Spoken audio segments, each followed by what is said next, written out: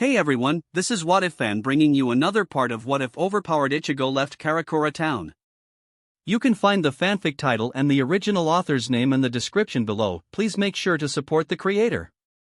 If you enjoy the video, don't forget to like, subscribe, and hit that notification bell so you never miss an upload. Alright, let's jump into it. Chapter 26, Arc 6. Scene change, Koho Town, home. Ichigo drove out of the Garganta and arrived outside his house in Koho Town. Everyone got out of the car and began to unload their luggage out of the car. Ichigo walked inside and opened the door to see Masaki sitting down and watching some TV. Ichigo, Masaki said as she stood up. Hello Ka-san, Ichigo said as he went to hug Masaki. Mocha and the others began to carry their luggage inside the house. So Ichigo, who are your friends? Everyone, this is my mother Masaki. Masaki, this is my girlfriend Mocha, her sister Kaluya and our daughter Elizabeth. Ichigo said. Masaki nodded. It took her a few seconds to realize the last part of Ichigo's statement. Wait. Daughter. Hi. Obesan, grandmother. Elizabeth said. Masaki looked at Elizabeth carefully before looking at Mocha, then at Ichigo. She could see Elizabeth has both features from Ichigo and Mocha. Hello, my kawaii Magamasum, granddaughter. Masaki said as she grabbed and began to squeeze Elizabeth. Surprisingly, Elizabeth tried to hug Masaki back. This hug lasted for a few seconds before Masaki and Elizabeth let go. Masaki turned to Ichigo. Besides introducing me to my granddaughter and your friends, what are you doing here? All three of them are moving in with us. I see. Mocha and Elizabeth are going to school with Yuzu and Karen. What about Kaluya? Before I answer that, can I ask you a question? Sure. While I was gone, what were you doing for the past week? Well, I just got back from visiting the Gremory estate. During that time, I decided to open up another small heath clinic. Don't you need a medical license for that? I do. I talked with Surzex and we decided to make a new identity for myself. I'll be known as Kurosaki Masaki, Kurosaki Masaki's long-lost younger sister. Wouldn't some people question your overall existence still? If people ask, I would remind people that Kurosaki Masaki was adopted by the Ishida family. What about the lack of necessary paperwork? While I was in the underworld, Surzex agreed to help me acquire all the necessary paperwork needed to set up a medical clinic similar to the one in Karakura town. I see. That's great then. Kaluya could be your assistant nurse. Oh. I want to do that. Kaluya said, excited about the idea. Are all of them part of the peerage? Masaki asked. I am. Peerage? Mocha asked.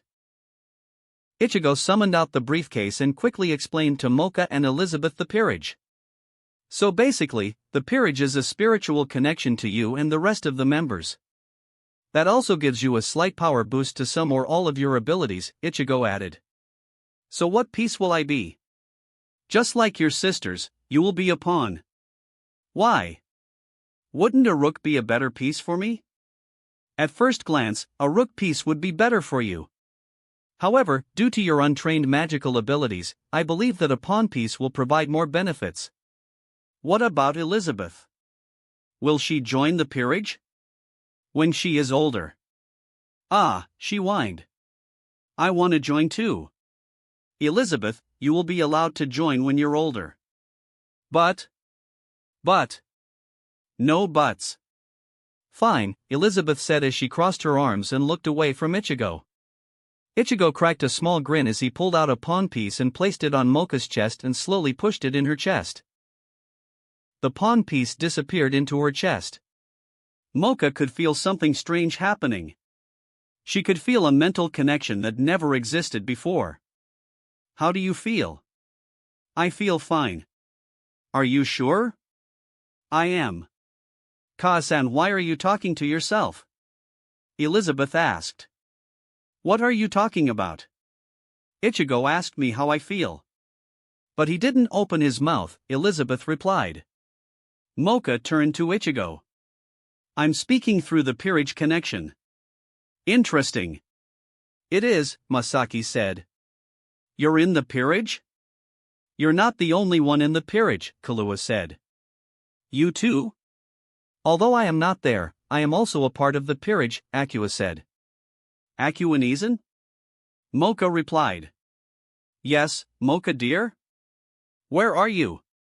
I am currently somewhere in southern Japan investigating something for Yasakaheim.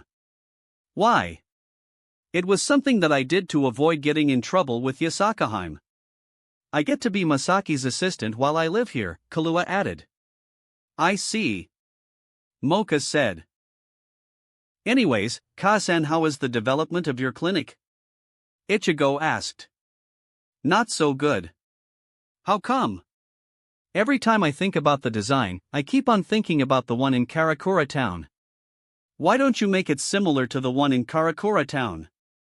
I just don't want to be reminded of the past. I see. What about this? Ichigo pulled out a sheet of paper and began to draw a rough sketch of his idea. But Ichigo, your design will be too big for the house. No problem, I can ask Surzex to add another floor to the house. That way we can dedicate the first floor for the clinic while the second, third, and fourth floors will be where we all will live. Fine. What about the medical equipment? Masaki asked. Mocha noticed that this discussion will not end for a while. Ichigo, we're all going to explore the town, Mocha said. Okay, Mocha. Make sure all of you are safe. Ichigo replied as they continued to discuss the overall idea for the new Kurosaki clinic. Eventually, Ichigo and Masaki arrived at a compromise in regards to the overall design of the new Kurosaki clinic. Ichigo picked up his phone and dialed Surzex's number. Hello, Ichigo. Surzex said. Hello, Surzex, I was wondering if I could hire some devils to rebuild our home. Sure. Do you have any idea about the final results? I have a sketch of the final product. Good. Can you send me that photo? Sure. Ichigo took a photo of the final design and sent it over to Surzex. Did you receive it? I did. I will get some devils to work on it tonight. Tonight? Do we need to move somewhere else? No need. I looked at the final product. I would just need to construct the new floor level and add a set of stairs to connect all the new levels. I see. How much will that cost me? Nothing. Surzex. I want to pay you for this. Ichigo, my mother already agreed to pay for it. Very well, you win. Any other improvement you want us to do? I'll get you back on that. Very well. Oh, by the way, whenever you are available, can you come over here? Why? Odin has asked me to remind you that Loki's sentence to hell is almost done. Shit, I forgot about him. I'll give him to you tomorrow. Okay. See you tomorrow, Ichigo. Ichigo hung up the phone and walked over to Masaki, who was reading a nursing magazine, and updated the situation to her. Masaki hugged Ichigo tightly and began to kiss him each side of his cheeks. The front door opened. Masaki ignored the door. Ichigo looked to see that it was Yuzu and Karen. Ichi and The girls cried out as they ran over and joined the hug. Ichigo remembered that he needed to plan out the dates for the girls. Ladies, Ichigo said. The girls let go of Ichigo. I need some alone time to plan out something. All the ladies looked puzzled but didn't question Ichigo as he walked inside his room, closed the door and made sure it was locked. Ichigo spent the next hour planning out his day-long date for each girl in the peerage that is available right now. Scene change / time skip. Yuzu and Karen went to their respective rooms and began to do their homework. Masaki decided to prepare dinner in the meantime. Eventually, Mocha, Elizabeth, and Kahlua returned from their exploration of Kuo Town. Welcome back. How was your short trip? Masaki asked. It was good, Mocha replied. We had fun at the park, didn't we? Kahlua said. We did. We did, Elizabeth said. The three of them went to take a bath. I need to ask Ichigo if he can modify the shower system for us, Mocha thought while she set up the bath for them. After the bath, they all heard Masaki calling everyone down. Everyone dinner. Slowly everyone came down to dinner, including Ichigo. Everyone sat down and began to eat dinner. Everyone shared some small talk but saved for the bigger stories after dinner. Soon dinner finished dinner and the dishes were washed and set out to dry. Everyone soon congregated to the living room with a pot of tea ready. Good evening everyone, I want to start this family meeting off by letting you know tonight we will have some devils constructing the new Kurosaki clinic on the first floor and adding another floor above us for more guests in the future, Ichigo said. Wouldn't we need to leave for the time being? Yuzu asked. Normally we would, but Surzek said that we don't need to. Okay. Now then, does anyone need any other additions to the house? Maybe an underground training area similar to the one at Urahara Shoten? Karen suggested. Okay. I'll send the request to Surzek, Ichigo said as he made a note to himself. Anything else? Can you set up another shower system for us vampires? Mocha asked. Shit. I forgot you guys need a special shower system. Ichigo began to write another note. Language. Masaki commented. Anything else? A bigger kitchen? Yuzu asked. Sure. Anything else? No one else replied. Alright, this first matter is done. The next topic of discussion is an apology to all of you. Ichigo stood up and made sure to face all the people present. I want to apologize to all of you. The reason why I am apologizing to all of you is that I spent a lot of time focused on finding Mocha and Elizabeth. Ichigo raised his hand, stopping the girls from trying to comment. To rectify this, I spent the last hour planning a date for each of you. What? The girls shouted in shock. Tomorrow will be a date with both Yuzu and Karen. The next day will be with Masaki. After Masaki, it will be with Yosaka. If EU and Ophis come back suddenly a rainbow color portal opened up as Ophis, EU, a girl with green hair and a man with long silver hair fell out of the portal. EU. Ophis. Yuzu cried as herself and Karen got up and ran over to their peerage member. Are you alright? Karen asked. Yuzu began to use her healing powers on them. Yes, Ophis said as herself and EU got up. What happened? Yuzu asked. Before EU or Ophis could reply, Ichigo interrupted them. Let them tell their story in a bit. Allow them to recover and allow these two to get the needed medical attention that they need. As Masaki walked over and helped carry the strangers to two unoccupied couches. There Masaki and Yuzu began to diagnose the two patients. Back to what I was saying earlier. After EU and Ophis's date, Mocha will be up next. Wait Ichi and I, how come tomorrow you're taking both of us out on a date while everyone else is going individually? Karen asked. The reason why is because there are certain events that I know both of you are interested in to go to. What event? Yuzu asked. You'll find out when it's your turn. The girls glared at Ichigo.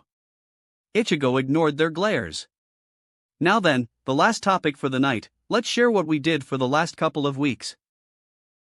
EU, do you want to start? Very well, EU said. Ichigo sat down as EU stood up. My story starts right when I left you guys. I went to see my friend in the underworld.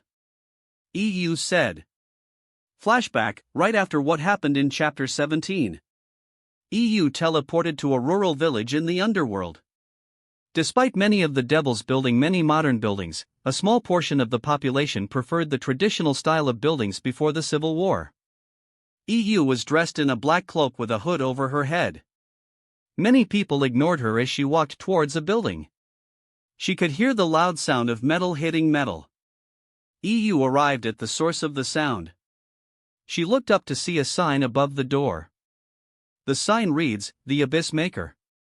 She rolled her eyes at the store's name as she opened the door and entered the shop. She could see all types of weapons and armor on display. In the middle of the shop, there is a counter and another door that has a sign that said, "Staff Only," on it. Suddenly the shop went silent. "I'm coming," someone said from the back. The door opened and EU could see someone walking out. She has light tan skin with long red hair and gold eyes. She has a very large bust that reminds EU of Akino. Despite working with hot metal, she is wearing only simple underwear consisting of short shorts and an undershirt. "Hello. Welcome to the Abyss Maker. How may I assist you, stranger?" she asked. "Hello. Is Nigleria Nibiros available?" EU asked. "You're speaking to her. Who are you?" Nigleria asked. EU smiled a bit. "Despite how long we have known each other, you forgot who I am? I apologize, but I am not sure I know who you are. What if I do this?" EU pulled out her notepad and began to write on it. "No. Only one person I know would pull out a notepad, but she's currently missing and unable to speak." EU stopped writing and turned the notepad to Nigleria. "Do you remember me now?" "Eucla would," Nigleria said. EU smiled as she put her notebook away and pulled off her cloak. "Do you miss me?" Suddenly EU's face was smushed by something large and soft. "Eucla would. I've missed you. What happened? How are you able to speak normally? Did you lose your powers?" EU struggled to break free from Nigleria's hug. "Eucla would? Eucla would." Nigleria realized what she was doing to her. "Sorry, Eucla would." Nigleria let go of EU. EU took a few deep breaths. "Please don't do that again. Anyways, do you want anything to drink?" "Sure. Do you have some tea?" Nigleria took EU to the back of her shop. EU arrived at a living room with Nigleria preparing a small pot of tea. She brought the pot of tea down and placed it by a nearby table. "So Eucla would, how are you?" "I'm fine." "Fine?" "Eucla would, I remember when we were still a part of the Seventh Abyss. You would pretend to be mute due to your fear of your powers, and I built that armor to help further control your powers." "I know. I met a friend who helped me obtain absolute control of my powers. He also altered the enchantments on the armor to slightly reduce my power to retain the illusion that I don't have any powers." "A friend?" EU sighed as she told her close friend about Ichigo and her adventures with him for the time being. "So EU, what are you doing here right now?" "I just want to visit you." "I see. Hey, do you know what happened to the other members?" "Meringue Salveria is the only one I know anything about." "Where is she?" "She is currently running a popular ramen shop in Lilith." "Now. I knew she loved to eat ramen, but I didn't think she would turn to cook it. Last time we talked, she told me that she ended up traveling all over Japan trying many different ramen. She found a few chefs who were willing to teach her how to make ramen." "Wow. Do you want to go get some?" "Sure. Can I invite a friend to join us for ramen?" "Sure. Is it that young man you told me about?" EU blushed a little before quickly replying. "No. Ah, pooh. I wanted to meet him. Can I invite another friend to me?" "Sure. Hey, Ophis." "Yes, EU? Do you need anything?" "What are you doing right now?" "Sleeping. Do you want to eat some ramen with me? Can we get some ice cream after?" "Which type?" "All of them." Sigh. "Fine. Yay. Be there in a few seconds." "Okay." She is coming right now. Suddenly a portal made out of rainbow lights appeared as Ophis walked out of the portal. "Hello," Ophis said. "EU. Who is this?" Nigleria and Ophis asked. "Ophis, this is Nigleria." "Nigleria, this is Ophis," EU said. Nigleria walked over to Ophis and gave her a big hug. EU quickly got Nigleria to let go of Ophis before she gets annoyed. I'm going to close up my shop. Be right back. Nigleria walked out of the living room area. EU and Ophis waited patiently for Nigleria to lock up her shop. Once that was done, Nigleria opened up a teleportation circle and took them to the ramen shop. Still in flashback, scene change, Lilith. The three appeared across the streets from a ramen shop. The building has a traditional Japanese building structure. A major contrast compared to the buildings surrounding the ramen shop. The ramen shop is surprisingly 3 stories tall. Despite this major difference, the ramen shop has a major line waiting outside the shop. Near the top of the building, there is a sign that reads the Ramen of the Abyss. Is there a trend between members of the 7th Abyss? EU asked. What do you mean? Nigleria. Your blacksmithing shop and this ramen shop both are named in honor of the 7th Abyss. I guess? I never thought about it. I just liked the title. I see a long line. I want food now. Ophis said as she raised her hand and began to gather up some energy. Ophis, please calm down, EU asked. Ophis glared at EU before allowing the energy to safely disperse. Nigleria led Ophis and EU towards the front of the line. The trio ignored the crowd glaring at the trio as they walked in front of the line. The bouncer noticed the 3 walking towards him. The bouncer sighed. The 3 stopped right in front of him. Good day, ladies. How may I be of service? The bouncer asked. Hello, can I see the head bouncer? Nigleria asked. You're speaking to him. Can you call Meringue Salveria out here for a moment? Sorry, ma'am. But she is not available at this time. Oh. Tell her that 2 members of the 7th are here. What do you mean the 7th? How old are you? I'm just 200 years old. I recommend you comply or you might be losing more than just a job, EU said as she slightly glared at the bouncer. The bouncer got his phone and dialed his boss's number. What is it? Meringue asked.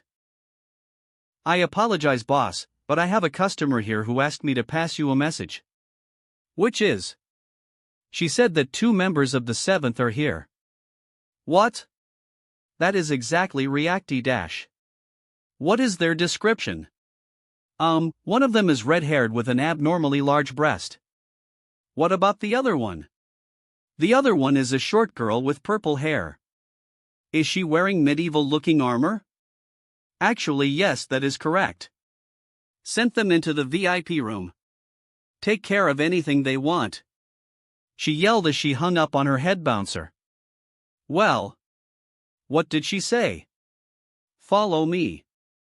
The confused bouncer said as he led them inside the ramen house and up a few floors. They arrived at a private-looking room. There were 4 chairs set up and 4 menus on the table. The 3 sat down and waiting for their 4th member. A few minutes later, the door opened. Everyone could see another girl walked in. She has long mint green hair that is braided. Her eyes purple and are slightly slanted upward. She is very slender and quite tall. Hello, Nigleria and Euclid. She said. Hello, Meringue, EU said. Meringue's eyes widened as she looked around the room to see if anything happened. She sighed in relief when nothing happened. What happened? Why didn't the usually crazy stuff happen when you speak? Because I managed to get help and control my powers. I see. Meringue sat down at the table. The group of 4 ordered various ramen dishes and began to eat. This is good, EU commented. It is. Nigleria agreed. They made it the best they could since they were likely told by the servers that I was eating it. If they don't reach my expectations, I would have fired them immediately. Meringue said as she resumed eating her ramen. They all resumed eating in silence. Soon they all ate the ramen they ordered. They even brought up different types of Japanese ice cream. In a few minutes, even that was finished. Ophis thanked them for the meal before disappearing in another portal made out of rainbow colors. while Nigleria fell asleep. The server brought up some warm sake for Meringue and EU to drink and discuss their lives away. So Meringue, do you have any ideas what happened to King of the Night, Weiss or Duroc? EU asked. I know what happened to King. She sipped her sake drink. One of the servants immediately refilled the glass. He was finally killed. Really? I know it was something I was not expected. However, I managed to see his body. His body was stabbed in the chest by some sort of weapon. Sarah Fall brought his dead body to me since I was the only former member of the Seventh Abyss she could contact. According to eyewitnesses, he was stabbed by a golden spear. The eyewitness also mentioned that they could detect holy energy was radiating from the spear. So what did you do with his body?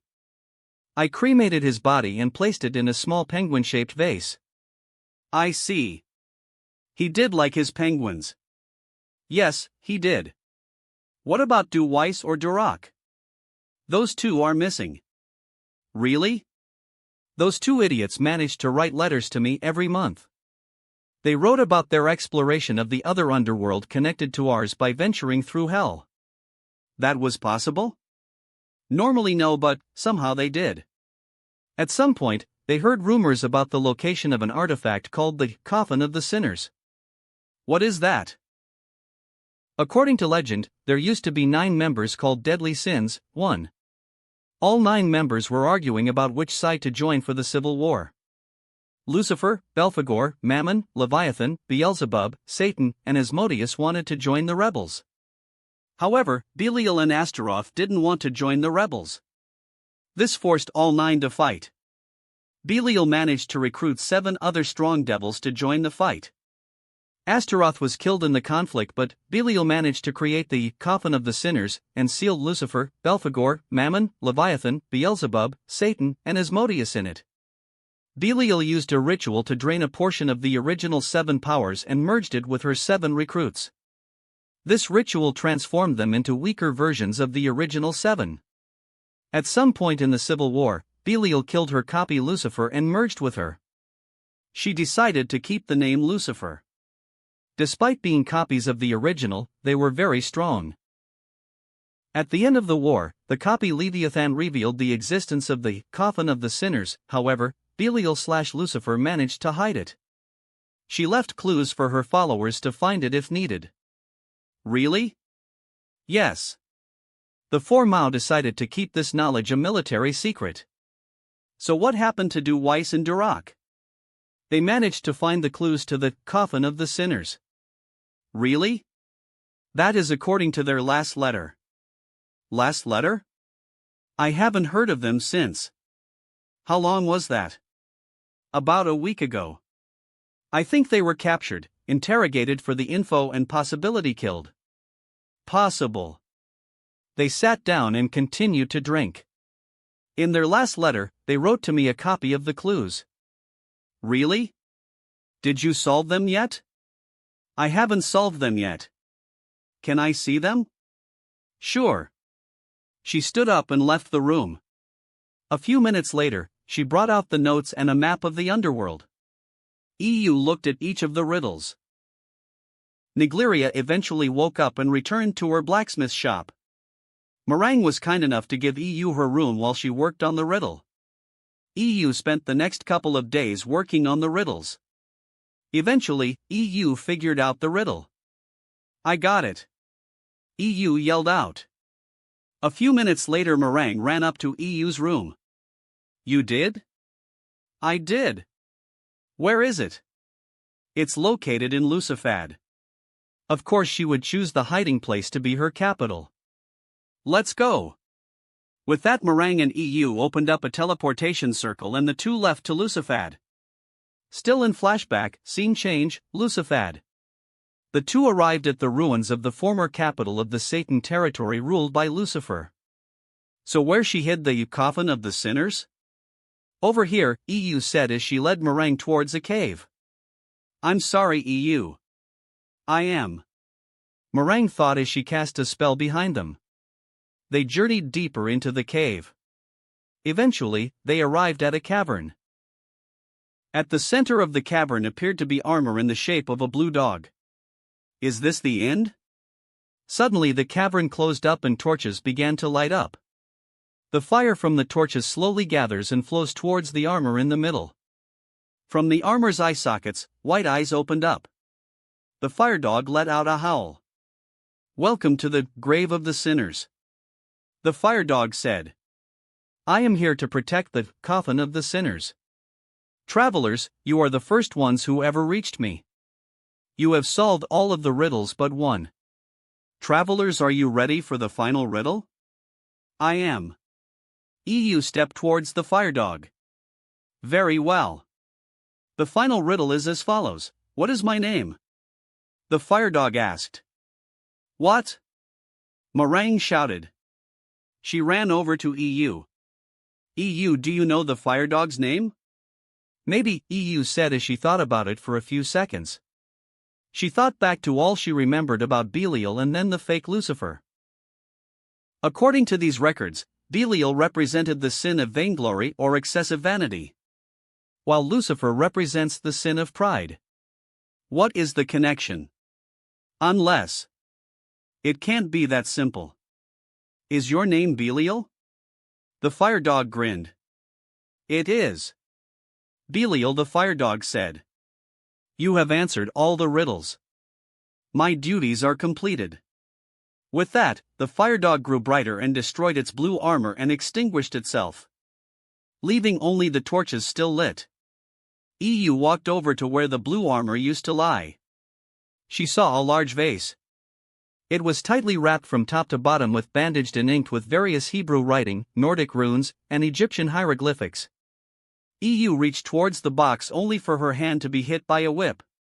She turned around to see Meringue holding her whip at EU. So, decided to betray me. I'm so sorry, Euclid. But I have to. She rushed towards EU with her whip. She swung it at EU. EU sighed. Whip disappears, EU commanded. As commanded, Meringue's whip disappeared from Meringue's hand. Shit! Meringue said as she threw a few fireballs at EU. Extinguish! The fireballs immediately extinguished, but EU couldn't see where Meringue was. Suddenly EU was kicked in the back of the head. She looked to see Meringue manage to grab the sealed vase. Meringue tried to run towards the exit but EU stopped her. Meringue stopped moving. With EU's command, Meringue was forced to stop, frozen in place. You will talk and answer truthfully the following: why did you betray me? Meringue tried to resist EU's command but she wasn't strong enough. Her mouth opening up, she began to explain what happened. A small group of the Satan fraction captured both Du Weiss and Duroc. They killed Duroc and sent a warning that if I don't find the coffin of the sinners, they will kill Du Weiss. By this point, Meringue was crying. Do you know where they are at right now? I do. They have a hidden base located somewhere in Agrias. Do you have any knowledge of who kidnapped Du Weiss? They called themselves Clippeth. Do you have any information about Clippeth? According to some rumors, Clippeth was a subdivision of another organization. What is this organization called? Cow's Brigade. Oh really? EU sent a message to Ophis. Ophis, dear. Please come in. Yes, EU? Did you destroy Cow's Brigade? I did. Somehow a small subdivision of Cow's Brigade still lives on under the name Clippeth. Then I will destroy them. Wait. Allow me to come too. Why? A friend of mine is currently a prisoner with them. Very well. Meringue, despite lying to us, we will help you rescue Du Weiss. Really? Thank you. Suddenly a rainbow portal opened up and Ophis popped out. Ready to go? Ophis asked the two. I am, EU said. Meringue nodded. Ophis turned to Meringue. I want you to think and remember where Clippeth is. Meringue tried to remember as many details she could about Clippeth's location. Suddenly Meringue could feel something in her mind, like a snake was slithered inside her mind. She looked to see Ophis's eyes are glowing. Meringue pushed all the information about Clippeth toward the snake. A few seconds later, Meringue could feel the snake slithered out of her mind. I have the location, Ophis said. Great, let's go. EU said as she grabbed the coffin of the sinners. Ophis raised her hand as a rainbow portal opened up. The three walked inside the portal. Still in flashback, scene change, Agria's, Clippeth's base. In a well-decorated office room, we see two people talking with each other. One person was sitting down on a chair, drinking wine. He appears as a middle-aged man in his 40s with dark long silver hair and hazel eyes. He has a short beard with the matching silver. While another man was walking around the office. He appears as a young handsome-looking man appearing in his early 20s with silver hair that is tied in a braided hairstyle and wears a silver robe with detailed accessories. What are we going to do about those brats and my stupid sister? They managed to stop our important operations. The younger man said as he continued to pace around the room. Relax, Euclid. You will be able to get your revenge later on. The middle-aged man said as he sips his wine. But, Euclid, do you wish to argue with me? The middle-aged man said as he glares at Euclid. No, Rizavim-sama. Euclid said. Good. What is the status in regards to the coffin of the sinners? She has not informed me of any progress as of this moment. Before Rizavim could reply, a rainbow portal opened up as Ophis, EU, and Meringue walk out of the portal. Ophis! Rizavim yelled as he charged towards the group. Euclid, kill the prisoner! Yes, Rizavim-sama. Euclid ran off. No, you don't. Meringue yelled as she chases after Euclid. EU jumped between them and blocked Rizavim with her scythe. So Ophis, you managed to find us. Ophis ignored this as she fired an energy disc at Rizavim. He jumped out of the way.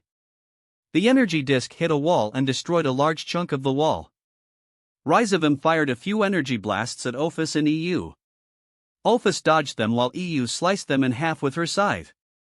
Rizavim was getting ready to charge at Ophis when suddenly he heard something.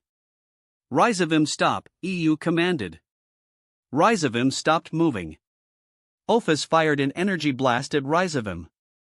Before the energy blast could hit Rizavim, someone threw a chair at the energy blast, successfully stopping the attack. Everyone looked at the newcomer. Samuel! Rizavim yelled.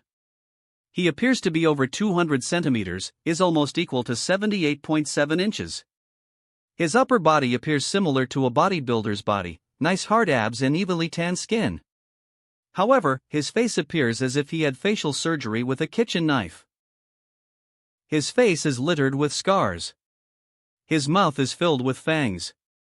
While his lower body appears similar to an Asian dragon. Dragon! Samuel yelled as he charged at Ophis. Ophis fired energy blasts at Samuel. He effortlessly dodged the attack. Samuel opened up his mouth and fired a blast of venom at Ophis. Ophis dodged the attack, hitting the furniture in the office. The attack melted through the furniture. Ophis could feel something she never felt before. Her instincts were warning her to avoid that venom at all costs. Oh no, you don't. Samuel fired more of the venom at Ophis. Ophis dodged the attacks. Come on, Hellscythe-sama, you should join us.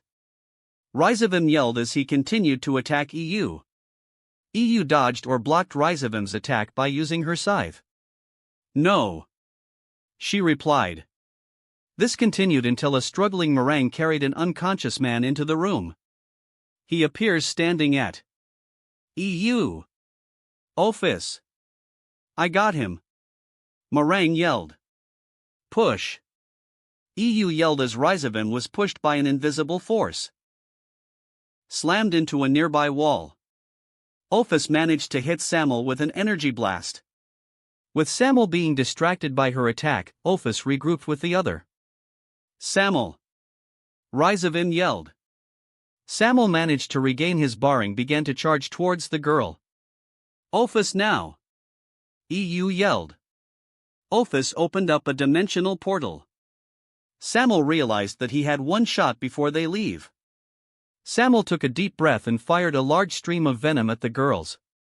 Ophis saw the attack coming towards them. She cast a barrier to protect the girls while they dragged the unconscious man to the portal. However, the venom began to eat away at the barrier.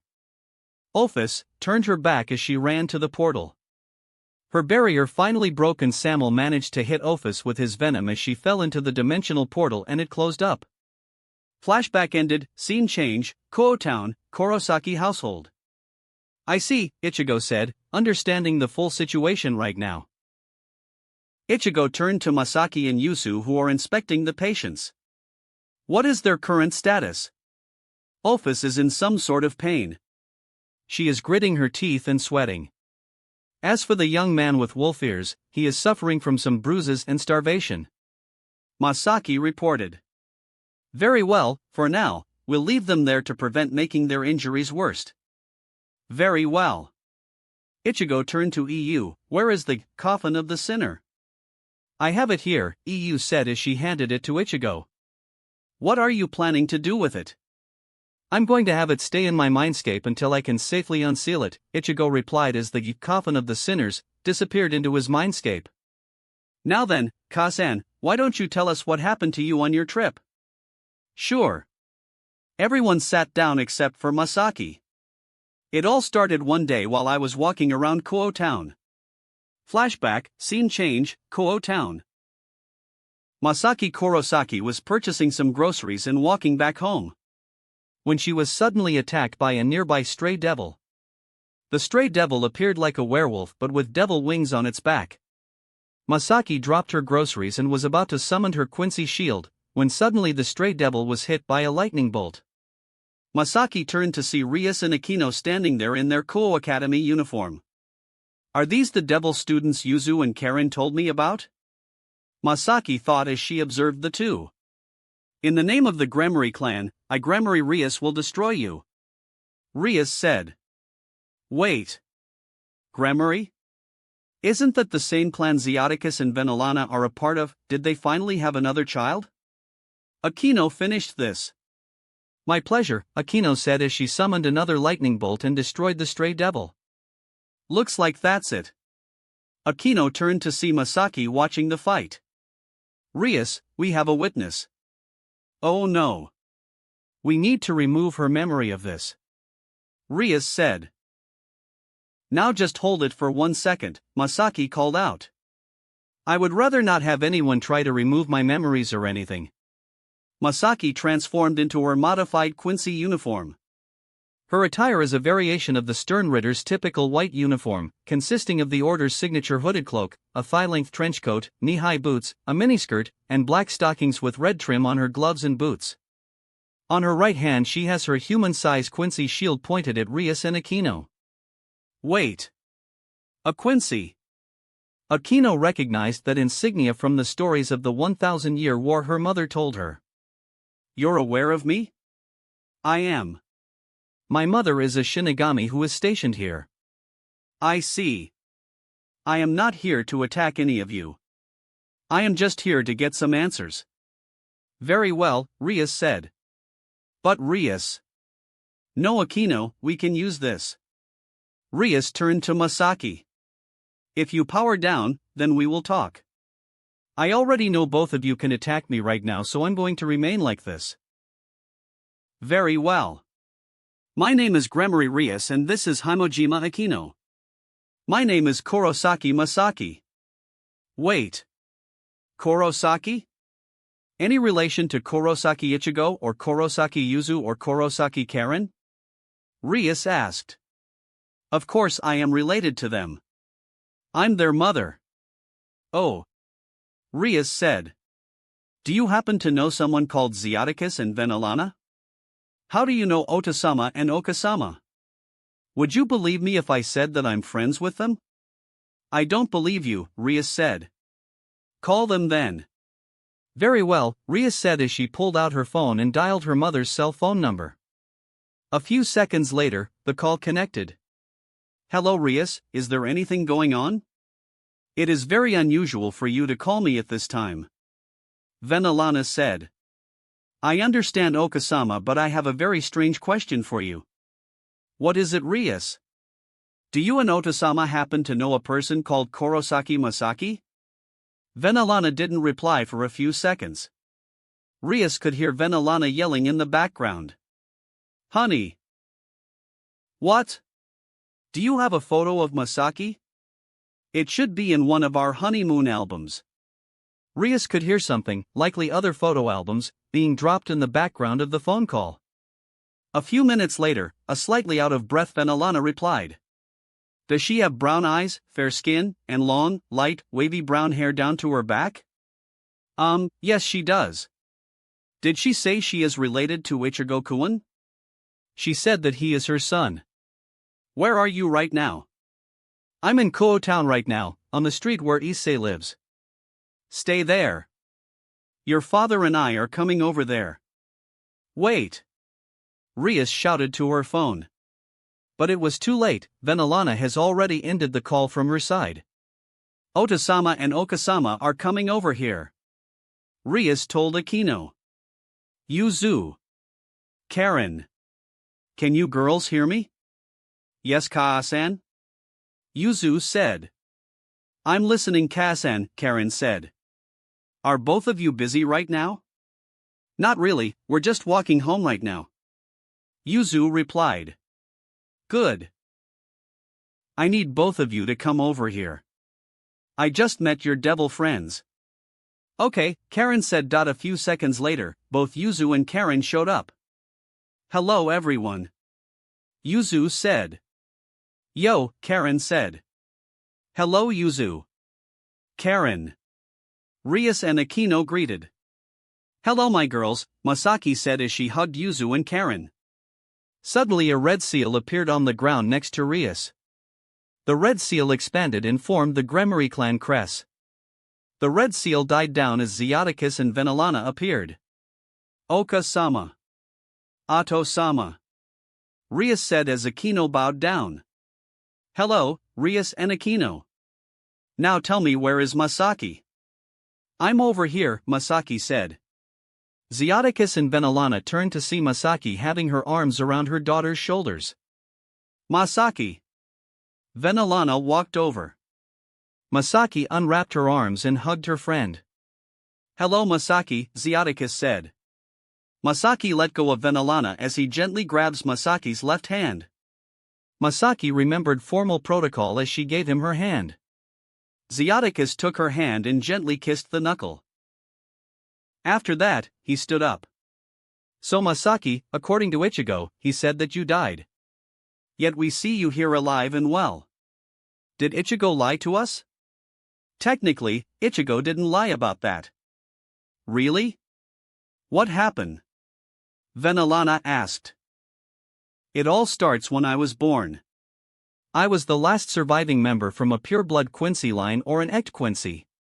When I was around Yuzu's and Karen's age, I encountered an experimental hollow created by Aizen. This is when I first met Ishin. He was struggling against this hollow. So I jumped in getting involved. I ended up killing the experimental hollow. But, I was infected by the hollow. Urahara and Ishin were able to save my life. However, I was no longer considered an Echt Quincy anymore. Instead, I was considered a Gemished Quincy, or half-blood. Then many things happened on June 17, 1994. On that day, Yhwach activated a Quincy technique called Oswallen. It steals all the powers of all the Gemished Quincy. Due to being infected by the hollow, I was considered a Gemished Quincy. So I had my powers stolen. To make matters worse, Ichigo and I were attacked by a hollow. That is how I died. Due to me using my Quincy abilities, I ended up being sent to hell. I wandered around hell until one day, I had felt a strange feeling. Something was telling me to go to the fourth layer of hell.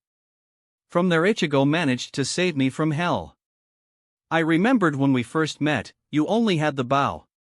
But now you have a white uniform and a giant shield. What happened? Zeoticus asked.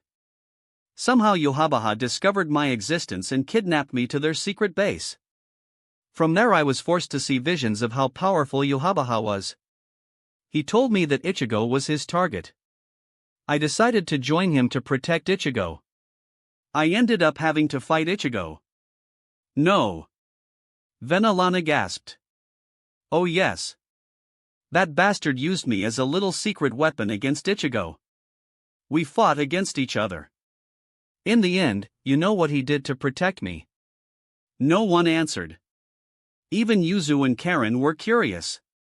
Ichigo didn't tell them what happened in the Quincy War. That stupid overprotective son of mine threw me in the one place Yhwach couldn't get to me. Oh no.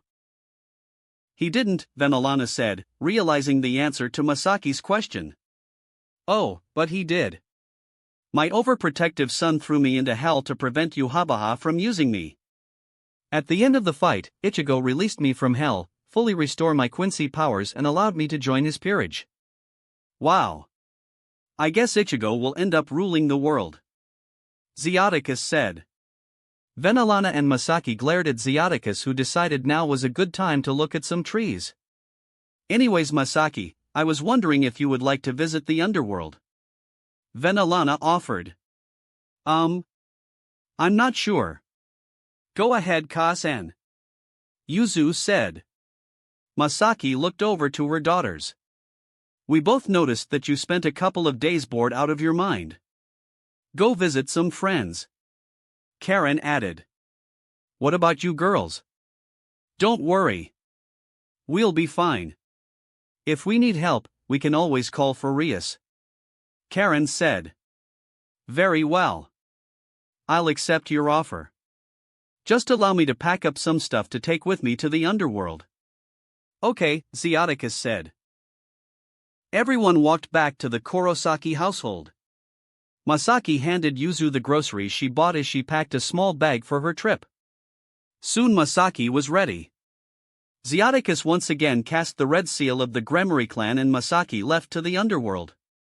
Still flashback, scene change, Gremory estate. Masaki, Zeoticus, and Venalana appeared in the throne room of the Gremory estate. So, that was your daughter? Masaki asked. Yes. I believe she was born almost 2 decades ago. Zeoticus said. So how are Surzex and his wife? Any kids on the way yet? They do have a child, a little boy named Gremory Millikas, Venalana said. Now. When was he born? I think he was born almost a decade ago. They continued talking, ignoring the various maids and butlers bowing at them, until Masaki see a little boy who she assumed must be Millikas. He has short crimson-red hair. Likely from Surzex. He also has red eyes. He must have inherited from Graphia. Welcome to the Gremory estate. My name is Gremory Millikas, the second heir of the Gremory clan. Who are you? My name is Kurosaki Masaki. Good job on your greeting, Millikas. Oba-sama. Yes, Millikas. Yay! Can I go and hang out with my human friends? Very well. Yay! Millikas yelled as he ran back to his room to change. Make sure you tell your mother. Such a ball of energy. Isn't he? Yes, my son is an impressive ball of energy, Surzex said. Masaki turned around to see Surzex walking towards them. Hello, Ka-san. Tu-san. Who is this lady? To think almost 2 decades ago we met and you forgot about me, Masaki said. Surzex tried to remember who she is. This is our dear friend Kurosaki Masaki. Venalana said. Any relation to Ichigo, Yuzu, or Karen? I'm their mother. Oh. Surzex, what are you doing here?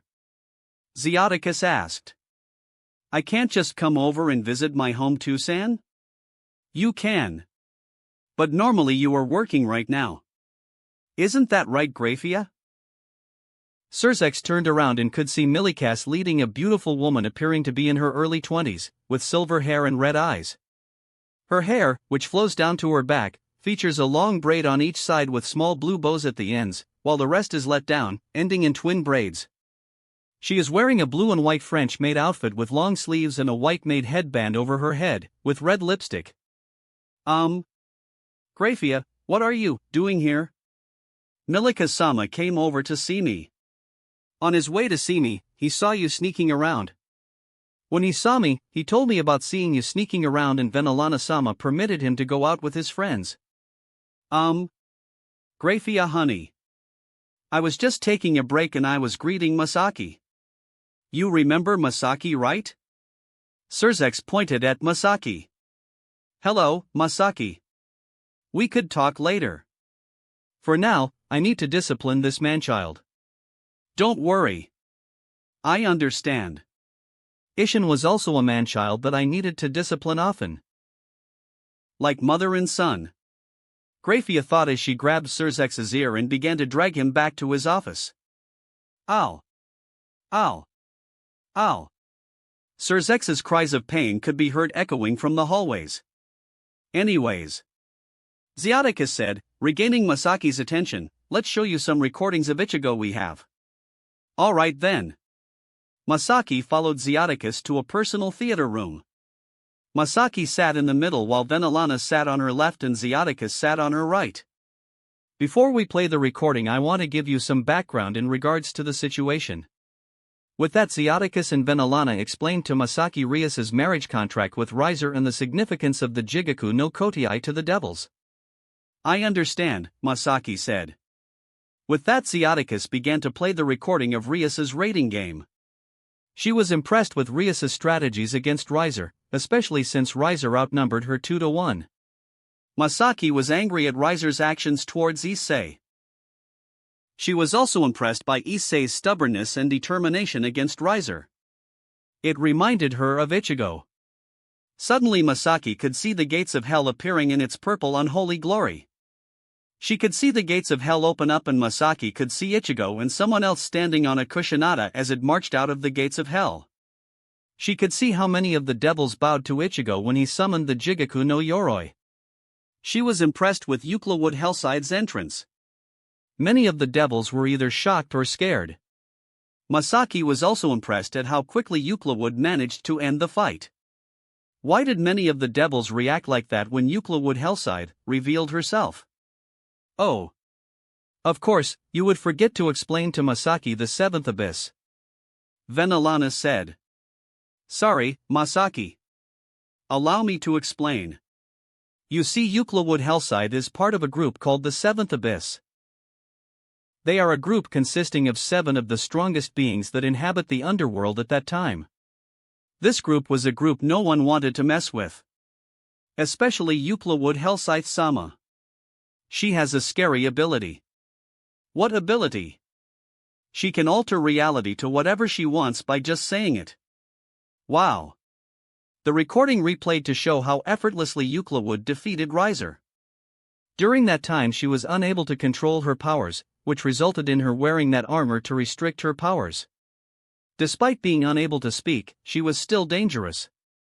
Eventually, Ichigo founded her and assisted her to control her powers and gave her the ability to speak once more. I also believe she is in your peerage. Really?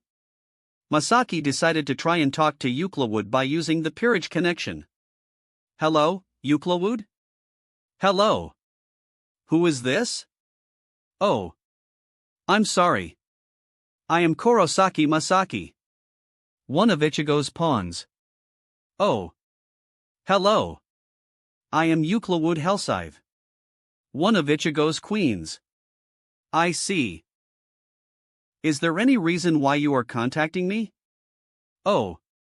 I was just talking to Venalana and she mentioned that you were in Ichigo's peerage, so I decided to see if that was true. Oh. That is fine. Everyone else in the peerage agreed to call me EU.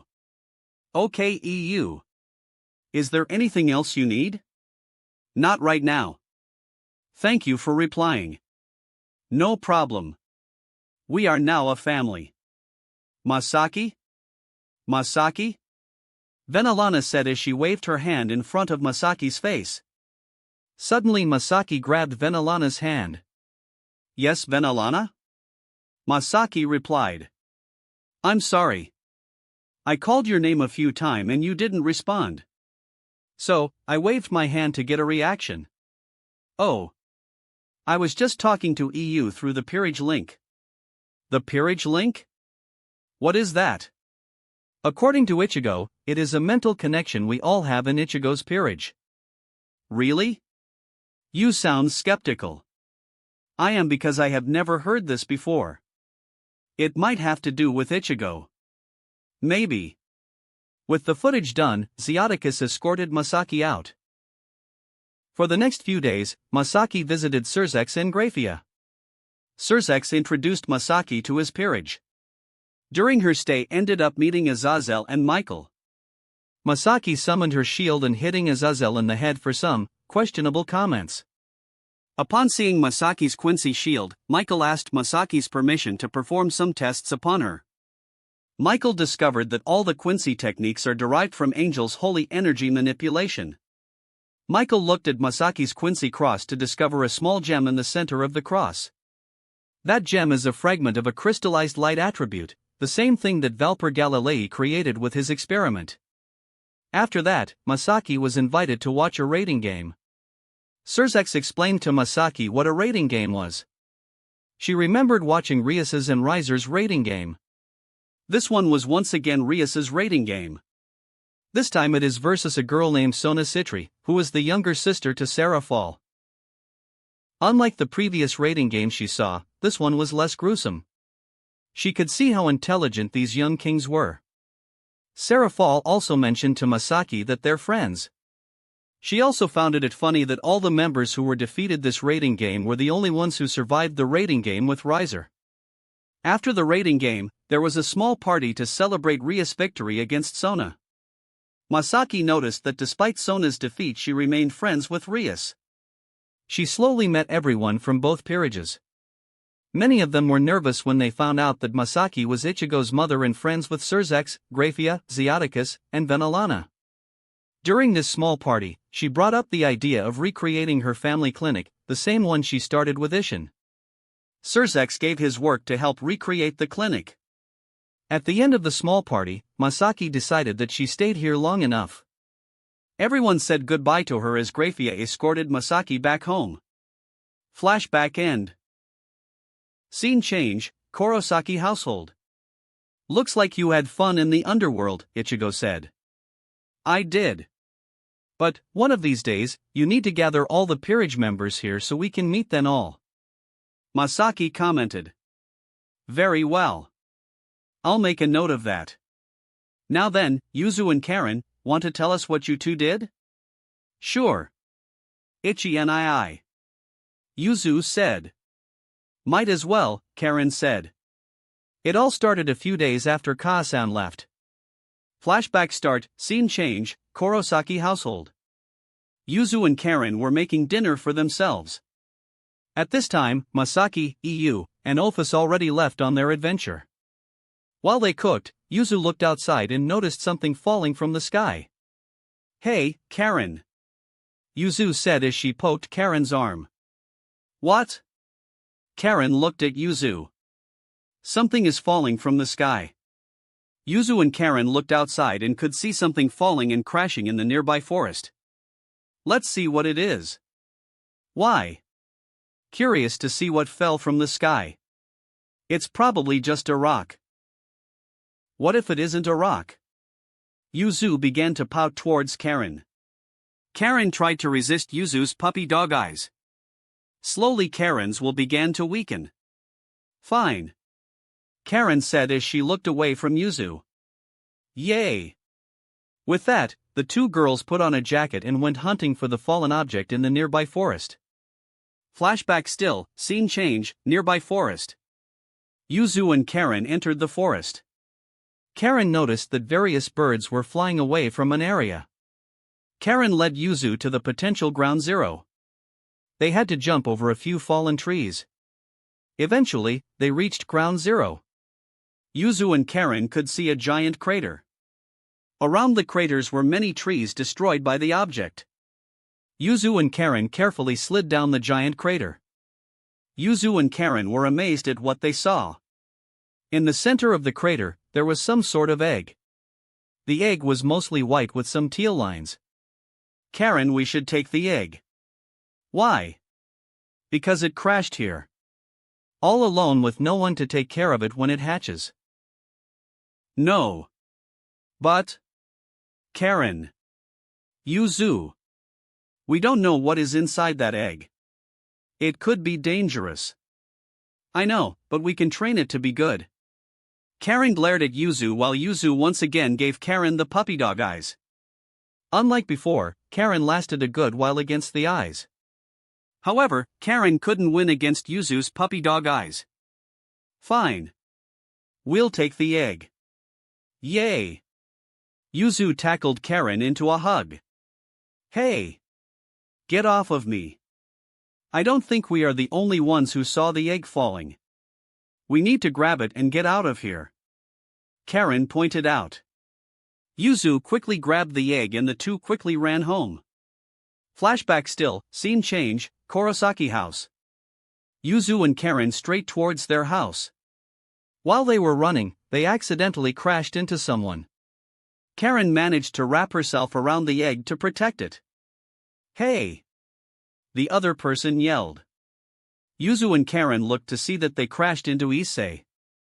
Issei-senpai. Yuzu said. Oh. Hey girls. What's going on? Nothing, Karen replied. Issei looked and noticed the white egg in their hand. Is that an egg? Issei asked. It is, Yuzu admitted. Issei. Ask them where they get the egg. Draig said. Why Draig? Issei asked. Because I can sense that that egg is some sort of dragon. Are you sure? I am. Okay. I'll ask them. Issei replied before looking at the twins. Where did you get that egg? We found it, Karen replied. I understand that you two founded it. But, I am asking you two, where did you find that egg? Outer space, Yuzu admitted. Why Yuzu? Karen yelled. Outer space? Issei asked. It fell from outer space. Karen clarified. I see. Issei replied. Are you satisfied, Draig? I am, and at the same time scared. Why? If what those girls are saying is true, then we have a big problem. Why? Dragons who come from space can be very dangerous. They may have abilities which make them superior to dragons of this planet. Kind of like Superman from those shows. Exactly, Superman originated from another world. He was considered the strongest hero on Earth.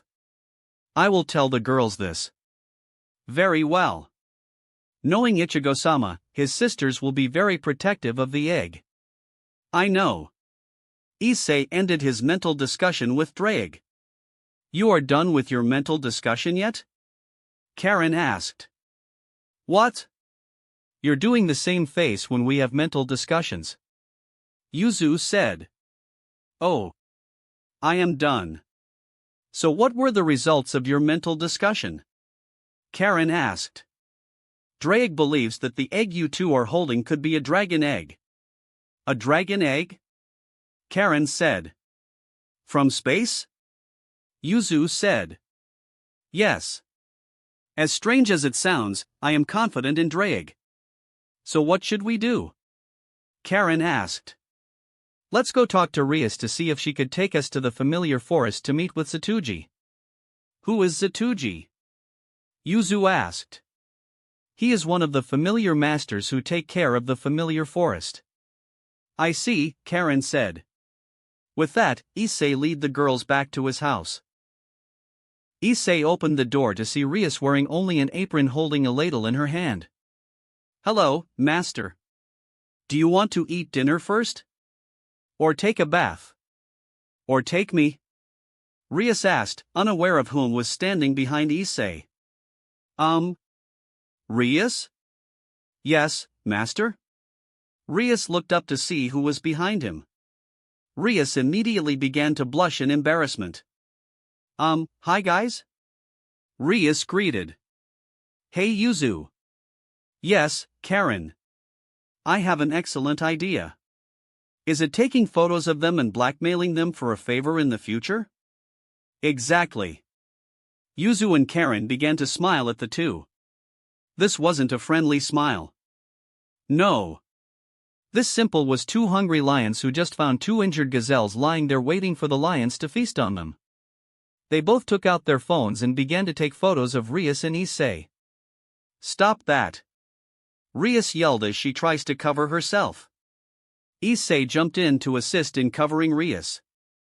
Do you think we have enough? Karen asked. Probably. Yuzu replied. The girls closed their phones and placed it back in their pockets. Hey, Rias said, trying to glare at the girls.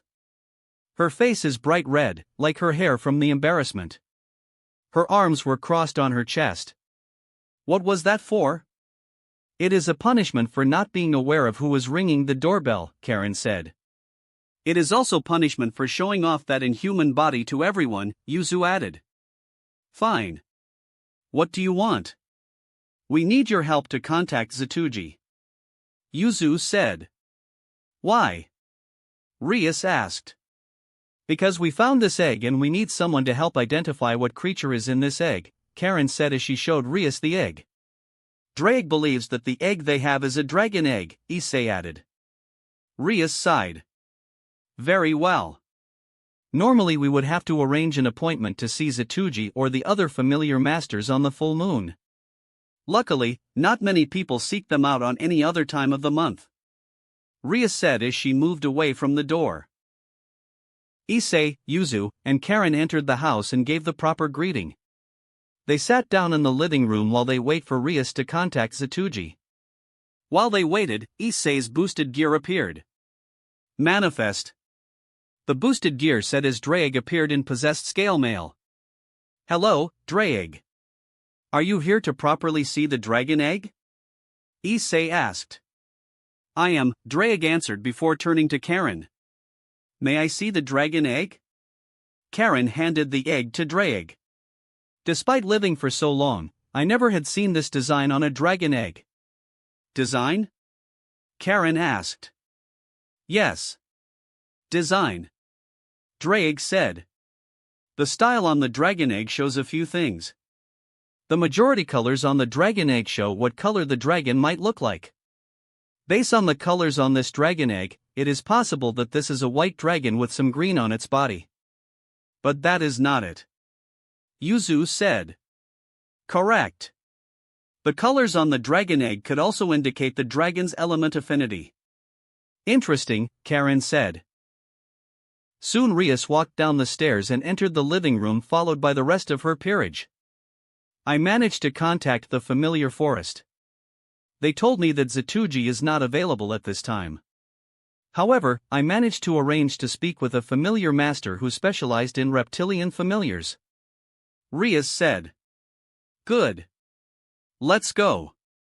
Karen said as she stood up. Not so fast, Rias replied. What is it? Yuzu asked as she too stood up. I want you two to delete those photos off your phones. Why? Because those photos are too embarrassing.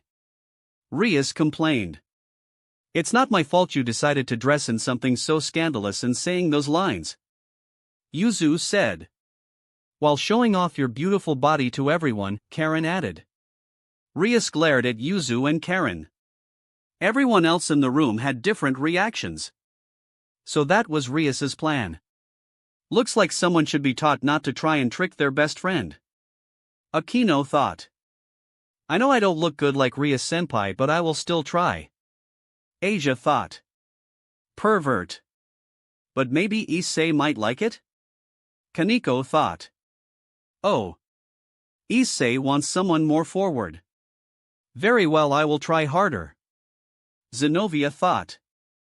Wah. Issei likes Rias more than me. Rossweiss thought. I don't know if I should feel sorry for him or not. Yuto thought. I don't know how I should feel. Gasper thought. Issei knew that just like their brothers, all three girls could be stubborn on certain points. Issei sighed as he decided to intervene. Hey girls? All three girls turned and glared at Issei. Look, it's getting late and the reptilian familiar master will not be there forever, so let's agree. With that, Issei became a mediator for this argument. Eventually, an agreement was reached. Yuzu and Karen agreed to delete the photos if Rias helped them speak to the reptilian familiar master and purchase any needed materials to take care of the creature in the egg. Hey guys, do you want to go with us to the familiar forest? Rias asked. No thanks. I got to go to that dinner you arranged for me. Akino replied. Hey guys, do you want to go with us to the familiar forest? Rias asked. We have to take care of those contracts that you transferred to us from Akino, Kaneko said while Asia, Sinovia, and Rosweiss nodded. Rias nervously chuckled as she remembered making a special reservation for Akino and her family at Akino's favorite restaurant to get her out of the house. While asking Asia, Sinovia, and Rosweiss to take care of Akino's contracts to keep them out of the house. Akino had to call the restaurant and pushed their reservation back slightly due to some complications with her Kazan. Rias didn't realize that Akino's contracts didn't start till much later. With a slight sigh and large pot of revenge began to stew, Rias cast a special teleportation seal for non-devil passengers. The seal glowed as it teleported everyone out of Issei's house and to the familiar forest. Still flashback, scene change, familiar forest. In an empty clearing in the familiar forest, a red seal began to appear and glow red. The seal glowed brighter and suddenly went out. In exchange we see Issei, Rias, Yuzu, and Karen standing there. The familiar forest is filled with its usual fog, giving it a mysterious vibe. So where is this reptilian familiar master? Karen asked. I'm here, Ri. Someone yelled from above the trees. The group of four looked up to see someone swinging on vines. Reptilian familiar master in question appears female. She has purple hair, brown eyes, and dark skin. She has on a cream-colored top with a pink collar and cuffs, a pink skirt with a big ribbon, white leggings which are colored yellow at the ends of the legs and pink and white shoes with yellow straps. She soon let go of the vine, did a couple of somersaults before landing right side up in front of the group. Tada! She said. Yuzu and Issei energetically clapped, enjoying the small show. While Rias clapped politely. Karen couldn't do to caring for the egg. Thank you. Thank you. I'll be here all evening. So what is your name? Karen asked. Oh. I forgot to introduce myself. My name is Iris. The best reptilian familiar master ever. Iris said. Everyone just stared at Iris. Bucho, does all the familiar masters appear to be insane? Issei whispered. I think so, Rias replied. So who here is Gremory Rias? Iris asked. I am. So what is your question that needs my expertise? We founded this egg and were wondering if you could identify what creature it is. We believe that it is some sort of reptilian. Karen said. I see. Can I hold the egg? Iris asked, all serious. Karen carefully handed Iris the egg. Iris looked at the dragon egg for a few seconds before handing it back to Karen. So, what is inside the egg? Karen asked. Honestly, I don't know. The eggshell is too thick for me to fully tell what is in the inside. I see. Yuzu said. However, I can tell that this egg is a dragon egg. Why? Dragon eggs are one of the few reptiles that lay such large eggs. Okay then. How do we take care of it? Karen asked. I recommend you to go to Bonsai Bazaar and enter Pocket Monsters. You can talk to the staff there and find an appropriate incubator for the egg. After that, you need to read these books. Iris said as she wrote down a list of books for them. Once she was done writing, she handed the list to Yuzu and Karen. Fantastic Beasts and Where to Find Them by Newt's Commander. Yuzu read. From Egg to Inferno, A Dragon Keeper's Guide. Karen read. Yep. Those books will help you possibly identify what dragon you have and how to take care of them. Iris said. Thank you. Everyone said. No problem. If you need help with that dragon, feel free to call me. Iris yelled as she jumped up a tree and began to swing away by using the vines. The group shrugged their shoulders as Rias prepared another teleporting seal for them. This time the destination is Bonsai Bazaar. Still flashback, scene change, Bonsai Bazaar. The red seal once again appeared. This time it appeared in an empty alleyway in Bonsai Bazaar. They walked around Bonsai Bazaar. Yuzu and Karen had to resist the temptation to explore Bonsai Bazaar and focused on finding the needed equipment and books to take care of their dragon. They managed to find a store called Pocket Monster. They noticed that they had a lot of different types of equipment for all types of familiars. They decided to enter it. They walked in to see a young lady with a pink hair and fair skin. She had on plain pink robes with a short apron, white pantyhose, and pink shoes. On the right side of her robes, they could see a name tag with the name Joy on it. Hello, welcome to the Pocket Monster. How may I help you? She asked. Hi. We were wondering if you have anything for dragons. Karen asked. Why? Joy asked. Karen revealed the dragon egg for her to see. Is that the dragon egg in question? She asked as she pointed to the egg. It is, Karen asked. If I can ask, where did you find it? It fell from the sky and landed in a nearby forest, Yuzu answered. I see, 1 second. Joy said as she went to the back.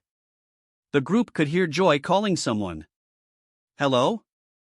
Hey, Jenny, this is Joy. Oh, Joy. What can I do for you? I was wondering if anyone reported a missing dragon egg. Joy, are you serious right now? I am. It was a few seconds before she replied. As of right now, no one reported a missing dragon egg. Why?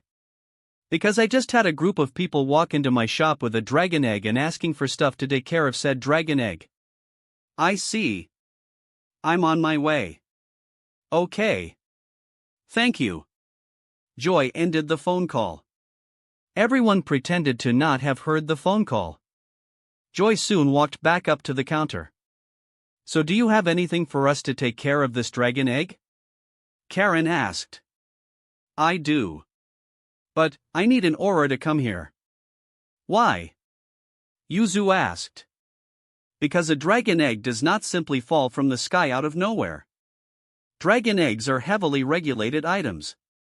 Joy explained. And this is where I come in. Someone as the front door opened up. They could see someone with dark teal hair and fair skin. She is wearing a purple robe with red trim, a sky blue chest piece, gold shoulder pads, black shoes, and white gloves. On the center of her robes, she had a golden badge with 3 stars on it. Hello everyone. My name is Aura Jenny. She said. Is that the dragon egg in question? It is. Joy replied. Hand it over. Aura Jenny said. For what reason? Karen asked. Because I will be taking it back to the dragon reserves it to be properly raised and cared for. Why? What do you mean why? I am asking you why you are thinking of taking something that we found and isn't stolen property, Karen said as she held the egg tighter. However, Aura Jenny ignored Karen's question. I am now ordering you to hand over the dragon egg. I will not, Karen said. Very well, all of you are arrested for failure to obey the lawful order of an Aura. You have the right to remain silent. Anything you say can and will be used against you in a court of law. You have the right to an attorney. If you cannot afford an attorney, one will be provided for you. Aura Jenny said as she brought out her wand bound the group of 4. Karen managed to continue holding the egg. Aura Jenny pulled out a phone. Hello, this Aura Jenny. I need 3 backup auras to assist in escorting prisoners in holding cells. A few seconds later 3 more auras appeared. They wore similar robes to Aura Jenny. However, their badges have 2 stars on it. The Aurors all grabbed a hold of the group and apparition away. Still flashback, scene change, Japanese Ministry of Magic, holding cells. The group arrived at the Japanese Ministry of Magic. The group of Aurors escorted them to a locker room. Auror Jenny left the group to the hooded Aurors.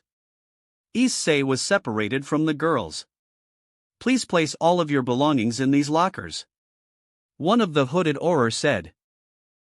How will we know that our belongings won't be stolen once we place it in the lockers?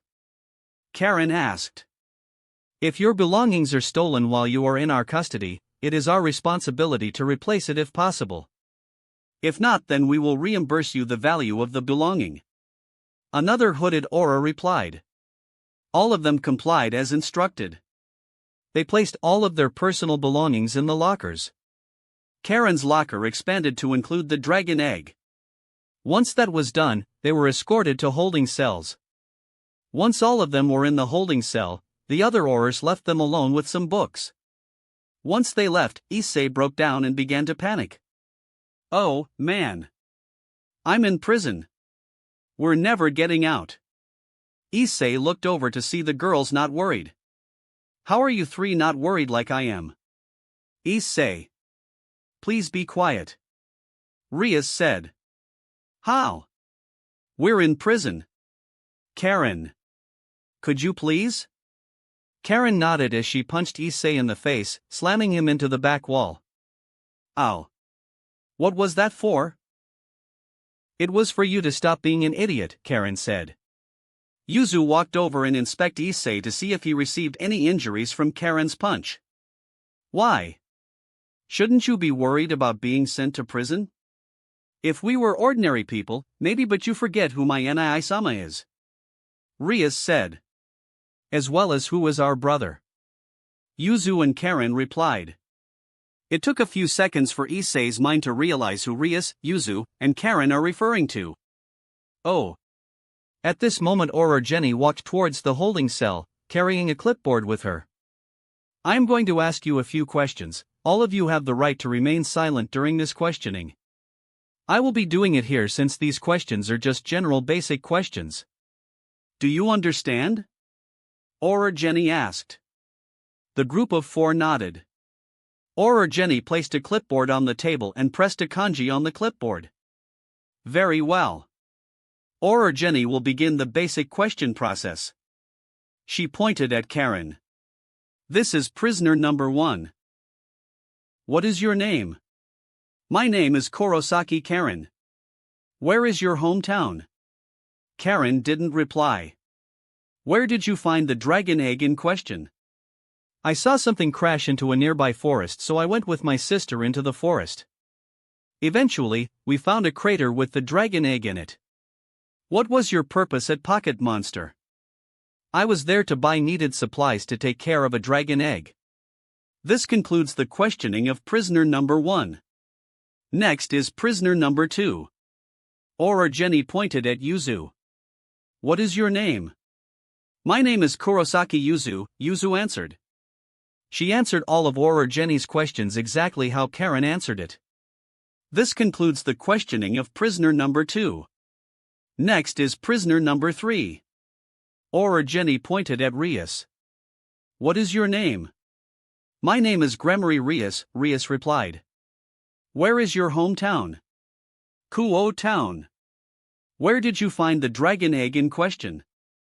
I didn't find it. What was your purpose at Pocket Monster?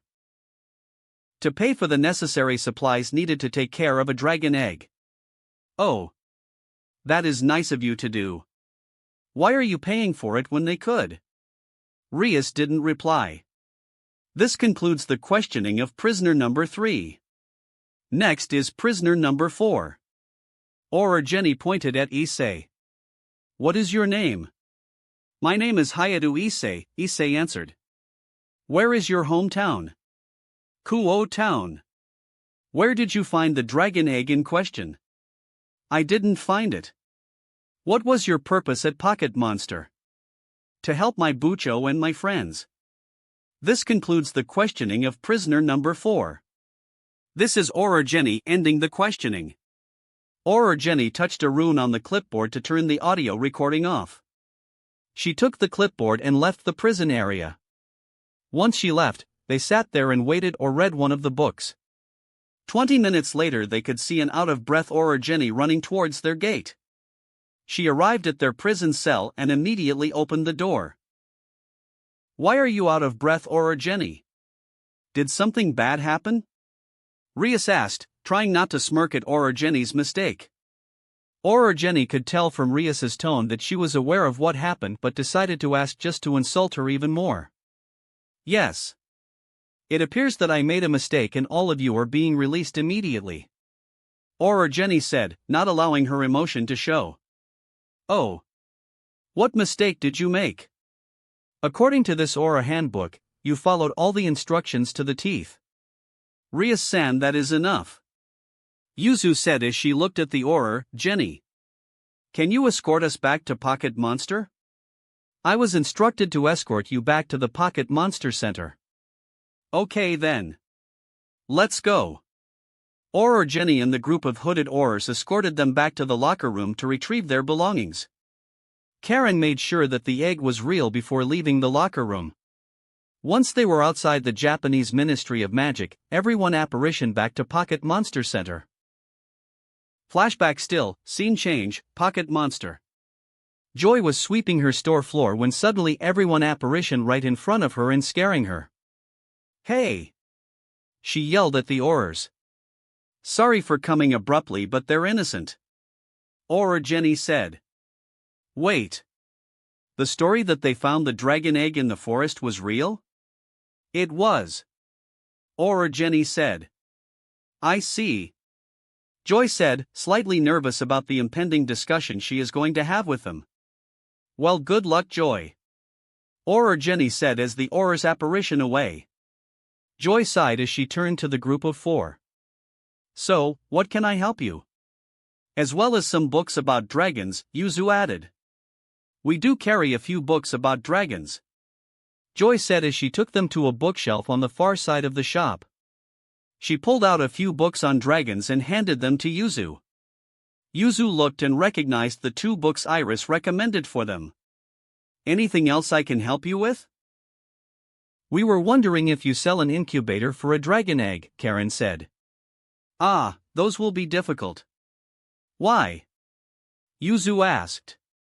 "Dragon incubators are normally sold only for dragon keepers." "You said normally." "I did."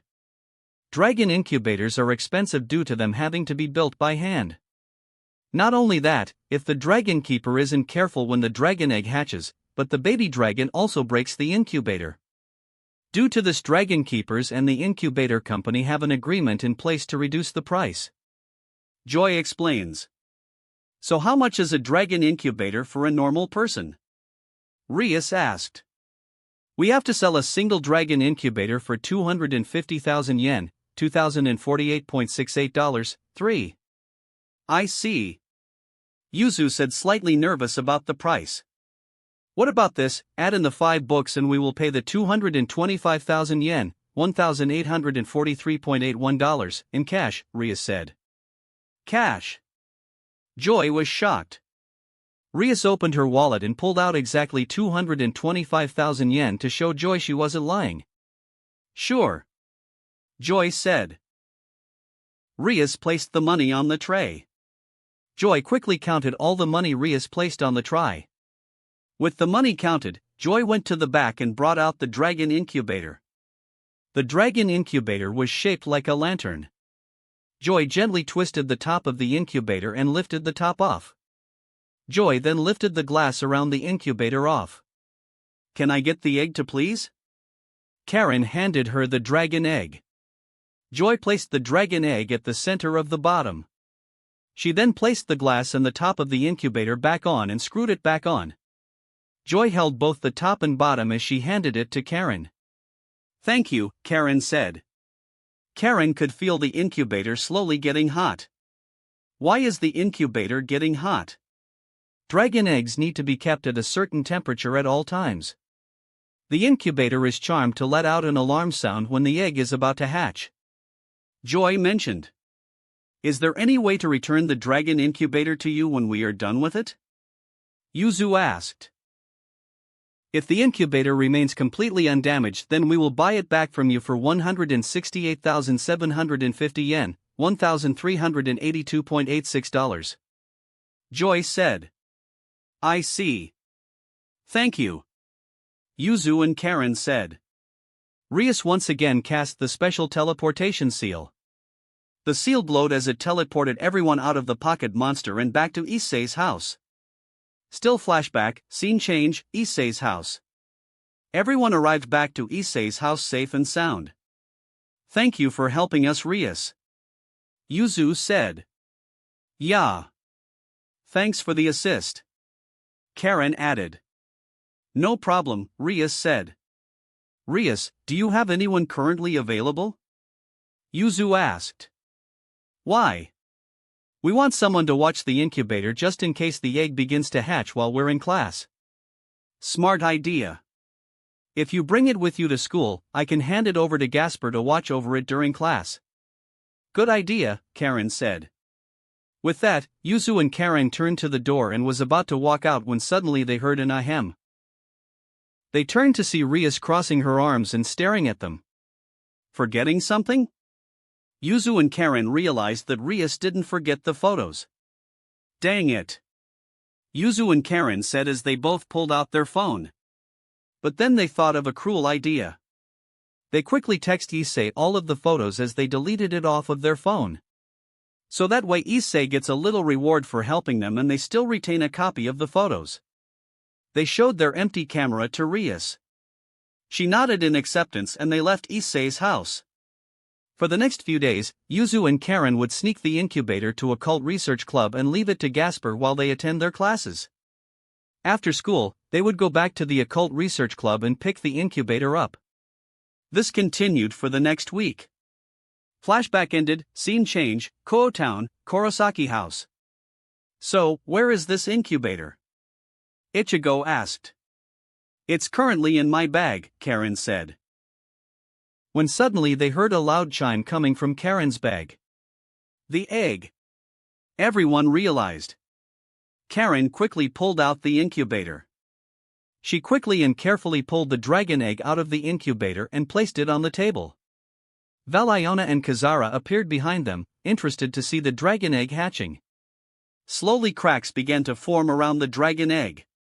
Soon the top of the dragon egg broke off. To reveal a little dragon. The little dragon is white with green wings. On the baby Don's chest and shoulders there are 4 purple pieces on it, 4. Rah! The dragon baby roared. Aha! The ladies said adoring the baby dragon. The dragon slowly took a shaky step forward, lost balance and fell. Yuzu reached down to help it when Kazara stopped her. Hey! Yuzu said as she looked at Kazara. She needs to learn how to take care of herself, Kazara explained. She? How can you tell? She smells vaguely like us. Yuzu decided to trust her word as they looked back to see the baby dragon standing back up and walking towards Valiona. Valiona opened her arms up for the dragon baby to try and walk to. It took the baby dragon a few tries before she arrived in Valiona's arms. She gently hugged the baby dragon as she lifted her in the air. So what are you going to name her? Ichigo asked. Yuzu and Karen said as they think of a name for their baby dragon. What about Hoshi, Star? Karen suggested. No, Ichigo replied. What about Hashikuzu, Stardust? Yuzu suggested. Maybe, what about Shinchan, Stardust? Ichigo suggested. Shinchan? What does that mean? Karen asked. It also means Stardust but it's in Chinese, Ichigo explained. Oh. I like Shinchan, Kazara said. Slowly everyone else nodded in agreement. So welcome to the family little Shinchan, Valiona said. The newly named Shinchan let out a small roar. Everyone spent the next few minutes taking turns holding Shinchan. When is it safe for us to do the familiar ritual? Karen asked. I'm not sure, Ichigo replied. Maybe we can ask Rias. Yuzu suggested. The three nodded as they continue watching Shinchin. A few minutes later everyone sat back to the couch. Shinchin is currently back in Valiona's arms. Ichigo quickly told everyone about what happened at Yokai Academy. Masaki looked at the time and realized that it was starting to get late. Everyone, it's time to go to sleep, Masaki said. Everyone got ready to go to sleep. While Ichigo went and called Surzex again. Hello, Ichigo. Anything else to add for the construction team? Surzex asked. I do. First off is changing the shower system in the house. Ichigo said. How come? It's because I have 4 people who are pure vampires. Who has a weakness to pure water? Correct. So what do you want me to do? I was thinking if you add an option to the shower that allows the water to be mixed in with tea leaves before they are shot out of the showerhead. It's possible, but do you want everyone to have the same thing? I don't think so. But it should be an option in the bathroom. I'll see what I can do about that. Anything else? Yuzu requested a bigger kitchen due to more people living here. That's fine. Anything else for the house? No, for right now. While I was working on the legal paperwork necessary for the Kurosaki clinic, a major issue appeared.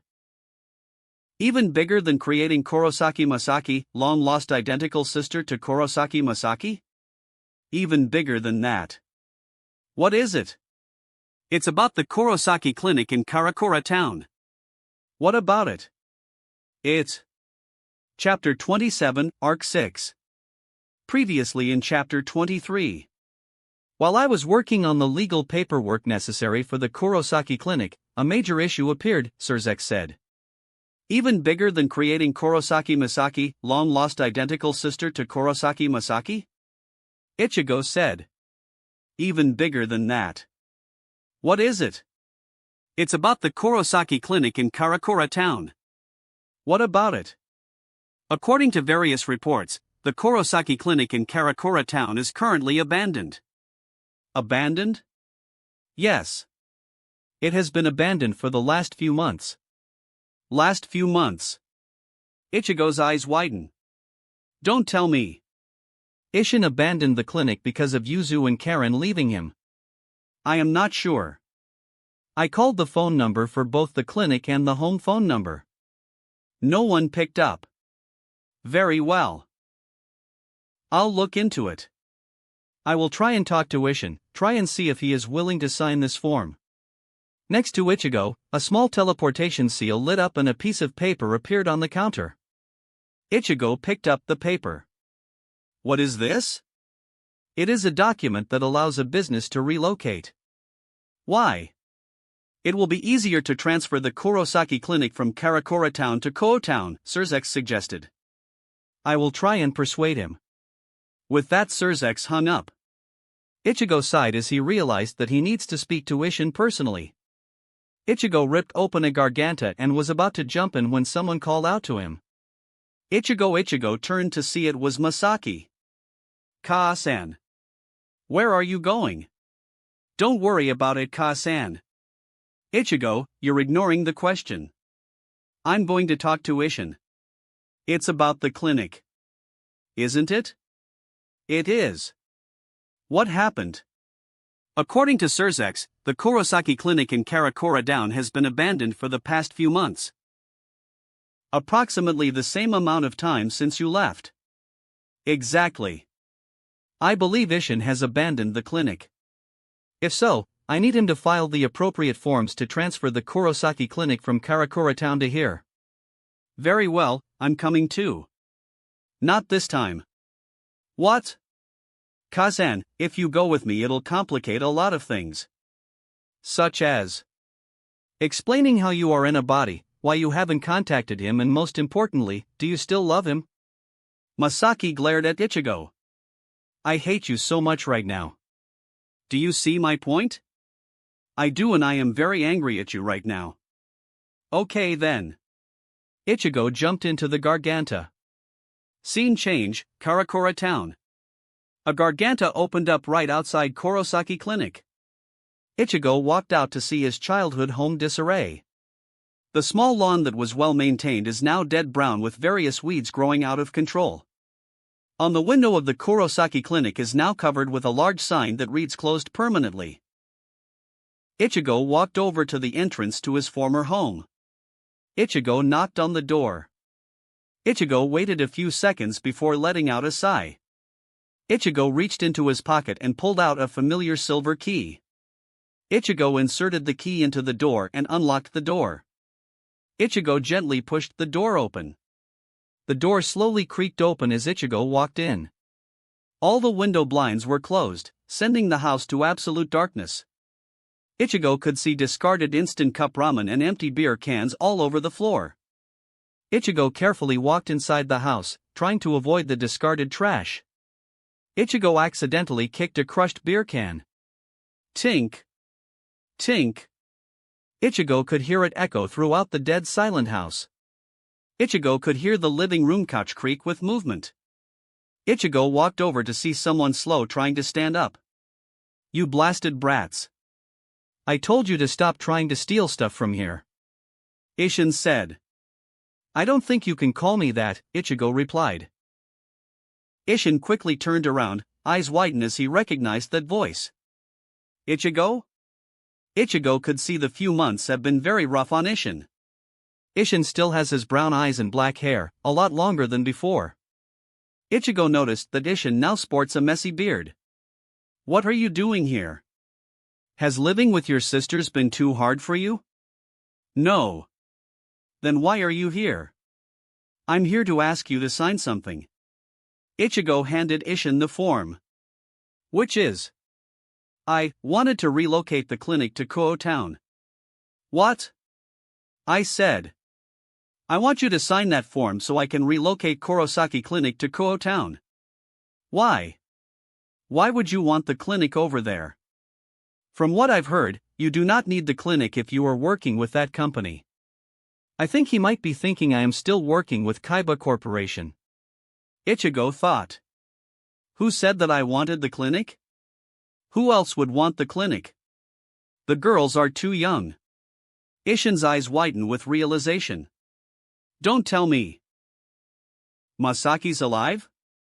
She is. Then why isn't she here talking to me about it? Because I didn't allow her to. I believe it'll be too hard for her. Why?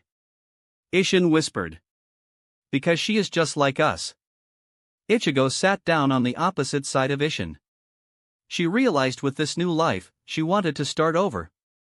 Ichigo pulled out 2 cans of beer from his Mindscapes bar. Ichigo handed one to Ishin.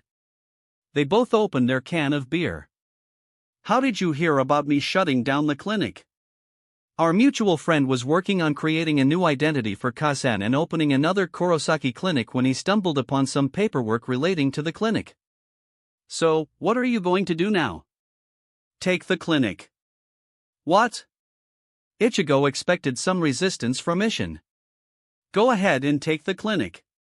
What are you going to do? Ishin let out a big sigh. I don't know. I don't have anything else for me here. Why don't you go to the Siriiti? Can't. I'm still technically missing in action according to Soul Society. You can still go over to the Gotii and explain what happened. I doubt they would want me over there. Ichigo had enough of this depressed Ishin. Ichigo stood up. Ichigo? He ignored Ishin as he punched Ishin in the face, sending him crashing into a wall. What was that for? Ichigo could tell the depression left him. I'm trying to knock some sense into you, you stupid old goat. Ichigo. Why are you thinking like that? But you left. I left because I needed to find my place here in the land of the living. But the girls Ishin replied. Technically they were kidnapped, and I found them. At that time, they were still angry with you, so that's when they decided to move in with me. What about Masaki? She feels indebted to me for getting her out of hell and into a new body. I see. With that response, Ichigo could tell that Ishin's depression returned twice more. Ichigo realized that the only way to get rid of Ishin's self-imposed depression is to beat it out of him. Ichigo took out the trainer. Kyoka. Yes, Ichigo? I need you to send me an Ishin to the trainer. Very well, Kyoka replied as she appeared and took the trainer. Before Ishin could realize it, Kyoka zapped Ichigo and Ishin into the trainer. I hope you know what you're doing, Ichigo. Kyoka thought to herself. Scene change, trainer. Ichigo and Ishin appeared in a grassy plain in the middle of nowhere. Ichigo, where are we? This is a portable training ground, a place we can go all out without any worry. What do you mean, a place we can go all out? Ichigo ignored Ishin's question as he Shuunpei'd right in front of Ishin and punched him in the gut. Ishin flew a few feet before crashing. Ow! Ishin groaned in pain. His eyes widened when he realized that Ichigo Shuunpei'd in front of him. Ichigo walked towards Ishin. But, how? Ichigo ignored the question. Ishin, that jigai will not last for long. That punch fractured a few of your ribs. Please get out of that jigai now. Ishin glared at Ichigo as he pulled out a Jikangen dispenser and popped a Jikangen into his mouth and ejected his soul. Ichigo immediately sent the Jikangen-controlled jigai outside of the trainer. Where did my jigai go? Ishin grimaced. I sent it back out of the trainer.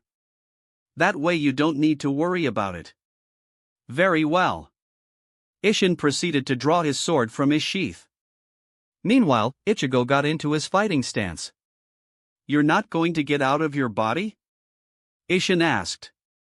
Ichigo smirked and simply raised his hand beckoning Ishin to attack him. Ishin Shuunpei'd to where Ichigo stood and slashed upwards. Ichigo simply raised two fingers and caught Ishin's blade between them. Nani! Ichigo let go of Ishin's sword. Ichigo punched Ishin again in the ribs and sent him flying backward.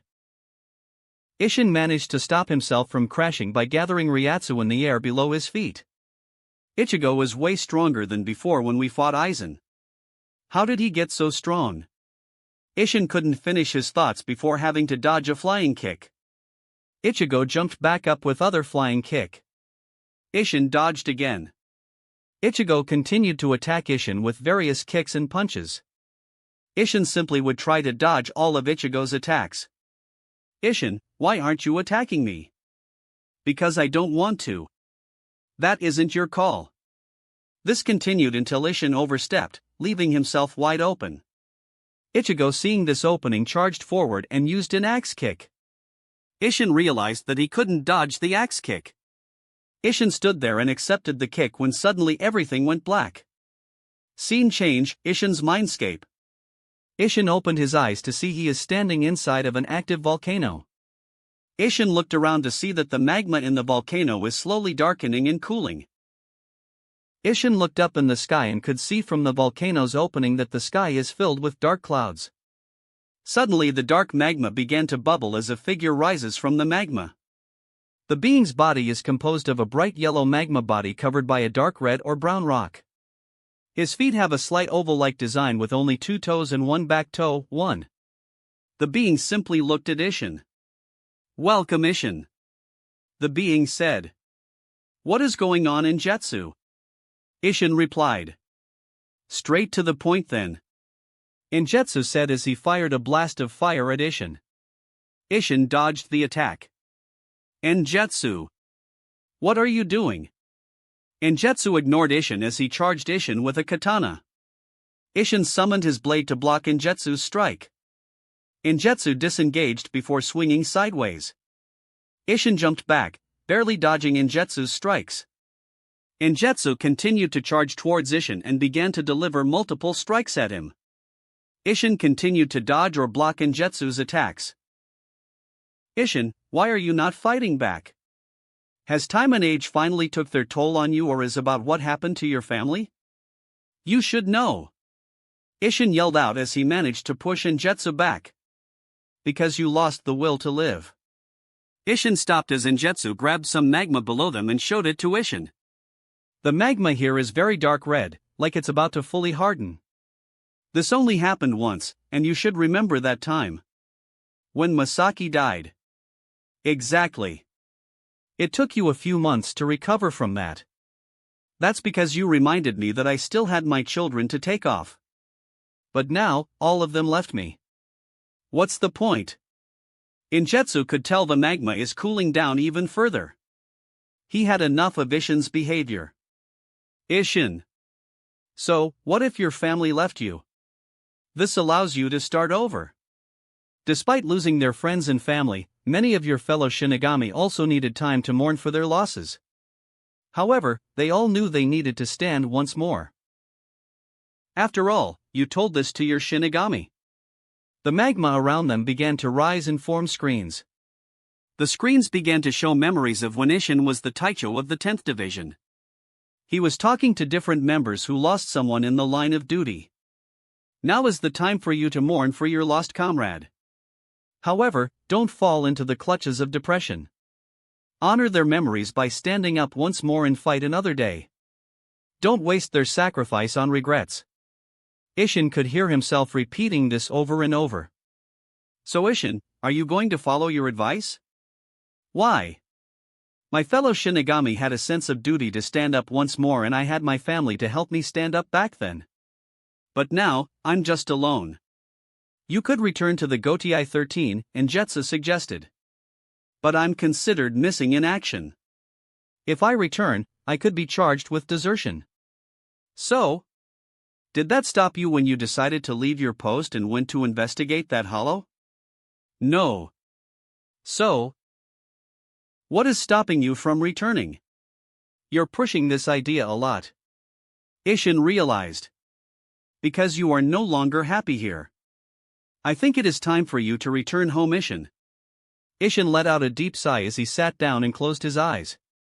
Ishin thought long and hard about Injetsu's decision. All around them the magma slowly began to bubble around them. Injetsu cracked a smile. So Ishin, have you made a decision? The magma around them began to bubble faster. Small amounts of magma are flying around them. I have. Suddenly the volcano erupted, covering both Ishin and Injetsu. Scene change, trainer. Ishin opened his eyes to see Ichigo's axe kick coming down towards him. Ishin quickly raises his katana and blocked Ichigo's axe kick. Ishin used the opportunity to fire a Raikoho at Ichigo. Ichigo cracked a smile as the Raikoho hit him directly in the chest, sending him flying a few feet. Ichigo managed to stop himself. Ichigo looked at Ishin. Ichigo could tell that this Ishin was different compared to the one from early. Earlier Ishin's eyes were full of despair, but now his eyes are full of life. Looks like it worked, Ichigo said. It has, Ishin replied.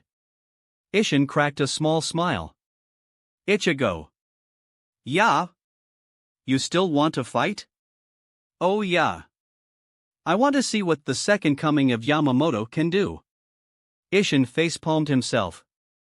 Did Yoruchi tell you about that? She did. Very well. Burn Injetsu. Ishin yelled as he unsealed his Zanpakuto. Ishin's Zanpakuto lit itself on fire. Wait. That wasn't the Injetsu I saw when you fought with Aizen. About that, when I enter Shirkai, Injetsu wasn't awake yet, so I had to use Injetsu as a pure melee. Interesting. Are you going to release Sangetsu or not? I could, but I feel this Zanpakuto would work better against Injetsu, Ichigo said as he entered his Shinigami form and summoned Kosetsu, Snowfall. Wait, another Zanpakuto? Ishin said. Ichigo ignored Ishin as he took a deep breath and held Kosetsu in front of him and turns it in a circle counterclockwise. The ribbon attached to the hilt began to elongate. Dance, Sori no Shirayuki, Ichigo said as his Zanpakuto entered Shirkai. Before Ishin could react, Ichigo quickly punctures the ground in front of him 4 times in a semicircle. Sugi no Mai, Hakorin. Ichigo blasted Ishin with a blast of ice-cold air. Ishin Shuunpaed to the side, barely dodged the attack. Ishin looked to see the attack froze everything in its way for at least 10 meters. Moru, blazing, Getsuga Tensho.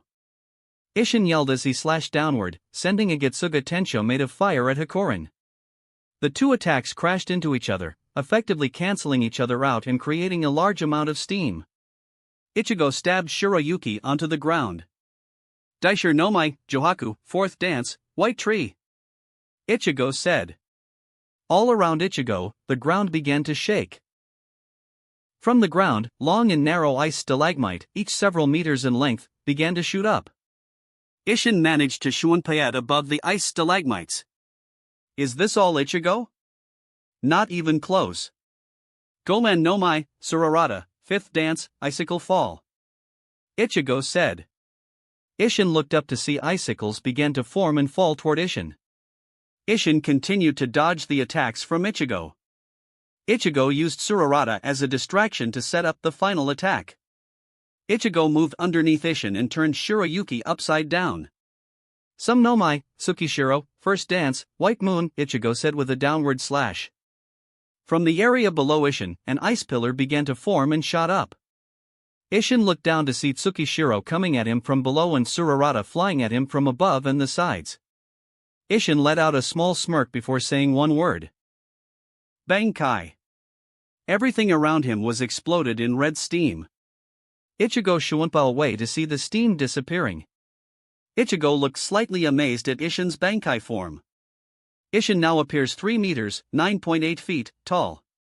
His entire body is covered bright yellow magma body covered by a dark red or brown rock. Ichigo could see that he has 2 pairs of arms, too, that grew from Isshin's shoulder blades. Ichigo noticed Isshin is now armed with a katana made of magma in the arm. Hajeshi Yogenshin, raging lava god, Injetsu, Isshin said. Ichigo fired a few more icicles at Isshin. Isshin stood there as the icicles flew towards him. All the icicles melted as it flew to Isshin or melted upon contact with Isshin. Come to one Ichigo. You wouldn't be able to defeat me like this. That Zanpakuto isn't strong enough to go against me. Bright fourth Zangetsu. Isshin said. Shut up, Oyaji. Ichigo stood up. Nobody, not even you Oyaji, can insult any of my Zanpakutos and get away with it. Ichigo held Shiroyuki in front of him. Wait, Zanpakutos? Isshin questioned. Ichigo ignored the question as the sky around them began to darken, like a coming storm is about to descend upon them. Bankai. Ichigo said as an ice pillar formed around him and covered himself from Isshin's view. A few seconds later, the ice pillar disintegrates to reveal a completely different Ichigo. He is wearing a white, ankle-length kimono with lined patterns. The robe has an attached ornate collar, edges, and shoulder design with long, wide sleeves. Ichigo has a small half-crown of ice which extends around the back of his head. Ichigo's shoulder-length hair became white. Seigo no mai, Ian no Shiroyuki. Final dance, eternal white snowfall. All around them snow quickly began to fall and turned into a blizzard. Isshin stood his ground as his Bankai took care of the falling snow around him. Is that it, Ichigo? Just more ice. Isshin commented. Ichigo created a bunch of icicles, shot them at Isshin. But he didn't move. Unlike the other times, the icicles didn't melt as it got closer to Isshin. The icicles managed to pierce through Isshin's body. Isshin looked down to see the icicles pierced through his body. Isshin tried to break or melt the icicles but he couldn't. Isshin tried to move but he found himself stuck. Isshin looked to see ice began to form around him. Moru Getsuga Tensho.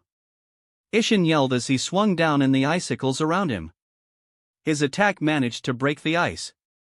Isshin shunpayat away from the ground. The blizzard continued. Isshin looked around, trying to find him. Ichigo, however, had used the blizzard to hide. Isshin tried to sense where Ichigo was. That too failed because the blizzard was formed by Ichigo's Ryatsu. Isshin started to feel cold, which was strange since he was covered by lava. Isshin looked to see his fingers and feet are starting to be covered by ice. Impossible, Isshin thought. Suddenly Isshin found himself stabbed in the back by a white katana. Isshin turned to see Ichigo standing behind him. Ichigo, Isshin yelled. Suddenly Isshin was stabbed in the front. He turned to see another Ichigo standing in front of him who just stabbed him in the front. Isshin looked to see more copies of Ichigo coming from the ice and all stabbing Isshin. Ishin's body began to be covered by ice at a faster rate than before. Ishin could feel the temperature beginning to cool down. Shit! More copies of Ichigo appeared out of nowhere and slammed themselves on top of Ishin, pushing him down. Ishin took a deep breath as he realized what he needed to do. Ishin stopped to resist the ice clone's attempts to press him on the ground. Right when Ishin was on the ground, he cracked a small smile. Rah! Ishin yelled as he began to rapidly increase his body temperature. The copies of Ichigo began to melt. More and more copies of Ichigo appeared on top of the pile. Funka, eruption! Ishin yelled. Suddenly the entire pile of Ichigo clones exploded. A bunch of ice, snow, and steam flew everywhere. The steam settled to see Ishin on his knees heavily breathing in and out. He was back to his Shurkai form. Injetsu lay to Ishin's right side. Ichigo walked over to Ishin. So, do you give up? Ichigo asked him. It took Ishin a few seconds before he regained his breath to reply. I do. Ishin admits. Ichigo smiles as he left Bankai. Ichigo returned to normal. Now then Ishin, you need to apologize to someone. Who? Ichigo used Shirayuki and whacked him in the head. Ow! Ishin yelled as he rubbed his head. You insulted her, remember? Ichigo waved Shirayuki in front of Ishin. Oh. I'm sorry for insulting you. Apology accepted, Shirayuki said as she appeared in front of the two. Was that fun, Shirayuki? It was. I never fought like that before and congratulations on finally using my Bankai. No problem, Ichigo said as he kissed her on the cheek. Shirayuki's face lit up as she returned to his mindscape. Ichigo snapped his fingers. Suddenly everything around them returned to how it was before they started to fight. Ishin looked at himself and noticed all his Ryatsu was fully restored and he feels fine, like as if he didn't fight against his son. Before Ishin could ask, Ichigo and Ishin left the trainer. Scene change, Kurosaki house. Kyoka was sitting down on the couch. She's currently reading a scroll about Gamp's law of elemental transfiguration. Kyoka left the trainer lying next to her. While Ishin's Jigai cleaned up all the trash around the house. She was enjoying Gamp's theories when suddenly the trainer began to vibrate, signaling that Ichigo and Ishin were leaving the trainer. Kyoka grabbed the trainer and pointed it outwards as two streams of binary code flew out of the trainer. The streams of binary slowly assembled themselves to reveal Ichigo and Ishin. Thank you, Kyoka, Ichigo said as he hugged her and kissed her on the cheek. Kyoka moved a little and that kiss on the cheek became a kiss on the lips. They stood there for a few seconds. Kyoka was blushing brightly as she grabbed her scroll and immediately returned to the mindscape. Ishin said, trying to process his prude of a son that had just kissed two very attractive ladies. Ishin, Ichigo said, regaining Ishin's attention. Yes? So, what do you want to do about the clinic? Take it. What? Take the clinic. But, Ishin. No, Ichigo. I decided that it's time for me to return to Soul Society. I see. What about the legal aspects of the transfer? I'm going to leave my Jigai here to help deal with the transferring of clients to Ryukin. I see. What are you planning to do in Soul Society? I'll try and live the rest of my life in the Rukongai. Ishin, the Soul Society has changed since the last time you've been there. It can't be that bad. The Central 46 will never allow big change to happen. Ishin, the Central 46 doesn't exist anymore. What? With that, Ichigo explained to Ishin about the Quincy War, the rebirth of the Gotiei, the destruction of the Central 46 and the changes in captains. I see, with this new Gotiei 14 in place, I wouldn't be able to stay in the Rukongai for long, would I? No, you wouldn't. So how could I fit into this new Gotiei? I don't know, but they will find a place for you. That is if you want to go back. Ishin chuckled. Then if you help me, I think it's time for me to return home. Ichigo summoned Kokogetsu and summoned a Senkaman. This Senkaman is modified to appear right outside of 10th Division headquarters. Very well, Ishin said as he walked inside the Senkamen. Ichigo. Yes, Ishin? I just want to say one more thing before I go. Go ahead. Someday, I want to see my grandchildren. Very well. To-san. Ichigo replied. Ishin cracked a small smile as he walked inside the Senkamen. Ichigo watched Ishin until the Senkamen closed and disappeared into Ryatsu. Ichigo sat back down on the couch. You can come in now, Ichigo said. The door opened to reveal Masaki. So Ishin left? Masaki asked. He did. So, what is going to happen to this clinic? Masaki asked. Come here and sit down, Ichigo said. Masaki sat down in front of Ichigo. Hey, Ishin's Jigai you too, Ichigo yelled. A few seconds later, Ishin's Jigai sat down between them. Ichigo turned to face the Jigai. Do you have a name or a name you want us to call you by? Call me Hey 8. The newly dubbed Hey 8 requested. With this out of the way, let's start planning the future of this Kurosaki clinic and the new one over at Kuo Town, Ichigo said as he pulls out a sheet of paper and pen. The first thing is to contact Ryukin to see if he is willing to take over our clinic. Ichigo dialed Ryukin's number and turned on speaker mode. Ichigo waited for a few seconds before the call connected. Hello, Ichigo. What do you need? Ryukin asked. Hey Ryukin, do you think you can take over the Kurosaki clinic? For how long? Permanently. What is going on?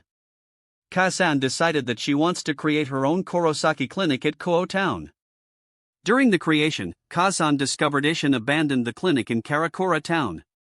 Ishin, Kazan and I discussed and agreed to rent the clinic and relocate to Kuo Town. I see. I can do that, however, this will require me to bring a lawyer to this meeting. Do you have a lawyer available? We do. Masaki said. Wait, we have a lawyer? Yes, Ichigo. You might remember her daughter, you knew her when you were younger. Wait. It can't be. Muri-ran? Correct. Anyways, we'll all need to meet up, likely at the clinic, so you can formally transfer the clinic to me, Ryukin said. Very well, how about 11 o'clock tomorrow? Ichigo suggested. Sure. Also, I will be there under the alias of Kurosaki Misaki, Masaki's long-lost younger sister. Very well, Ryukin said. Bye, Ichigo said as he ended the call. So, we need to call Kisaki Eri, Rant's mother, and arrange for a time for them to come here and talk, Ichigo said as he pulled out his phone. Do you think we should call her right now? It's 2200 hours right now. Normally no, but since this is a business call, she shouldn't complain much. Very well. Ichigo dialed Kisaki Eri's number and turned on speaker mode. Ichigo waited for a few seconds before the call connected. Hello? Hello. Is this Kisaki Eri? Ichigo asked. It is. Who am I speaking to? Eri asked. This is Kurosaki Ichigo. Ichigo could hear Eri standing up. Ichigo could hear someone complaining in the background. Okay, Kurosaki-san, based on the last name, I assume this has to do with the Kurosaki clinic. Correct. Kisaki-san. Very well, can we meet at the clinic around 10 o'clock? That is fine, Kisaki-san, Ichigo replied as she hung upon him. Hey 8, please clean up the house. We'll be back by 9 o'clock. Ichigo said. Very well, Hey 8 said. Ichigo and Masaki left the clinic and entered Ichigo's car before driving back to Kuo Town via Garganta. Ichigo and Masaki returned home to see Kahlua, Yuzu and Karen pulled out futons and laid them near the couches. Ichigo walked upstairs to take a quick shower and change. Ichigo walked by one of the unoccupied rooms to see Kazara and Valiona taking care of Shinshin, while Kahlua was already sound asleep in another unoccupied room. Ichigo entered his room to see Mocha and Elizabeth sleeping on his bed. Ichigo walked over and kissed them on the forehead. After that, Ichigo took his much-awaited shower. Ichigo walked down in only his boxers with his training clothes in his arms. Ichigo placed the clothes on a nearby couch. Ichigo walked over to the couches with a U, Weiss, and Meringue Salveria on it. Ichigo cast a modified privacy barrier on each couch. It prevents sound from entering the barrier but allows sound to leave the barrier. That way no one will be able to disturb their rest and allow everyone to hear them if needed. With that done, Ichigo laid down in his futon and fell asleep. Scene change, Koho Town, home. Around 7 o'clock everyone carefully woke up. For a second, everyone had doubts that the devil showed up and constructed the new extensions to their house. Once they walked into the kitchen, their doubts were dashed. The kitchen now has a larger refrigerator and more appliances. Everyone explored the house and realized that they're on the second floor of the house. Masaki walked down to see her new clinic. Yuzu went and started to cook a large breakfast. Everyone helped put away the futons and got ready for the day. At this point, Mocha and Elizabeth came down the stairs. Both of them are dressed in their Kuo Academy uniforms. "Good morning, Tusan," Elizabeth said. "Morning, Ichigo," Mocha said. "Good morning, Elizabeth," Mocha. "Thank you for installing the new shower system." "No problem, do you want some blood?" Ichigo asked as he tilted his neck. Mocha sat on Ichigo's lap facing him. She licked his neck before biting down on his neck. Yuzu, Karen, and Masaki were mesmerized by the action. A few seconds later, Mocha let go of Ichigo's neck and the wound sealed shut. Mocha got off Ichigo's lap. "Come on, Elizabeth, let's get you some breakfast." Soon everyone was enjoying a peaceful breakfast when suddenly everyone heard a scream. Everyone stopped eating and went to the living room to investigate what happened. Everyone turned to see something shocking. Ophis usually appears as a young girl with long black hair down to her hips and black eyes. But this was something different. Her body suddenly grew and became more mature.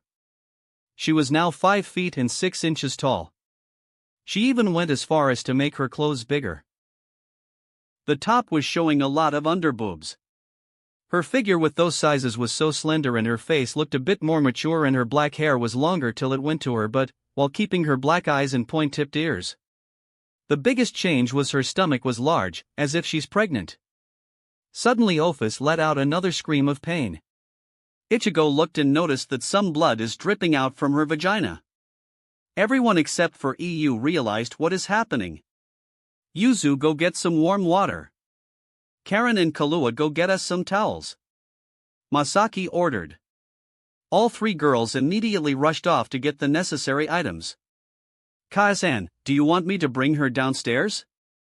Can you gently bring her downstairs?" "I can," Ichigo said. Ichigo manipulated the wind to slowly lift Ophis off the couch.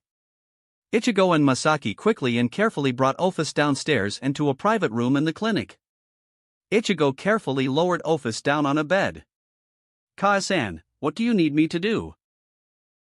Ichigo asked. "I need you to be moral support for right now."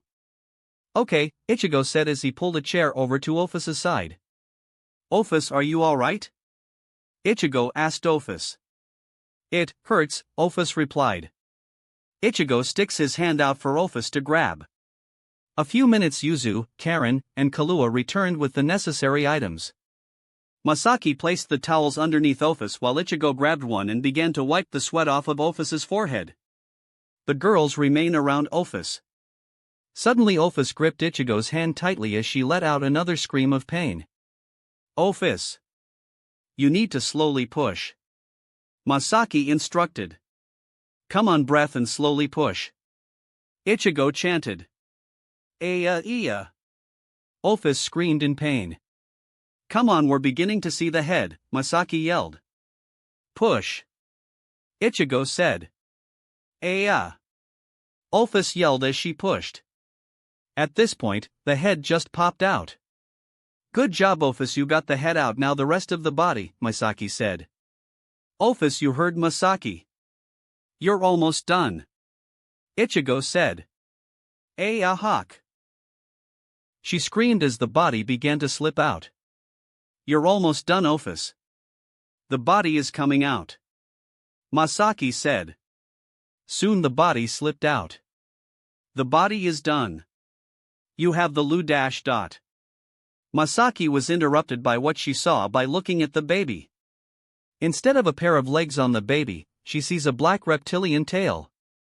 Final push Office, Ichigo said. Ahawk. Office screamed as she pushed.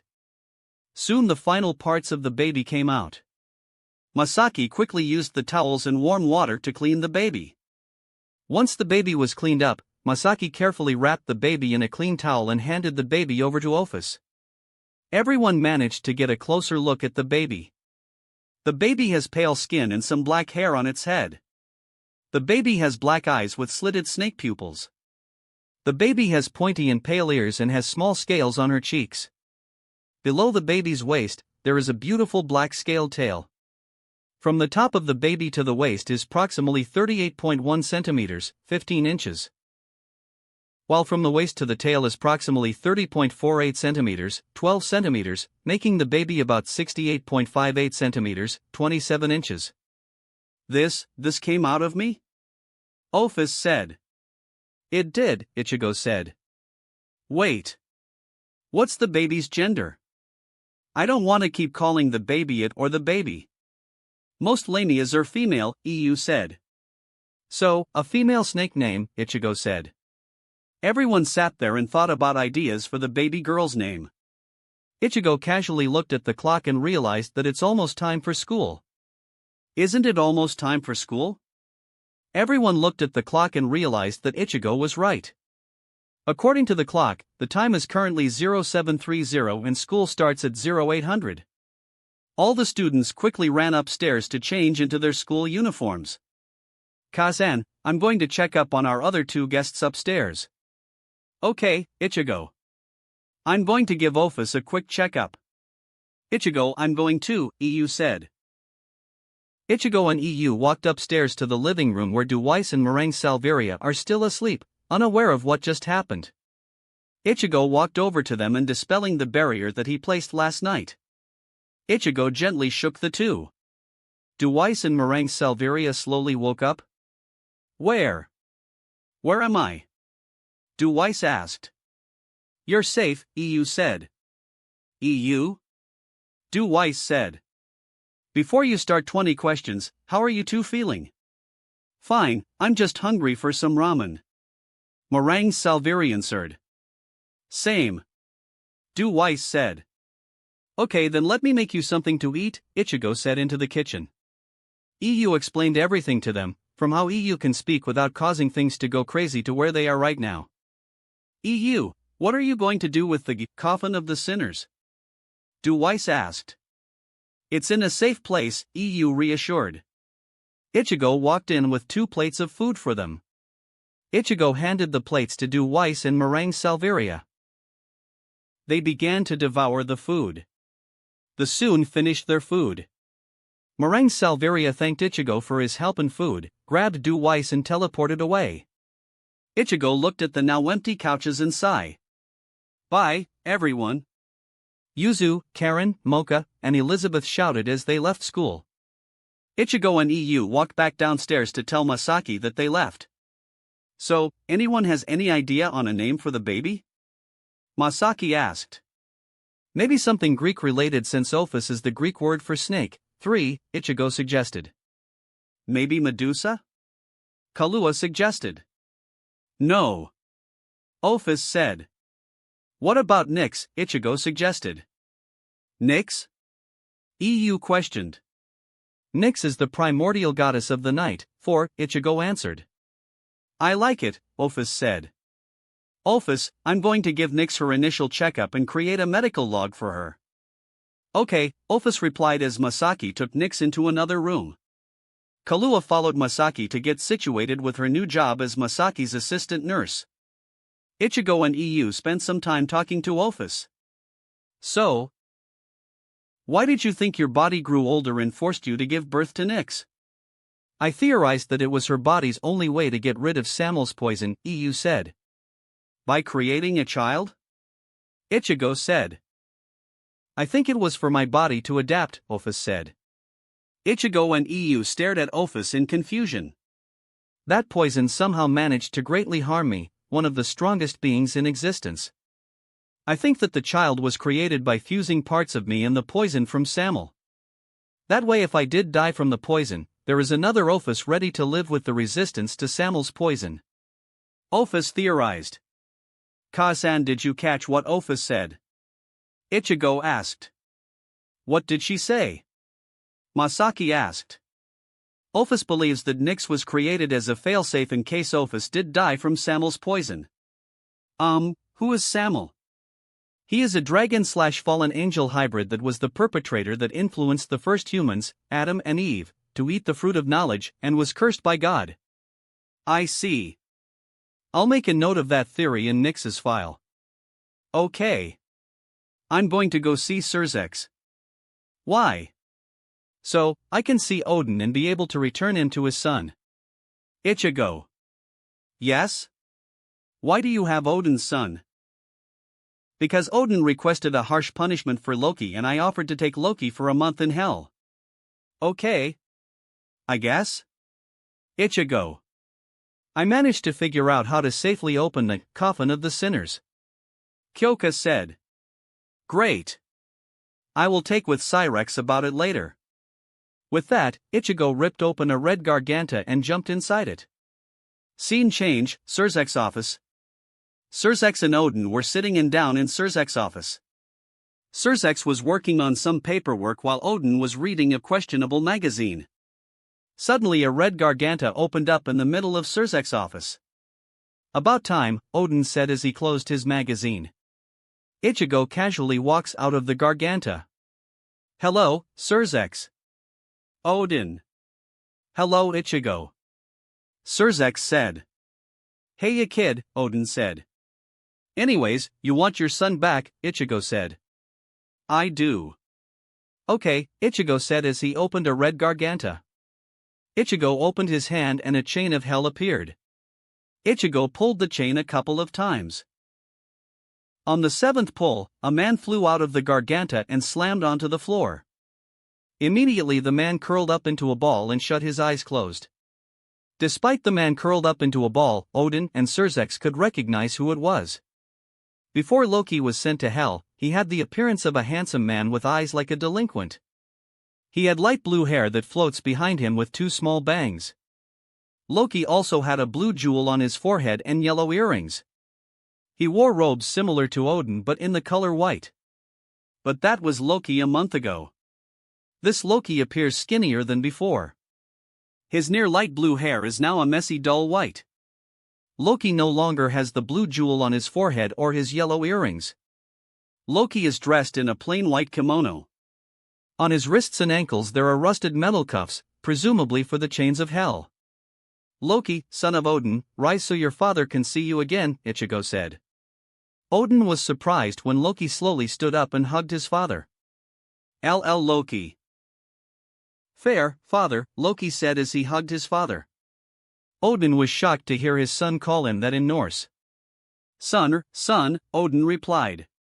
Ichigo and Surzex cracked a smile seeing this father-and-son moment. Ichigo looked at his watch and realized he still needed to talk to Surzex privately. Ichigo coughed to regain Odin's and Loki's attention. Loki, you 1 month of hell is over, Ichigo said as summoned Ryuganken and broke the chains of hell on Loki. Loki slowly moved his right hand over to his left wrist and wrapped his hand around it. Loki held it tight for a few seconds before slowly letting go. I'm free. I'm free. Loki yelled before coughing abruptly. Loki. Odin said as he gently hugged his son. Are you all right? Yes, fair. My body still needs to recover from hell. Very well. Thank you, Ichigo. Odin said before he summoned a teleportation circle and returned to Asgard. Well, that went well. Surzex said. It did. Do you have anything else? I do. How is tracking the remnants of Chaos Brigade? It is very difficult. The true leader of the Chaos Brigade was smart enough to construct their organization in a way where no one knows everything. Interesting. You might want to know that the true leader of Chaos Brigade is now leading a subdivision called Clippeth. Clippeth? Yes. Clipith is run by a person named Rizavim and assisted by a man named Euclid and Samel. Surzex stared at Ichigo with a serious face. Ichigo, who is your source? It's EU and Ophis. What? Ichigo told Surzex about EU's and Ophis' adventure. Ichigo included the coffin of the sinners and encountering Clipith. He didn't mention Ophis being injured or the creation of Nyx. So where is the coffin of the sinners? I have it. Kyoka was able to figure out how to unseal it. Really? Surzex asked. Indeed, Ichigo said. I need to gather the other 3 Mao, Surzex said as he pulled out his phone and called the other Maos. 5 minutes later the other 3 Mao appeared. Allow me to send us to a safe place, Ajuka said as a green magic circle appeared around them. It teleported them into a pocket dimension. This is my experiment dimension, used for me test my new inventions. Ichigo summoned the coffin of the sinners and placed it on the ground. Kyoka appeared. Before you unseal the coffin of the sinners, Surzex interrupted. Will Lucifer, Belphegor, Mammon, Leviathan, Beelzebub, Satan, and Asmodeus still be sane? I'm honestly not sure. Kyoka started. The coffin of the sinners was designed to trap them and slowly drain their powers for the Belial and her minions. I see. Surzex said. So, hope for the best but prepare for the worse. Kyoka nodded her head. Kyoka turned to the coffin of the sinners. She summoned her blade. With one slash, she broke the coffin of the sinners. A torrent of demonic energy shouted out of the broken coffin of the sinners. Everyone stared at the demonic energy formed into 7 orbs. Words began to appear on the orbs. All the devils recognized what the orbs were. They're the 7 deadly sins. Surzex recognized. 4 of the orbs shot towards the Mao. They grit their teeth as their body absorbed the sin. They glowed red as Hell Ryatsu flowed around them. Ichigo could feel their power growing. After a few moments they stopped glowing red and the surge of Hell Ryatsu resided. Are you alright? Yes, Ichigo, Surzex said with a small smile. The other Mao cracked a small smile. You have no idea the gift you just gave us. Ichigo looked confused. Surzex chuckled at Ichigo's confused look. Some of the older devils don't respect us because we may have taken the Mao title, but we don't have the sin associated with them. Until now. Seraphal cheered as she hugged Ichigo. Thought some of us don't have matching sin and title, Ajuka commented. I'm known as Leviathan, but I got lust, Seraphal said. I'm known as Asmodeus, but I got sloth, Falbium said with a yawn. I'm known as Beelzebub, but I got greed, Ajuka said. Surzex proudly smirked. He was the only one who got the correct pair. The other sins floated there before it vanished. Where did they go? Ichigo asked. The 4 Mao closed their eyes. It's fine, Ichigo. The remaining sins returned to hell, where we can call upon them if we found someone worthy of its power and authority. Surzex said. Okay then, Ichigo said, accepted the answer. See you guys later, Ichigo said as he opened a red garganta and entered it. Seraphal turned to Surzex. We owe Ichigo a huge debt. Agree, Surzex replied. What can we offer him? From what I've seen, he has too much power. Ajuka said. Maybe a position in our government? Falbium said with a yawn. Surzex thought about for a second. A smile crept into his face. This might be very risky, but this is what I have in mind, Surzex told the other his plan. That is so crazy, Falbium said. That it might work, Ajuka said. Let's get this idea started. Scene change, Kuo Town, Korosaki household. Ichigo returned to see Ophis holding Nyx in her arms and both of them are asleep. Ichigo carefully placed another modified privacy barrier around the two. Ichigo walked up to see Masaki dressed in a business suit consisting of a formal white shirt, with a black business overcoat and matching skirt, green tie, stockings, and high-heeled shoes. Wow, Ka-san, you look good in that. Masaki began to blush at the compliment. I thought it would be a good idea for me to dress professionally, Masaki mumbled. I guess I should as well, Ichigo said as he walked in his room. Masaki walked downstairs and waited in the living room. A few minutes later Masaki could hear Ichigo walking down the stairs. So how do I look? Ichigo walked out wearing a matching suit to Masaki. It consists of a formal white shirt, with a black business overcoat and matching dress pants, a green tie, and dress shoes. Wow! Ichigo looks hot in that. Masaki thought. Why thank you Ka-san, Ichigo replied through the peerage link. Ichigo! Masaki screamed through the peerage link as she shucked a couch pillow at him. Ichigo laughed seeing Masaki blushing bright red. Come on Masaki, it's already past 9, Ichigo said. Masaki glared at Ichigo as the two walked outside and entered Ichigo's car. With that, Ichigo drove off until he found an abandoned alley to open up a garganta. Scene change, Karakura town, Kurosaki household. Ichigo and Masaki managed to safely drive out of the garganta without alerting anyone. Ichigo parked the car in front of the clinic. Ichigo and Masaki could see that Hayate managed to clean up a lot of the trash around the clinic. Ichigo and Masaki walked up the front door and entered the house. Hello Ichigo, Masaki. Hayate greeted. Hello, Hayate, Masaki said. Everyone met down by the couch. Everyone spent the remaining time discussing their explanations to everyone. Right at 10 o'clock, they heard the doorbell ring. Hayate walked over and opened the door. Hello, Ishin. Someone said with an older feminine tone. Hello, Ishin-san. Someone else said with a younger feminine tone. Hayate escorted the two ladies. The older woman, who Ichigo remembered was Kisaki Eri. She is a fairly tall and light-skinned woman. She has long and wavy brown hair with shorter bangs framing the sides of her face, most of which she usually keeps done up in a bun. She is rather slender yet curvaceous inbuilt. She has simple black glasses and is wearing a violet dress shirt with a light purple overcoat and matching shirt. She also has a pair of black high heels. Right next to Kisaki Eri stood Mori Ran, Kisaki Eri's daughter. Ran is a light-skinned girl of average height. She is slender in the frame yet sports an athletic and curvaceous build. She has big bluish-purple eyes and dark brown hair. Her hair is straight and hip-length, tucked behind her ears with short wavy bangs over her forehead. Masaki? Eri said. Masaki let out a short laugh. No. I'm Masaki, Masaki's long-lost younger sister, Masaki said as she stood up and presented Eri her hand. Oh, I'm sorry but you do look like Masaki when she was younger. Eri shook Masaki's hand. So, I'm told. She then looked at Eri. So, you must be Kisaki Eri. I am. So, who is this?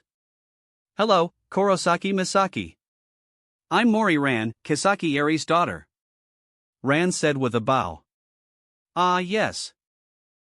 I remember when Ishin told us that Kisaki Eri was our lawyer, Ichigo mentioned you. Wait. Ichigo's here. Oh of course Masaki turned to Ichigo, who remained sitting. Ichigo, why don't you go and introduce yourself? Fine Oba-san, Ichigo said as he stood up and walked towards the two ladies. Hello, I am Kurosaki Ichigo. Ichigo greeted the two ladies. Ichigo decided to tease the two ladies by getting on a knee and gently grabbing Eri's hand and kissing her knuckle. Eri blushed at Ichigo's action. Before letting go and gently grabbing Ran's hand and kissing her knuckle. Ran ended up blushing as well. Ichigo could feel the glare from Masaki. Hayate decided to intervene to get this meeting back on track. Hey, let's get this meeting started before Ryukin and his lawyer shows up, Hayate said. Good idea Oyaji, Ichigo said. Everyone quickly sat down in the living room. Ichigo, Masaki, and Hayate sat on one side of the couch while Eri and Ran sat on the other side. Hayate brought out a pot of fresh tea for them. Ichigo-kun, why don't you change out of that suit and hang out with Ran while we take with Eri, Masaki suggested. Are you sure, Ka-san? Don't worry about it. If I need any help, I can call for you through the link. Very well, Ichigo said through the link. Sure.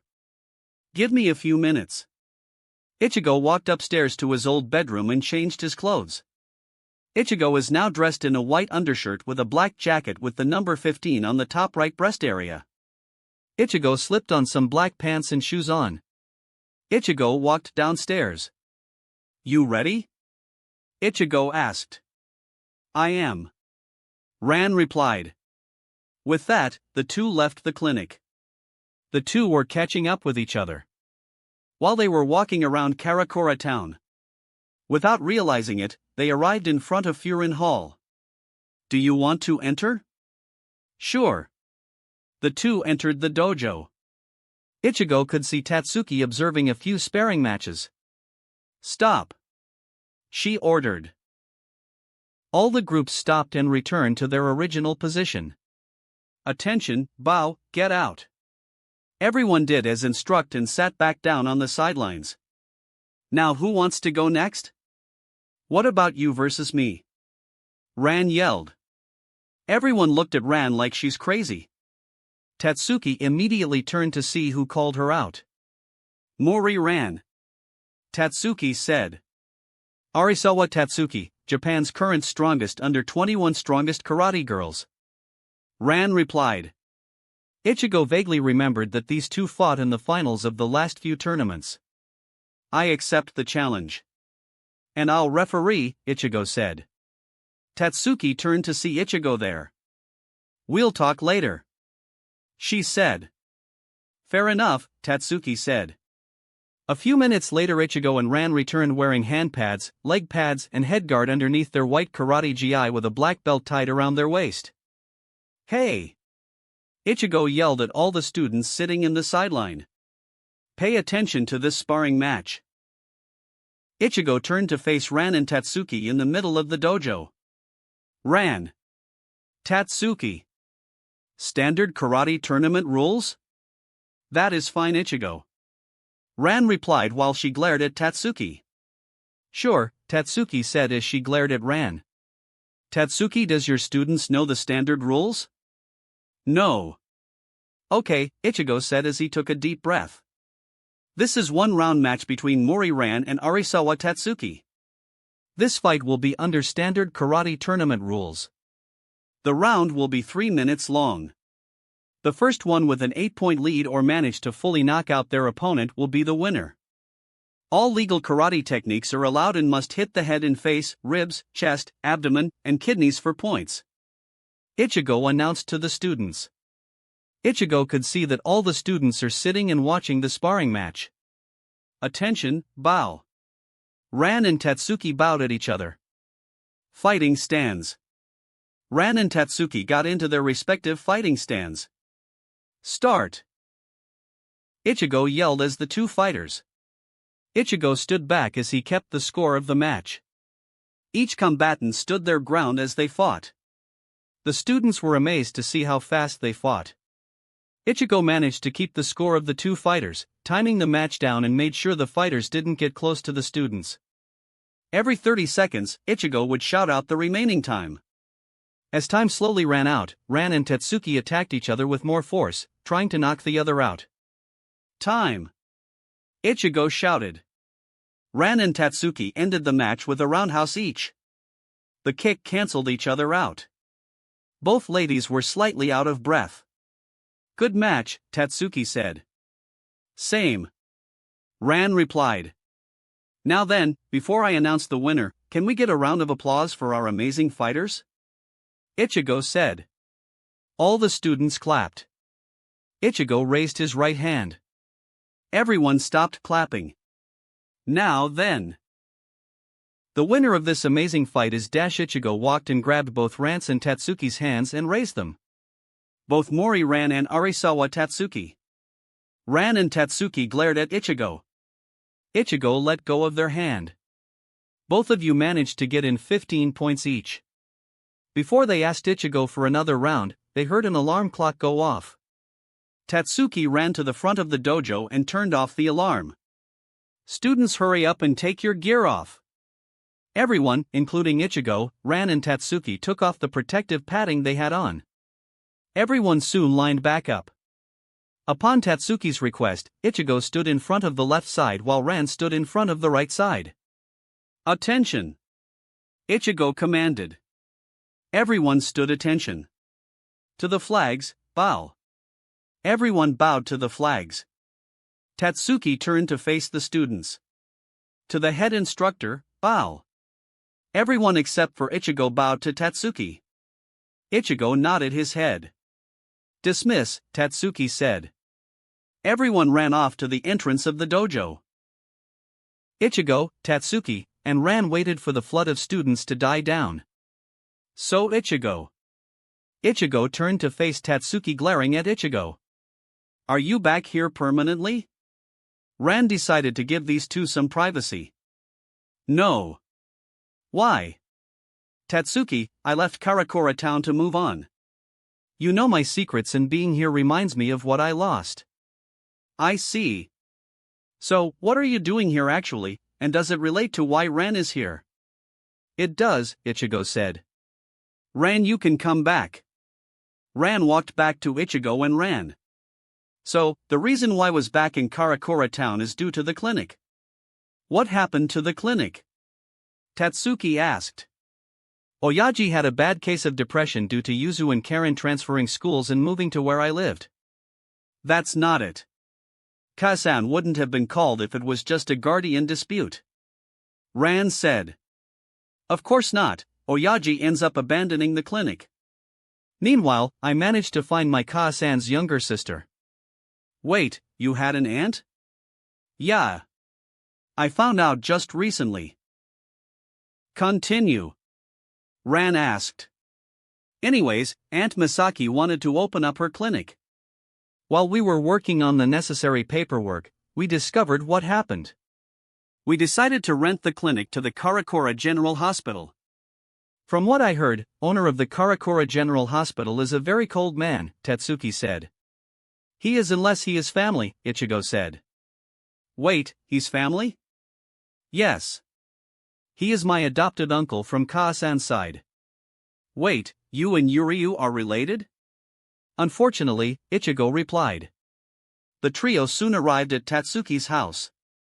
Ichigo exchanged numbers with Tatsuki before they left. Ichigo and Ran walked back to the clinic to see Ryukin and another older man walking out. Ichigo and Ran walked inside to see Masaki, Eri, and Hei-8 happy. Hello, Ichigo-kun. Ran. Eri said, just noticing the two walking in. Based on the reactions from earlier, the deal went through, Ichigo asked. It did, Hei-8 replied.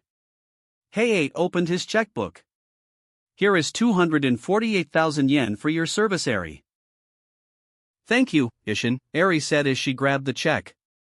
Goodbye, everyone. Ishin, good luck on your adventures. Misaki, good luck on the new clinic in Koho Town. Ichigo closed the door and looked at Hei-8. So Hei-8, what are you going to do now? Well, I did dream of exploring the world. Hei-8 said. You can, but are you planning to use Ishin's Jigai? If I had a choice, I don't want to use Ishin's Jigai, Hei-8 replied. I see. Let me call Urahara to see what he can do. Ichigo dialed Urahara's number. A few seconds later, Ichigo could hear the call connect. Hello Ichigo, what can I do for you? Urahara asked. Hey Kisuke, I was wondering if you can change the appearance of a Jigai? You can. However, it requires the soul to be ejected from the body. Then you need to cast a special Kido. Urahara said. Okay. What is the special Kido? Urahara told Ichigo the Kido. Thanks, Ichigo said as he hung up on Urahara. Hei-8, can you eject your pill? I can, but I'll need some help. Ichigo walked over and stood behind Hei-8 and wrapped his arms around Hei-8's waist. Ichigo placed his clenched fist just above the Hei-8's navel while grabbing his other fist with Ichigo's other hand. Ichigo began to perform the Heimlich maneuver Hei-8.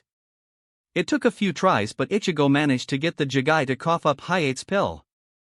Masaki coughed the pill while Ichigo placed the Jigai on the ground. Ichigo placed his hand on the Jigai's chest. Gazo o haki shite kohako animata rimasu, discard image and return to blank. The jigai began to bubble as the jigai began to lose all of Ishin's physical appearance. A few seconds, the jigai became an unused jigai, lacking all the physical details from before. Masaki handed Ichigo Hayate's pill and slipped it in his mouth. The jigai began to transform. The jigai now stands 168 centimeters, 5 feet 6 inches, with light blue hair styled into a bob cut. Hayate opened his eyes to reveal blue eyes. Are you alright, Hayate? I feel good, Hayate said as he looked over his body and slowly stood up. Everyone noticed that Ishin's old clothes are too big for Hayate. Hey, let me see if I have any of my old clothes still here, Ichigo said as he went upstairs. Masaki and Hayate could hear boxes dropping and Ichigo sneezing. A few minutes later, Ichigo walked down holding a few pairs of jeans and a couple of shirts.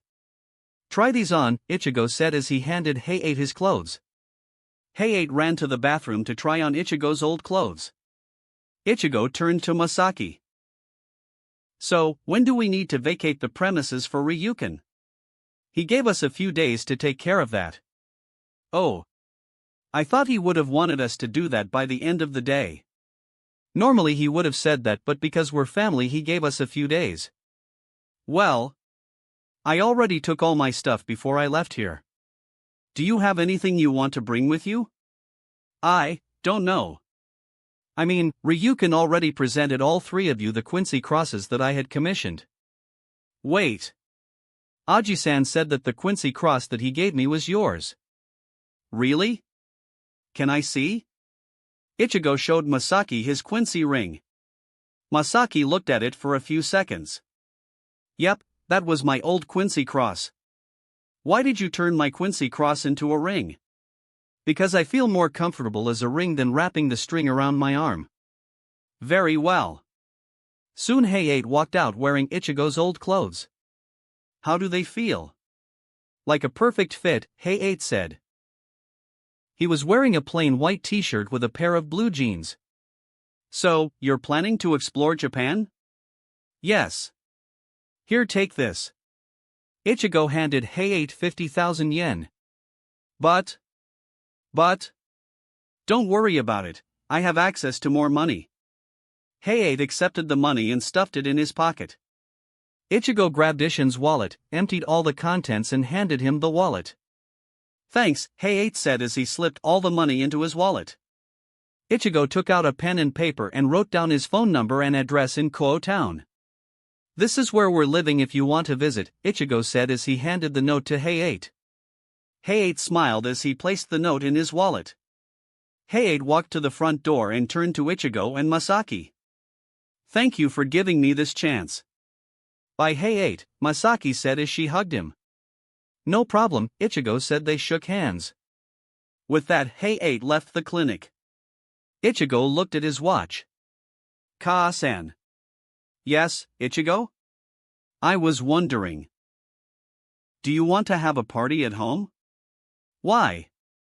Well, I was planning to invite the other peerage members so everyone could meet each other, Ichigo suggested. Sure. I think it's a good idea. Ichigo sat down as he prepared to contact all of his long-distant peerage members. Hey Tear. Hey Nell. Yes, Ichigo? Tear replied. Are you too busy at the moment? Not really. Everything in Hueco Mundo is good, why? Well, I was talking with a few other peerage members and they were interested in meeting everyone in the peerage. So, I decided to call everyone to see if they are available right now. Sure. Let me get Nell. Great. I'll be there in a bit. Ichigo ended the connection to Tear and opened another one to Yasaka. Hello, Yasaka. Hello, Ichigo. Is there anything I can do for you? I was wondering if you and Kuna were busy at the moment. Kuna should be wrapping up some classes while I'm working on some paperwork. Why? Kasan and I were talking about the various peerage members and she mentioned that she wanted to meet everyone. So, I decided to have a little party at my house. I see. Kunu and I should be available to attend. Great, I should be able to pick you two up in a bit. Great. See you soon. Ichigo ended the connection to Tear and opened another one to Akua. Hello, Akua? Ichigo asked. Ichigo waited a few seconds and heard no reply. Akua, this is Ichigo, please respond. Ichigo waited for a few more seconds before he heard a reply. Ichigo, is this you? Akua replied. Yes, Akua. Why are you contacting me? I was calling to see how your mission is going? Very difficult. How come? I managed to find the targeted demographic. Who?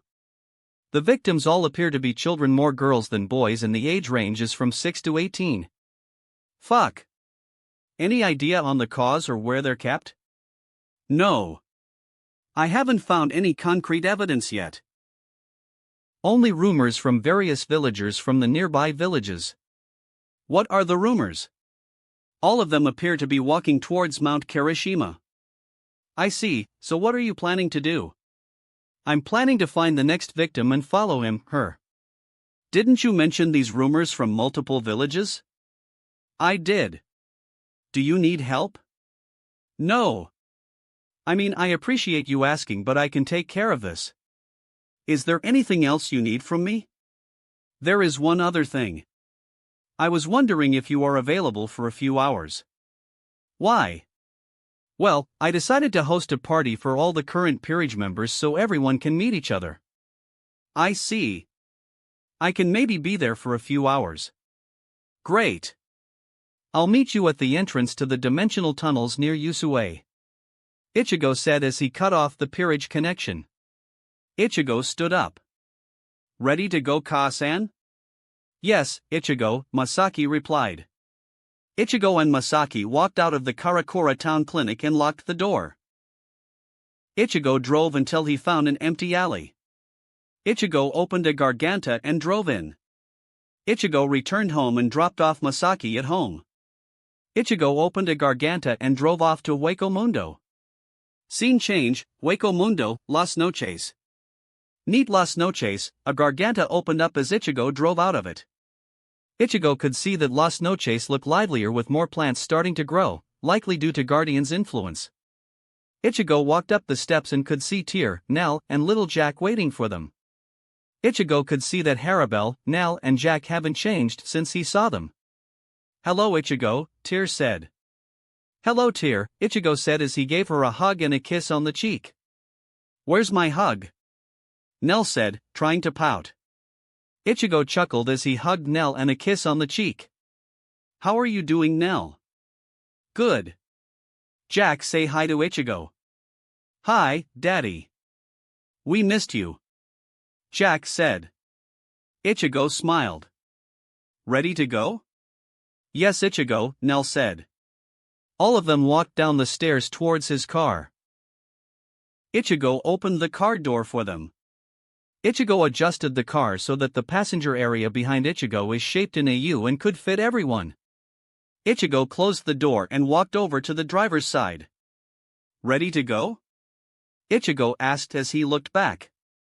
Ichigo could see Nell and Jack bouncing on the car cushions. Yes, Ichigo. We're ready. Tear said. Ichigo started the car. Nell, Tear, and Jack were startled at how loud Ichigo's engine is. Ichigo opened up a Garganta and drove in. Next destination. Kyoto. Scene change, Kyoto, Yasaka's temple. A Garganta opened up in a secluded area of Yasaka's temple. Ichigo drove out the Garganta, drove right in front of Yasaka's temple to see Yasaka and Kunu. Ichigo got out of the driver's spot and approached Yasaka. Hello Ichigo, Yasaka said. Hi Papa, Kunu said. Hello Yasaka, Ichigo said as he hugged her and a kiss on the cheek. Ichigo took a knee and hugged Kunu. Are you two ready? We are, Yasaka said. Ichigo walked down to the passenger side and opened the door. Yasaka and Kunu walked in and met Tear, Nell, and Jack. Yasaka and Kunu meet Tear Harabelle, Neliel Tuo Delschwank, and Jack. Tear Harabelle, Neliel Tuo Delschwank, and Jack meet Yasaka and Kunu. Ichigo said as he closed the door and ran over to the driver's side. Ichigo used his mirrors to check up on the girls. Ichigo could see Yasaka and Tear politely talking, while Kunu and Jack are joking with each other under Nell's supervision. Ichigo chuckled as he started up his car and drove until he found a nearby dimensional tunnel and entered it. Scene change, Kyushu Island, Usue. Ichigo drove out of the Garganta and immediately, and safely, stopped the car right in front of Akua. Ichigo walked out of the car and gave Akua a friendly hug. "Hello, Akua." "Hello, Ichigo. Ready to go?" "I am." Ichigo walked Akua to the car and opened the door. Akua could see Tear, Nell, Jack, Yasaka, and Kunu sitting there. "Hello, Yasaka-heim." "Hello Akua, for now, please call me Yasaka," Yasaka replied. "Akua, you already know Yasaka and her daughter Kunu, meet Tear Harabel, Neliel Tuo Delschwank, and Jack." Tear Harabel, Neliel Tuo Delschwank, and Jack meet Akua. Ichigo said. Ichigo closed the door as Tear began the introductions. Ichigo went to the driver's side and started up the car. Ichigo opened up a Garganta and drove straight in. Scene change, Koho Town, Kurosaki House. A Garganta opened up in the backyard of the Kurosaki house. Ichigo redirected the car and parked in front of the house. Ichigo walked out of the driver's side and opened the door for everyone to get out. Tear, Nell, Jack, Akua, Yasaka, and Kunu were staring at the four-story house in front of them. The house in front of them appears like an apartment building. They could a large sign above the door that reads Kurosaki Clinic. Ichigo walked past them to the side of the building. Everyone follows Ichigo to see that there's a set of stairs. Ichigo walked up the set of stairs. Everyone followed up the stairs. Ichigo opened up the door to reveal a modern-looking house. Ichigo guided the guests to the living room, where EU and Ophis sat. Ophis remained in her adult form holding little Nyx in her arms. While Yuzu and Karen were taking notes of something Valiona was telling them while Kazara held Shinshin in her arms. "Hey guys," Ichigo said. Everyone turned to Ichigo. "Where is Kaa-san?" "I'm coming," Masaki said as she walked out of the kitchen. "Can everyone sit in a circle?" Ichigo requested. "But I still got food cooking in the kitchen." "I got it," Ichigo said as he sent Yawatch to take care of the cooking. Ichigo sat down next to Ophis. "We're going to start with our name, the chaos piece that was used, if one was used. What being are you and an interesting fact about you," Ichigo said. Everyone nodded. "My name is Kurosaki Ichigo. I possess the King Chaos piece. I am a Shinigami, human, hollow and Quincy hybrid. A unique fact about me is that I have 10 different beings inside my head," Ichigo said as he summoned everyone, except for Yawatch who was taking care of the cooking. "I'm Zangetsu, one of Ichigo's Zanpakuto. I'm Kyoka Suwajetsu." Ichigo and Kyoka could see Nell and Tear widen their eyes in surprise.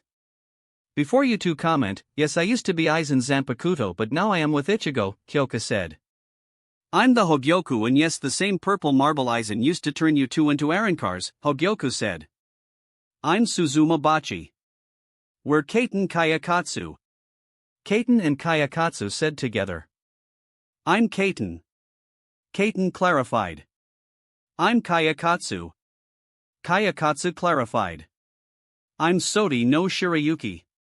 Call me Shirayuki." "I'm Yawatch." Yawatch said as he carried a few plates of sandwiches. "I used to be a part of Yohabaha but I betrayed him for Ichigo. Now the best for last. I'm Mysteria." Mysteria said as spotlights shined down at her. "Mysteria," Ichigo said as he glared at her. "Fine." She pouted as the spotlights disappeared. "My name is Ophis. I am known as the Ouroboros Dragon and I represent infinity, chaos, and nothingness. I possess the Queen Chaos piece." Ophis slightly raised Nyx up. "This is my daughter Nyx." "Ah," the lady said seeing baby Nyx. "My name is Euclawood Hellscythe, please call me EU. I possess the other Queen Chaos piece. I hate peeling fruit rinds." My name is Tyr Harabel. I possess the Night Chaos piece. I am an Arankar. Excuse me. What is an Arankar? Kahlua asked. Do you know what a hollow is? I do. So, an Arankar is a hollow that rips off their mask and obtains Shinigami powers. Tyr explained. Interesting. I'm Neliel Tuo Delschwank, please call me Nell. I also possess the Night Chaos piece. I am also an Arankar. Nell stopped to lift Jack up. I'm Kurosaki Karen, one of Ichigo's sisters. I also possess the Pawn Chaos piece. I am a Shinigami Quincy hybrid. I'm Kurosaki Yuzu, the other sisters. I also possess the Pawn Chaos piece. I am also a Shinigami Quincy hybrid. I'm Valiona. While I'm Kizara. We're Ichigo's dragon familiars.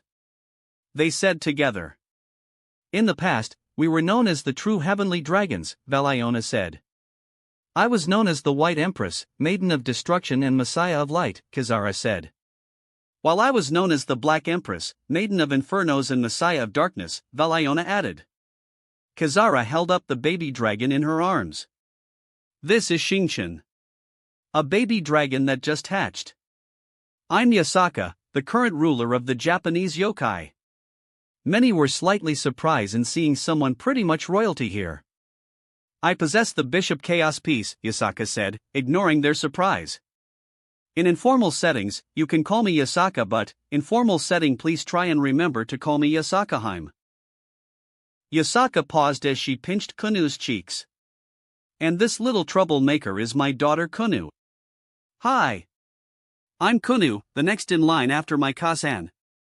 I'm 10 years old. Wait. Kunu, you're 10 years old. You look like a 6-year-old. Ichigo, the reason why Kunu looks like that is due to Kitsune genetics. We age at a slower rate and also cause us to be pregnant for a longer amount of time. Yasaka explained. Ouch. Everyone except for Akua, Tyr, and Nell said. I'm Kurosaki Masaki. I am Ichigo's mother. Just like my daughters, I possess one of Ichigo's Pawn's Chaos pieces. I am also a pure-blooded Quincy. Due to the fact I died before, I am under the name Kurosaki Misaki. Hello, I'm Shuzen Kahlua. I'm Mocha's older sister and Akua's younger sister. I also possess a Pawn's Chaos pieces. I'm a vampire who is trying to learn to be a doctor to help people. I'm Akashiya Mocha. Both Akua and Kahlua are my older sisters. I also another Pawn's Chaos pieces. I'm a vampire who is Ichigo's girlfriend. Mocha said as she hugged Elizabeth. This is my daughter with Ichigo, Elizabeth. Hi. She said. Hello, I'm Shuzen Akua. Both Kahlua and Mocha are my younger sisters. Just like my sisters, I possess a Pawn's Chaos pieces. I'm a vampire. I'm currently on a mission for Yasakaheim. Akua, I thought I told you to only call me Yasakaheim when we are in a formal setting, Yasaka said. Akua replied most appropriately, by sticking her tongue out. Everyone laughed at this and the conversations began. The conversation started with a simple question. What's your favorite color? What is your favorite food? What's your favorite memory? Slowly the questions evolved into more complex questions. How did you meet Ichigo? What abilities do you have? Elizabeth practically dragged Kunu to her room to play when she got bored, while all the ladies were taking. Zangetsu and Yawatch returned to Ichigo's mindscape. Ichigo slipped away to start cooking for dinner. Slowly the aroma started to travel around the living room. Now the questions became theories of what Ichigo was cooking. Everyone go wash your hands. Ichigo called out from the kitchen. Everyone quickly went over to the bathrooms and washed their hands before sitting down around the dinner table. Yawatch and Zangetsu reappeared to join for dinner. Ichigo pushed a cart towards the dinner table. Everyone could see one large rice cooker on the first level of the cart with 26 bowls and pairs of chopsticks. On the second level of the cart, everyone could see 26 covered bowls. Ichigo began to scope rice for everyone. Ichigo used Script V, the Ventus, to pass the hot bowls of rice to everyone. Ichigo grabbed one of the mysterious bowls. "Please don't open these until I tell you to," Ichigo instructed as he passed out the mysterious bowls to everyone. With the last mysterious bowl passed out, Ichigo sat down. "Itadakimasu." Everyone shouted as they took the cover off the bowl. The bowl revealed to be furicake. Unlike normal furicake, this one is made from chicken broth and egg curds. Everyone poured a little furicake on top of the rice. They were amazed as the heat from the rice melted the chicken broth, coating the rice and egg curds with chicken broth. Everyone began to devour their bowls. The dish was so good they ate bowl after bowl of the rice with furicake. Ichigo was smart enough to make extra furicake if needed. Eventually, everyone was full and began to enter the state of food coma. Ichigo managed to persuade the others to stay for the night. Ichigo helped everyone get ready for bed. Eventually, Ichigo collapsed on his bed as he entered his food coma. Chapter 28, Arc 6. Ichigo opened his eyes, let out a big yawn and tried to stretch his body. Ichigo quickly realized that his arms were stuck. Ichigo moved his head to see what happened. Ichigo managed to wake up Suzumabachi, who shrunk down and slept Ichigo's forehead. "Sorry," Ichigo said to them as he moved his head to see that Mocha and Ofus had lain on his left side, while Iyu and Yasaka controlled the right side. Ichigo raised his head slightly to see that Kayakatsu slept on his chest. Ichigo managed to see left leg is occupied by Nell and Shirayuki, while his right leg was occupied by Tear and Kaiten. Ichigo quietly chuckled seeing this. Ichigo gently shook his arms and legs. "Ladies, it's morning," Ichigo said. Ichigo could hear the moans and groans from the girls. "Come on," Ichigo said as he managed to slip out of their grasps. Ichigo went to the bathroom to wake up and wash his hands. Once he was done, Ichigo walked down to the kitchen and got started with making breakfast and coffee. He decided to make pancakes for everyone, proceeding to get out the all-purpose flour, baking powder, salt, sugar, milk, egg, and melted butter. Ichigo started by mixing the flour, baking powder, salt, and sugar. After that, he mixed in the milk, eggs, and melted butter. Ichigo carefully poured some of the pancake batters on a hot pan. With that, he began to cook a lot of pancakes for everyone in the house. Slowly, everyone began walking downstairs. Ichigo placed a hot pot of coffee on the counter with a stack of cups, a bottle of creamer and a can of sugar next to the pot of coffee. "Thank you," everyone said as they made their cup of coffee. "Breakfast will be ready in a few minutes, please sit around the dinner table," Ichigo said. The mob moved to the dinner table and sat around. Ichigo began to send plates of pancakes to everyone sitting down. Everyone could smell the amazing aroma from the pancakes. Soon everyone had their plate of pancakes. Ichigo carried his plate to the dinner table and sat down. Ichigo looked and noticed Akua wasn't here. "Anyone know where is Akua?" "Akua left in the middle of the night," Valiona said. "She wrote a note for you." Valiona handed Ichigo the note. "Dear Ichigo, thank you for the food. It was very delicious. I hate myself for being defeated by such a simple dish. Anyways, I am sorry for leaving in the middle of the night. I want to complete my mission." Akua wrote. Ichigo chucked at her letter before burning the letter. "Itadakimasu." Everyone shouted as they began to eat the pancakes. Once again, everyone was treated by a delicious dish prepared by Ichigo. "Gokisu sama desu." Everyone shouted once they all finished the dishes. Ichigo walked up and began to collect all the dishes. Suddenly Masaki took the dishes out of Ichigo's hand while Yuzu, Karen, Tear, and Yasaka forced Ichigo to sit down. "Ichigo, you cooked of all of us. You're not going to clean the dishes as well," Masaki said. Ichigo sighed. "Okay, Kasan," Ichigo said. "Tear, Nell, Jack, Yasaka and Kunu, do you want me to take you back?" "That would be appreciated," Tear said. "Yes, Ichigo," Yasaka said. All of them left the house and entered Ichigo's car. Ichigo quickly dropped all of them off and returned home. Ichigo walked up to see Masaki, Kahlua, Yuzu and Karen working on the dishes. Yuzu, Karen, come over here please, Ichigo said. Yuzu and Karen dried their hands and walked over to Ichigo. Yes, Ichi-nii? Yuzu asked. Both of you go change. Is this our date? Karen asked. Ichigo nodded. Yuzu and Karen ran upstairs.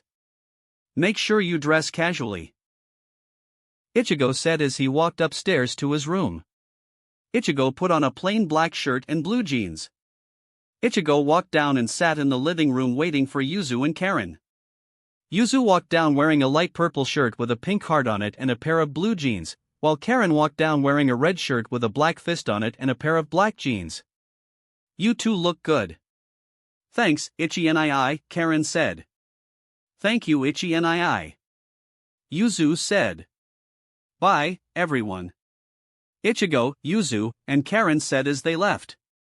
They all entered the car and Ichigo drove off. Where are we going? Yuzu asked. Not telling, Ichigo replied. Come on, Ichi-nii. Give us a hint. Nope. Ichigo turned on the radio to tune Yuzu's complaints out. In the middle of the song, the announcer abruptly cut in. Sorry for interrupting your broadcast, but we have some breaking news. Ichigo turned the radio up a little. The Ueno Zoo, located in Tokyo, is closed due to the sudden disappearance of all of their animals. According to the report, the culprits appear to be men wearing animal masks. If you have any information, please report it to the police. Dang it, Ichigo said. You were planning to take us over there? Yuzu said. I was, since I remembered both of you enjoying going there when you two were younger. Ah. Ichi-nii. The girls said. Does this mean our date is cancelled? Yuzu asked. Not fully. I planned another event in the evening to take both of you. Let's investigate the mystery, Karen suggested. That's a good idea. Yuzu said. Nope. We're not going to get involved with this. Let the police investigate this since the culprits appear to be just normal humans. Come on, Ichi-nii. We can handle a few normal humans. Karen said. For the last time, Karen, the answer is no.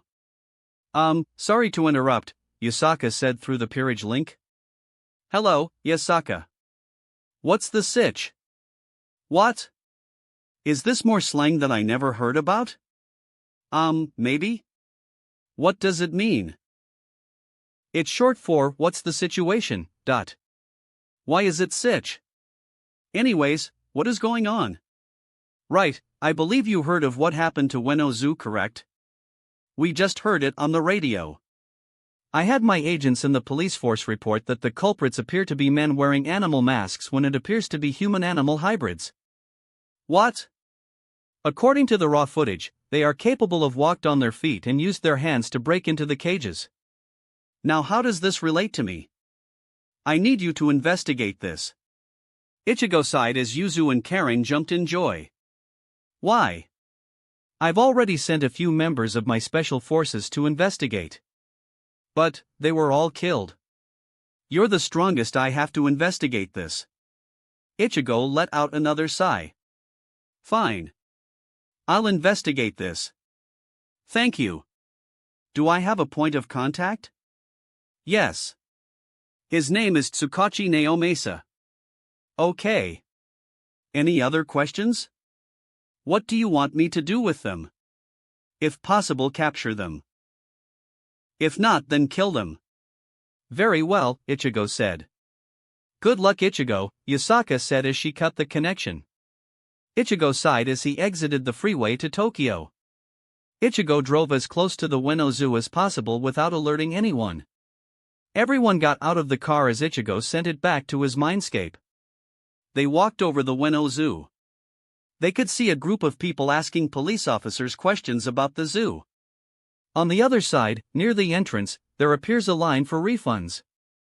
Girls, why don't you try and get in line while I talk to the officer, Ichigo suggested. Ichigo walked over to the nearest officer. Hey! the officer yelled. Ichigo stopped walking and pointed to himself. Yes, you. Stop walking towards the barrier, you delinquent. Ichigo sighed, seeing the officer's bias reason to his hair color. I'm not a delinquent, I was born with orange hair. Lies.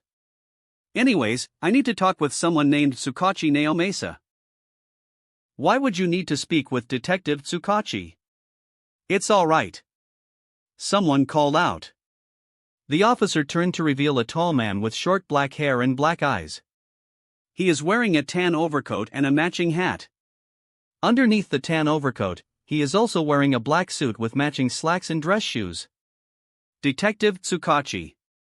The officer said as he lifted the caution tape for Detective Tsukachi to get through. Detective Tsukachi walked towards Ichigo and pulled him past the caution tape. You must be Ichigo. Yasakaheim informed me that you're going to investigate this. I am. How do you know about Yasakaheim? I could tell that you're not a yokai. That's correct. I am not a yokai. But, my wife was one. My wife informed me about the yokai world and Yasakaheim added my name to the list of people who are aware of the secret. Interesting, can I see the raw footage? Sure. I doubted that the raw footage could help much. Detective Tsukachi guided Ichigo to the camera room. Ichigo could see that there's a trail of blood from the camera room to the outside. Once Ichigo entered the camera room, Ichigo could tell that there was a struggle in here. Detective Tsukachi walked over the bloodstains as he began to play the footage. Ichigo could see that the culprits entered from the back gate. The first culprit appears to have red hair with razor-sharp teeth and has the appearance of a reptile with fish-like qualities. His body appears to consist of a hard green outer shell, which is covered in spines. The second culprit appears to have the upper torso of a four-armed gorilla, and a lower torso of a fiddler crab. The third culprit appears to have the head of a spider, 6 eyes, and 3 pair arms. The first two culprits would break into the cages and the third culprit would bite the victim, leaving the victim in a paralysis/unconscious state. After that, the third culprit would spit out webbing to wrap around the victim. Eventually, they had all the animals and humans were wrapped up. The culprits grabbed all the wrapped up victims and began to carry them away. Do you have any idea where they could have gone? As of right now, no. We're currently reviewing footage from the nearby cameras. I see, thank you Detective Tsukachi, Ichigo said. Detective Tsukachi escorted Ichigo back to the front entrance of the zoo. Ichigo got out of the zoo and noticed the refund line is gone. Ichigo looked around and couldn't find Yuzu or Karen. Yuzu. Karen. Ichi-nii. Ichigo turned to see Yuzu and Karen walking towards him with ice cream in their hands. Ichigo noticed that they weren't alone. There were 2 other people behind them. Ichigo recognized who it was. Anagiyo-san and Kaoru, Ichigo said. Ichigo, I told you, you can call me Ikumi, Ikumi replied. My bad. You two were planning to go to the zoo as well. We were. Suddenly Ikumi smacked Ichigo on the head. Ow! He yelled. What was that for? That's for dropping your sister off here while trying to find parking. Ichi-nii. Ichigo turned to see Yuzu handing Ichigo some money. Here the rest of the money for the tickets. We used a bit to buy the ice cream. No problem, Ichigo said as he put the money in his wallet. They all moved to a picnic table to talk and eat their ice cream. Kasen, Kaoru said. Yes, Kaoru? Ikumi replied. We're going to go to the restroom and wash our hands. Go ahead. Kaoru, Yuzu, and Karen went to the restroom to wash their hands. So Ichigo, what happened to the clinic? A few months ago, I decided to move out of the house.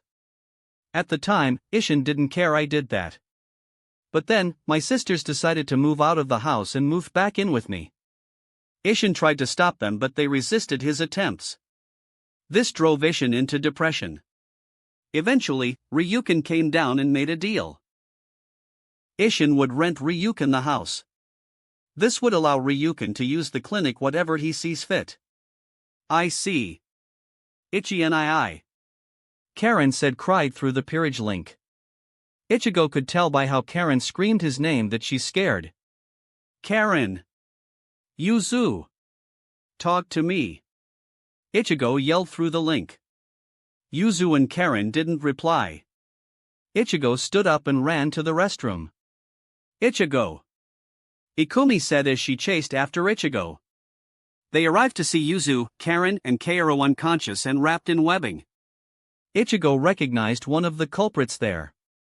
However, the other two were different. The new first culprit has angel-like wings on his back and bird-like talons for feet. His facial features and hair resemble a human's, albeit his mouth resembles a beak. While the new second culprit strongly resembles a minotaur. Bihorn. Inzaghi. Take the food to mother. The new first culprit said. Yes, sir. The other two culprits said as they grabbed the three children and ran away. Ichigo, what is that? I'm sorry. Ichigo placed his hand over Ikumi's eyes. Inamuri. Ikumi's eyes dilate several times before they fall unconscious. Ichigo caught her and leaned her unconscious body on a nearby tree. Ichigo then looked at the first culprit. Do you have a name? I do. My name is Colt. Very well, Colt. Why are you kidnapping all the animals and people? It's all for mother, Colt said as he got into a fighting stance. Normally, I would like a fair fight with you, but... Ichigo Shuunpei'd right in front of Colt's face and punched him in the chest, sending him flying a few feet away. You just kidnapped my sisters right in front of me. Ichigo took out Summon Suzumabachi. Sting all enemies to death, Suzumabachi, Ichigo said as the butterfly knives transformed into his gauntlets. Suddenly Ichigo could see something flying towards him. Ichigo recognized that it was Colt. Die! Colt yelled as he aimed a downward sidekick. Ichigo jumped away from Colt's attack, forcing Colt to strike the earth. Gah! Colt yelled from pain. Ichigo had changed Suzumabachi venom from killing to paralyze. Ichigo Shuunpei'd right behind Colt and stabbed him in the neck. Gah! Colt said before the paralysis took effect. Ichigo carried Colt's body right next to Ikumi's. Kyoka and Suzumabachi, can you two come out here? Ichigo requested. Yes, Ichigo? Kyoka said. Need some help? Suzumabachi asked. Kyoka, can you watch over the bodies here, while Suzumabachi drags all the bodies that I paralyze back here? Sure. Suzumabachi said. Very well, Kyoka said. With that, Ichigo began to trace Yuzu's and Karen's Ryatsu trail. Scene change, forest. Ichigo managed to trace Yuzu's and Karen's Ryatsu trail into the forest. Ichigo managed to find a blocked trail in front of him. Ichigo raised his hand and activated Script-G, the Gaia, and forced the rock away. Ichigo continued down the tunnel, following Yuzu's and Karen's Ryatsu trail. Halt! Someone said. Ichigo looked to see a panda with baggy clothes and a cross necklace. The panda got into a fighting stance, facing at Ichigo.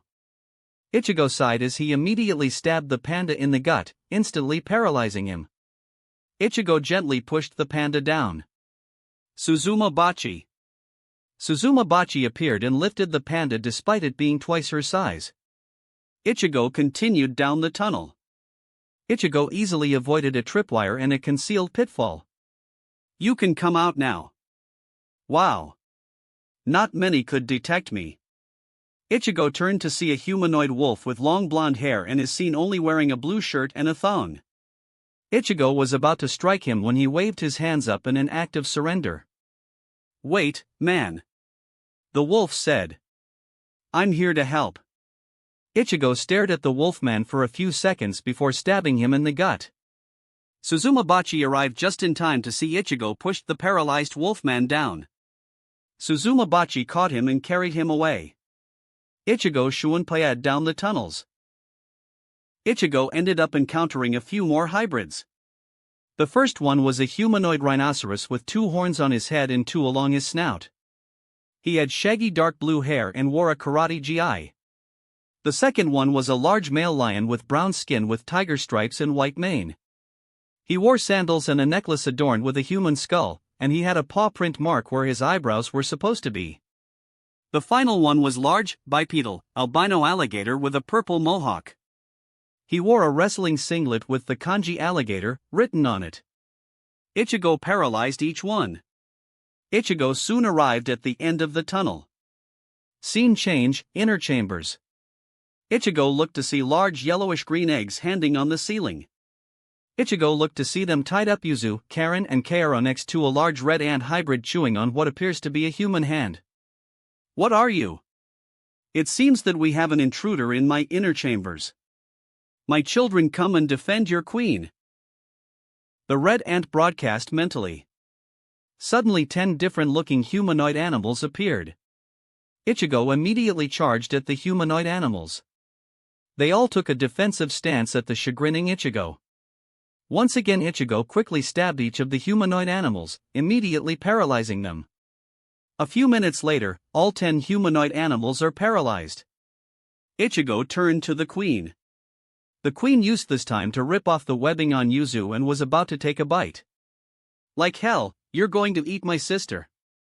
Ichigo thought as he shuanpied and stabbed the queen straight through the face. Ichigo managed to rip Yuzu out of her arms. Luckily, Yuzu is still unconscious. Ichigo turned to see all the victims' ghosts appearing. Ichigo sighed as he sealed Suzumabachi. Ichigo began to perform kanso by gently tap each of the adult ghosts' foreheads with the Suzumabachi's sealed hilt. Ichigo had to comfort all the little children who were nervous about going to Soul Society. At this time Yuzu and Karen managed to fight off the spider venom from early and woke up. Thank goodness you two woke up. Please help me comfort these kids so I can kanso them. I'll explain everything after. Ichigo asked through the peerage link. Yuzu and Karen began to help comfort all the little children. Yasaka, can you hear me? You finished the mission? I did. I have all of them paralyzed. Okay. Where are you right now? I'm in a tunnel not that far from the zoo. I see. I will have my men begin to look for you. Also Kyoka should be outside with a few of the paralyzed culprit.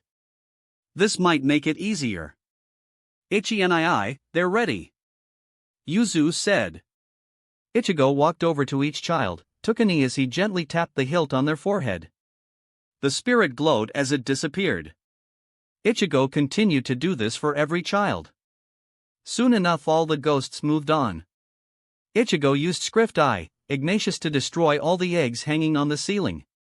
After that Ichigo used Script V. The Ventus to lift all the paralyzed members out of the cavern. Ichigo carried the unconscious Kaoru in his arms. Yasaka, do you want to listen to the full story? Sure, Yasaka replied. So Ichigo told Yasaka, Yuzu, and Karen what happened. Eventually, they all got out of the cave to see Kyoka talking with a man of about 30, with shoulder-length black hair and green eyes. He noticed them walking out of the cave. You must be Kurosaki Ichigo. I'm Kurusu Kigo, member of Yasaka's Yokai Watch. Yasaka, is this guy serious? Yes, he is one of my men.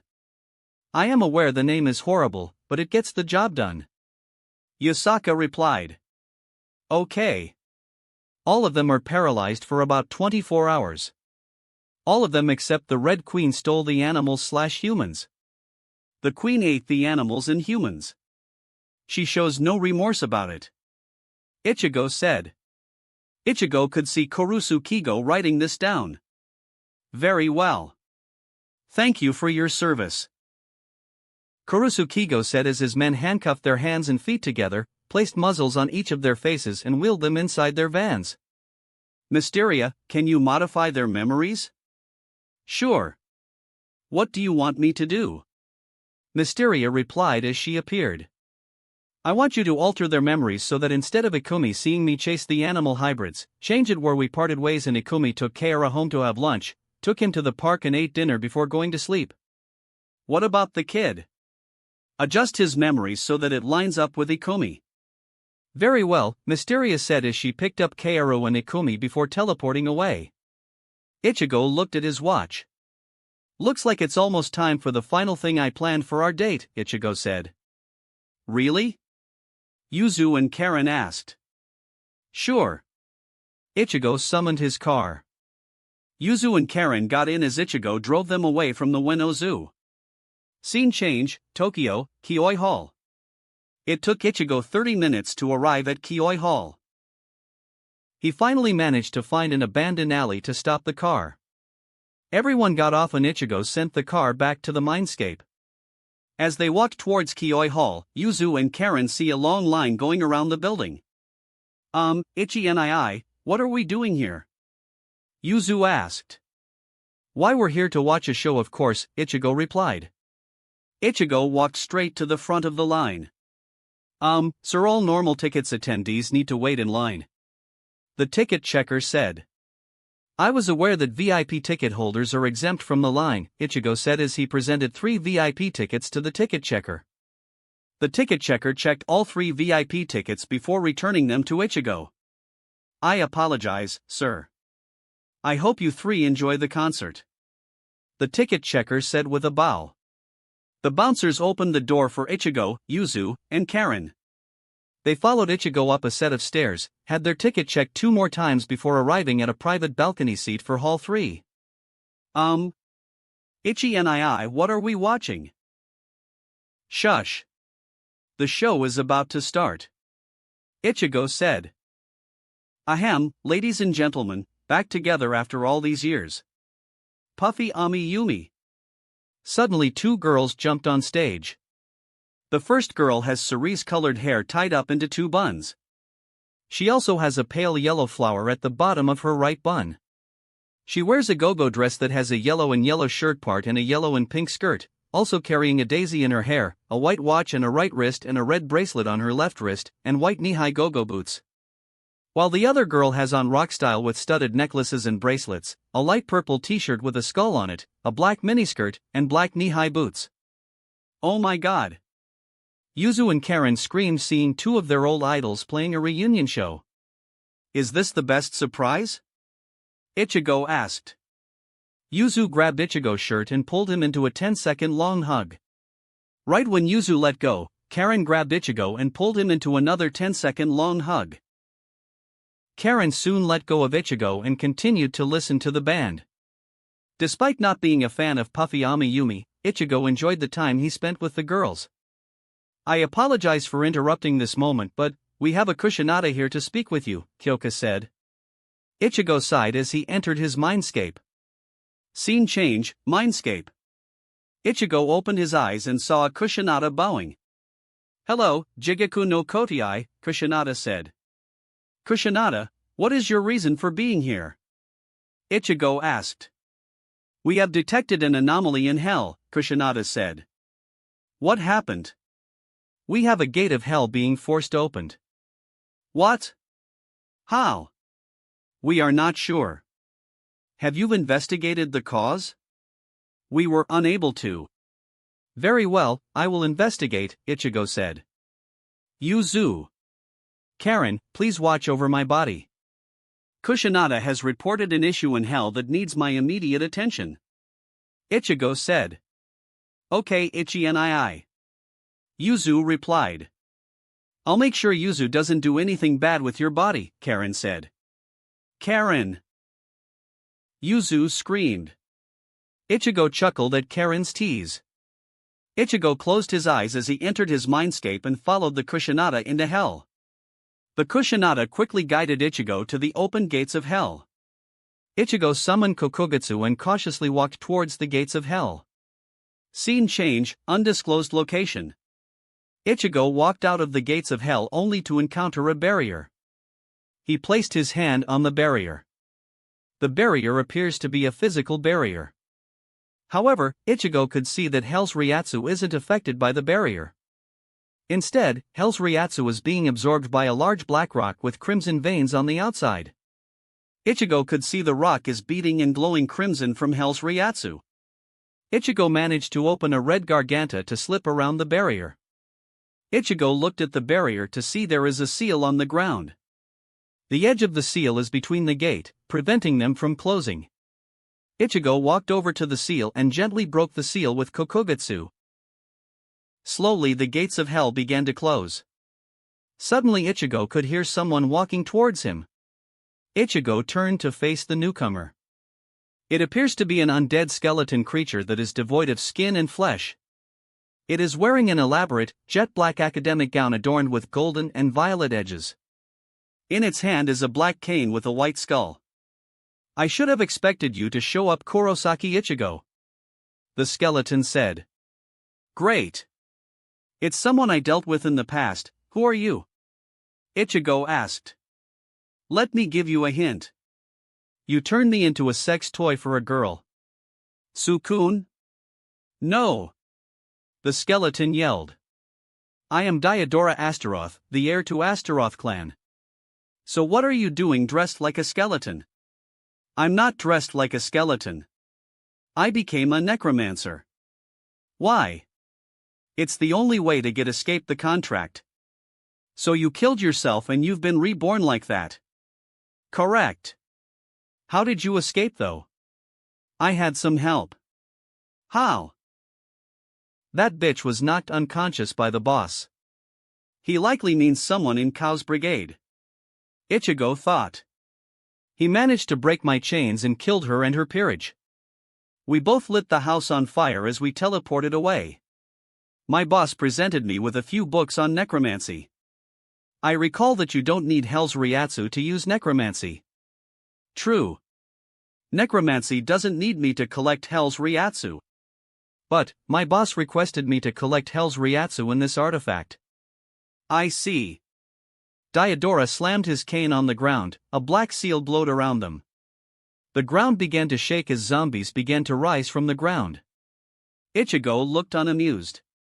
Diodora interpreted Ichigo's lack of reaction as shock and began to laugh maniacally. "Are you amazed? Are you done?" Ichigo asked them, are surrounded by resurrected zombies. "Honestly, I'm disappointed." "Why?" "Because I can do this." Ichigo pointed his hand in front of a zombie, pretending to hold a gun. Bang, Ichigo said as a ball of hellfire flew at the zombie, instantly destroying a couple of zombies. The zombies stood no chance, as Ichigo quickly destroyed Diodora's entire zombie army with hellfire. "No, no. I will not be defeated like this," Diodora yelled. He tried to summon a teleportation seal. Ichigo quickly summoned the chains of hell and had them wrap around Diodora. "Let me go," Diodora yelled as he tries to escape the chains of hell. "Diodora, you're a devil and you should recognize what these chains are." Ichigo walked towards the bounded Diodora. "Where are the true leaders of the Kao's brigade in Clippeth?" "I'll never tell you," Diodora yelled. Ichigo shook his head. Ichigo snapped his fingers as the chains of hell pierced Diodora's skeleton body. "Gah! Let's see if meeting the Kusinada will make you want to talk to me." The chains of hell began to pull Diodora. "Wait. I'll talk." The chains stopped. "We've got 945 active members of Kao's brigade and 45 of them are a part of Clippeth. I don't know where the leaders are. They contact us." "How?"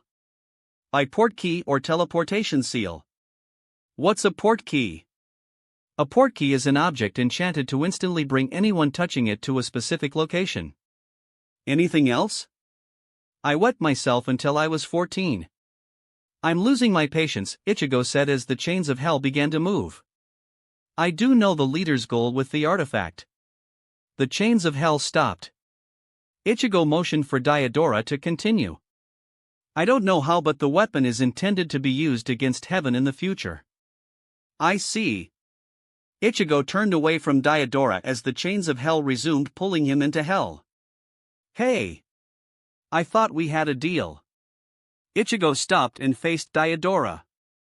"If you could recall, we never had a deal," Ichigo said as he walked away. "Damn you!" Diodora yelled as the chains of hell finished pulling him into hell. Ichigo walked over the black stone. Ichigo picked up the stone. Ichigo could feel something is moving in the black stone. No, it can't be. Ichigo thought as he realized the black stone isn't an artifact. It's an egg to a creature. Knowing my luck, it's a dragon egg. Ichigo sent the egg into his mindscape for safekeeping. Ichigo explored the cave to see if there is anything Diodora or his boss left here. Ichigo found nothing. Ichigo destroyed the cave with a blast of hellfire. With his investigation completed, Ichigo opened a Garganta and returned to the theater. Scene change, Tokyo, Kioi Hall. Ichigo opened his eyes to see Yuzu and Karen out of their seats near the balcony singing along with the band. Last part of the song. Ami yelled. All together now. Yumi yelled. Kaio emo kutsu roro wa mamoru yo. Today we will uphold traffic laws. Ami and Yumi yelled. Teen Titans. The repeated audience yelled. Teen Titans opening song. I forgot they wrote it. Ichigo thought to himself. Tsukikirai naku nan demo tabari yo. The repeated audience yelled. We will eat everything there is. Ami and Yumi yelled. Teen Titans. The repeated audience yelled. Jishin Kaminari Kaji Oyaji, earthquake, thunder, fire, or father. Kokugo Sansu Rika Shakai, Japanese studies, math, science, or society. Kawaiman wa nani mo nai, there is nothing to fear. Ami and Yumi yelled. Teen Titans. The repeated audience yelled.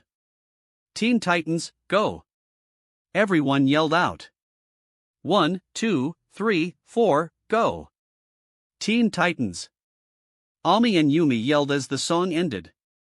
The theater was silent for a few seconds before everyone in the audience cheered and clapped. Ami and Yumi bowed as they left the stage. That was amazing. Yuzu said. I agree, Karen said. Before you go, there are a few booths outside of this hall that will be selling souvenirs. Not only that, but Ami and Yumi will also be hosting a meet and greet in an hour in Hall 1. Everyone stood up and began to quickly leave Kioi Hall. Due to Ichigo purchasing VIP tickets, they were able to leave Hall 3. I should get a set for Mocha too. Ichigo thought as they arrived at the souvenir booth. They purchased a set of soundtracks, a pair of Puffy Ami Yumi t-shirts and an exclusive Puffy Ami Yumi t-shirt for this event. They quickly lined up for the meet and greet. Once again, due to the VIP tickets, they were able to stand in an exclusive line. Yuzu and Karen were able to get all of their souvenirs signed by Ami and Yumi. They also allowed Yuzu and Karen to pose with them for photos that Ichigo took for them. Ichigo, Yuzu, and Karen finally left Kioi Hall. Yuzu and Karen were talking with each other about the entire day's date. Ichigo guided the girls to an unoccupied alley where he summoned his car. Everyone got in the car as Ichigo summoned a Garganta and drove the car into the Garganta. Scene change, Koho Town, Kurosaki House.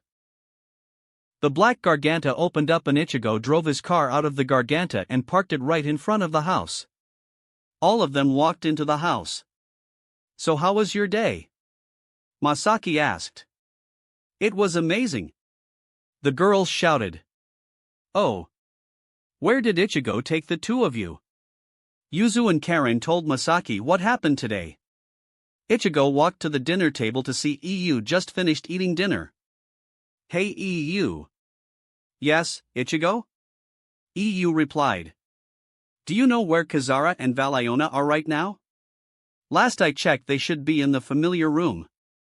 Familiar room? Surzex made a room for the familiars to roam around. Oh, that's something unexpected. It is.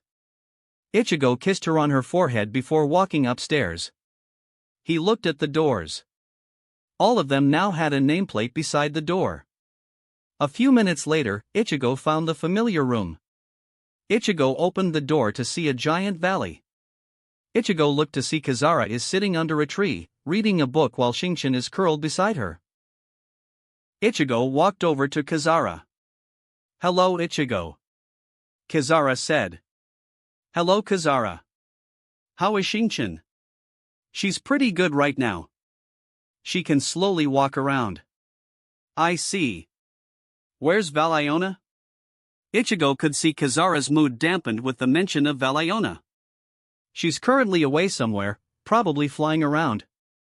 Why? I don't know. All I know is that Valiona doesn't want to help take care of Shinchin. Let me talk to her, Ichigo said as he walked away from Kazara. Don't bother. I've tried. Kazara hollered. Shinchin heard all the commotion and woke up. Don't worry about me. Go back to sleep. Ichigo used his familiar connection to find Valiona flying in the sky. Valiona. Please come here. Ichigo called out from through his familiar connection. Ichigo could see Valiona began to slowly descend to his location. A few seconds later, Valiona landed on the ground and transformed into her Dracaena form. Yes, Ichigo?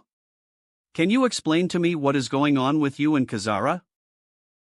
I don't know why, but Shinchin doesn't like me. Doesn't like you? Yeah, due to some dragon's elemental affiliation they wouldn't be friendly with each other. Kazara and I are excellent examples of it. I am a dragon of darkness while Kazara is a dragon of light. We are normally enemies. But with you as our master, our elemental affiliation is willing to work together since we both are bonded to you. I see, is that all? What? I'm asking, are you blaming this just simply on Shinchin? Of course it's just that. So you aren't jealous of Kazara because Shinchin likes her more? Ichigo laughed at Valiona's hesitation. This caused her to blush even more. Come on, Ichigo said as he motioned Valiona to follow her. Valiona sighed as she followed Ichigo. She already knew what's about to happen. They all arrived at the tree Kazara was at. Valiona, Kazara said as she glared at her. Kazara, I'm sorry for how I acted. Oh really? I am. I was jealous that Shinchin liked you more than I did. Kazara stood up. Shinchin got off her lap. She looked at Valiona in the eyes before flicking her in the forehead. Ow. What was that for? I did that because you were being stupid. Kazara then hugged Valiona. You two made up? We did a master. They said. Ichigo smiled. Good, because I have something that I need both of you to take care of. What? They asked. Ichigo summoned the black egg. I am not sure what this is, but I believe this is a dragon egg. Ichigo handed the egg to Valiona. It is a dragon egg, Valiona confirmed. It smells of fire and death, Kazara said as she pinched her nose. I stumbled on a necromancer forcing the egg to absorb Hell's Ryatsu. That idiot would have likely killed the egg, Kazara commented.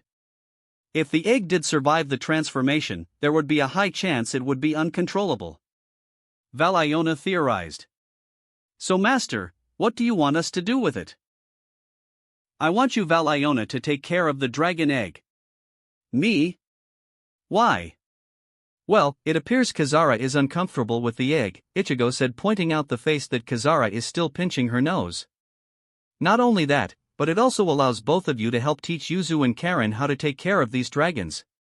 You intend for these dragons to be your sister's familiars. Valiona realized. I do. That would be a good idea, Kazara commented. But which dragon goes with which girl? Valiona asked. I'm planning to blindfold the girls and have both the baby dragons be a few meters away.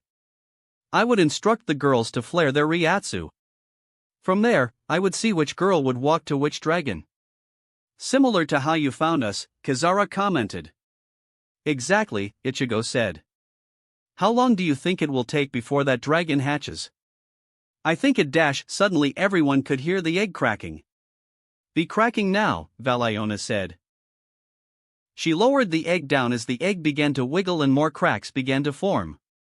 Soon the top of the egg fell off the egg to reveal a red dragon. It is mostly red and black. His head appears to have 3 horns. Just like Shinchin, this dragon appears to be capable of walking on its legs. The baby managed to break its shell as it slowly walks over to Valiona. Valiona grabs the baby and began to carry it. So what is the gender of the baby? Ichigo asked. It's a female, Valiona said. Damn it. I need to find some guy friends. Ichigo mumbled to himself. The girls laughed at Ichigo's misfortune. Anyways, anyone has any ideas on names?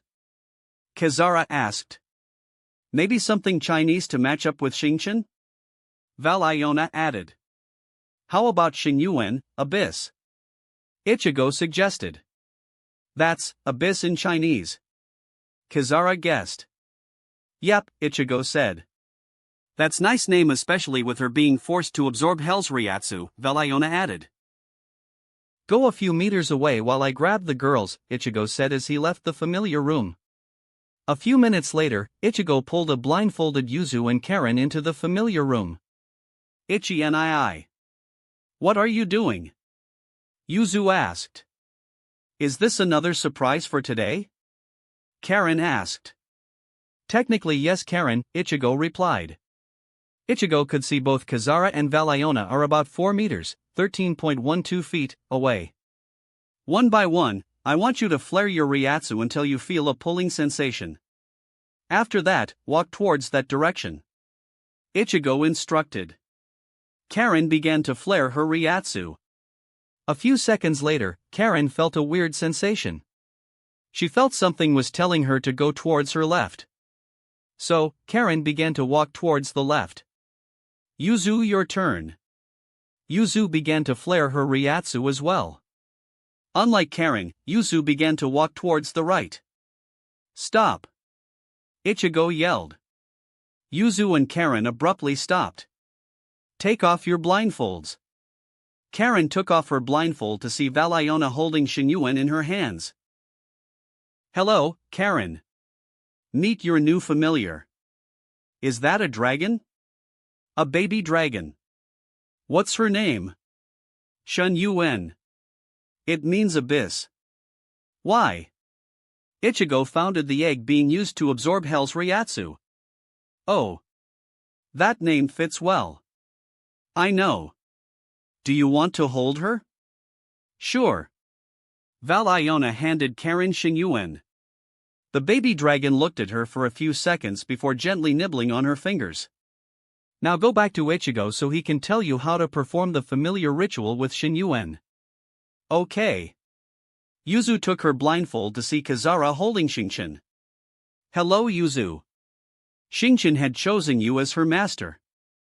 Really? Kazara nodded as she handed Xingqian to Yuzu. Yuzu began to tickle Xingqian's stomach.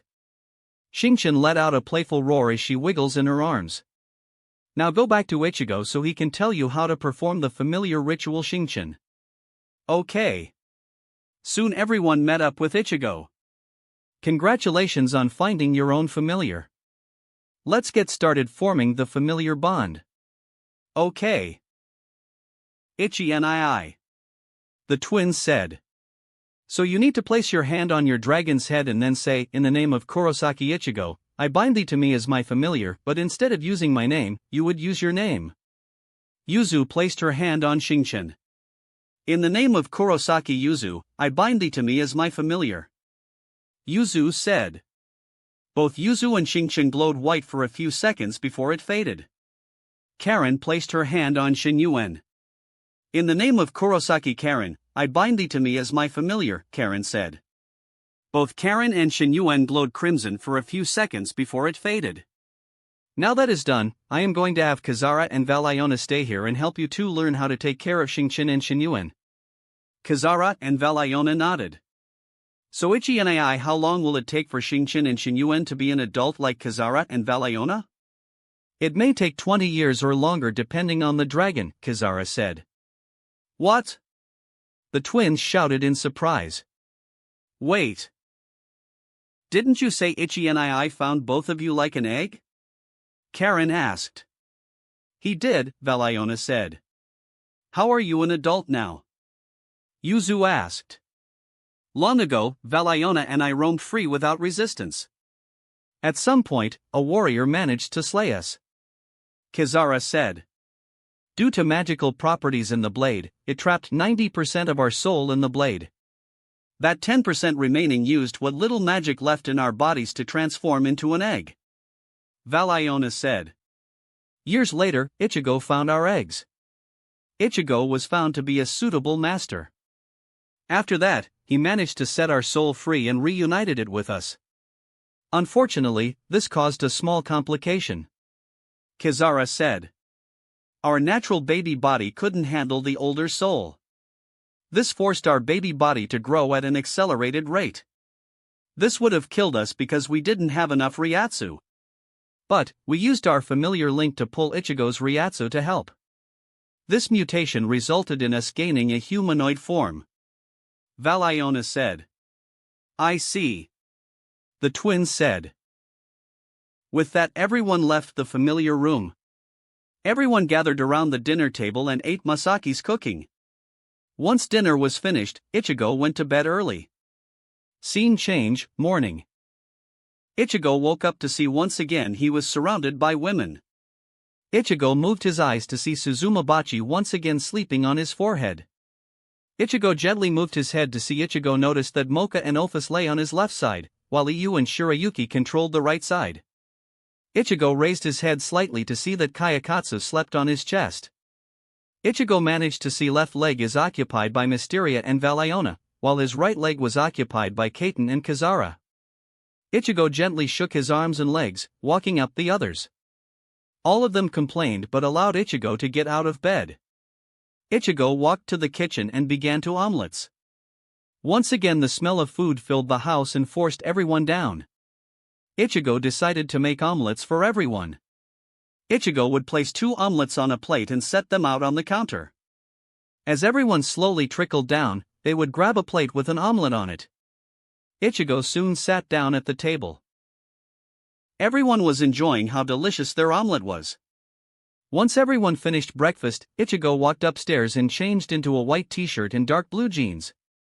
Ichigo said goodbye to everyone. Ichigo ripped open a garganta and jumped in it. Scene change, Kyoto, Yasaka Shrine. Ichigo popped out in front of Yasaka's shrine. Hello, Kurosaka-sama. Yasaka-heim is expecting you. One of the many maids employed at Yasaka Shrine said. The maid guided Ichigo Yasaka's room. Ichigo gently knocked on the door. Come in, Ichigo. Ichigo slid the door and entered Yasaka's room. Ichigo could see Yasaka fixing Kunu's robes. Papa! Kuna cried out and ran over to Ichigo. Hello, Kunu. Ichigo hugged Kunu. Ichigo looked up to see Yasaka amused. Hello, Ichigo. Yasaka. Ichigo hugged her. Ready to go? Where are you taking us? Oh, it's a little place called the Siriitii. Ichigo said. Yasaka lost her bearing. Wait, did you just said that you're taking us to the Siriitii? I did. How are we going to be able to be there since we aren't spirits? Oh, that's easy. Ichigo pulled out a gun. This is a nifty invention that I had Urahara create, Ichigo explained. With this gun, it transforms your living body into Reisher and your yokai into Ryatsu. Ichigo explained he fired the gun at Yasaka and Kunu. They both glowed white for a few seconds before it died down. Ichigo exited his human body. Ichigo made sure not to wear the special Haori he was presented. They walked out of Yasaka Shrine to the secluded forest. Ichigo summoned his car and opened the door for Yasaka and Kunu. They climbed in the car. Ichigo closed the door and got on the driver's side. Ichigo entered the car, opened up a garganta and drove straight in. Scene change, Siriitii, 12th Division. In the main computer hub of the 12th Division, various Shinigami was typing down something onto their terminals. Suddenly one of the many Shinigami typing abruptly stood up, knocking down the chair she was sitting in. She has long, purple hair, green eyes and large lips with pale skin. Third seat Akon. He shouted. A few seconds later, someone walked out of a hallway. What is it, Toryu? Akon asked. He is a tall man with short, spiky black hair, which has a distinguished hairline running through it. He has 3 small horns protruding from his forehead. He wears a laboratory coat over the standard Shinigami Shihakusho. We have detected a garganta opening up, she said. Where is it? Our scanners were unable to detect the exact location. Damn it. But we were narrow it down to somewhere in 30s West Rukongai. Were you able to detect the place of origin? No. I want all of you to investigate this, Akon ordered as he went to report this to Urahara. Scene change, Seoul Society, District 30 West Rukongai. In an empty forest clearing, a garganta opened up and a car drove out of it. Ichigo gently stopped the car. Ichigo turned to face Yasaka and Kunu. Welcome to the Rukongai. The Rukongai. I thought we're going to the Siriiti? Kuno asked. The Rukongai is for the powerless souls. Before I left the Siriiti, I made sure the Rukongai had Shinigami posted around to protect them and provide order.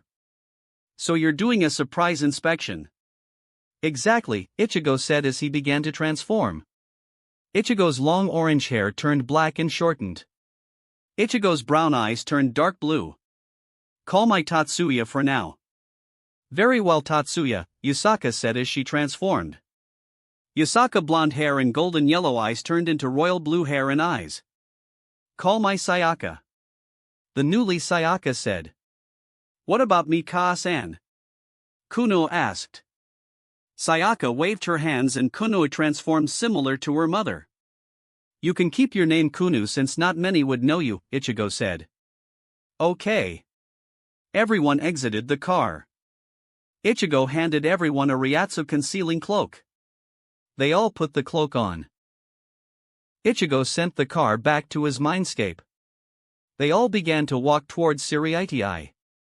It looks like we're back in time, Kuno commented. It does.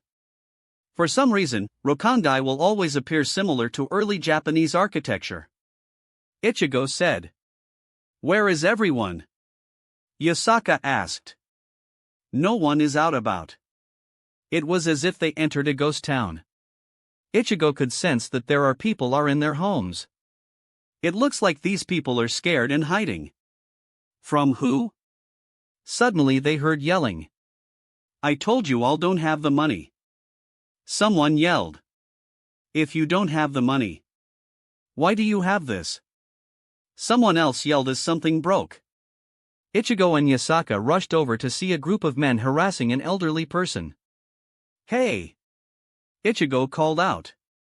All the men turned to Ichigo. Ichigo resisted letting out a groan. All of them were wearing a Shinigami Shihakusho.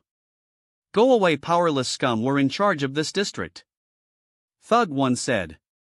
Ichigo walked over and began to crack his hands and neck. You're a disgrace to every Shinigami who fought and died in the line of duty. Please, how would you know about the disgrace, you powerless scum? Thug 2 said. Ichigo let out a sigh. Ichigo pointed his finger at the group of thugs. Show, Ichigo said.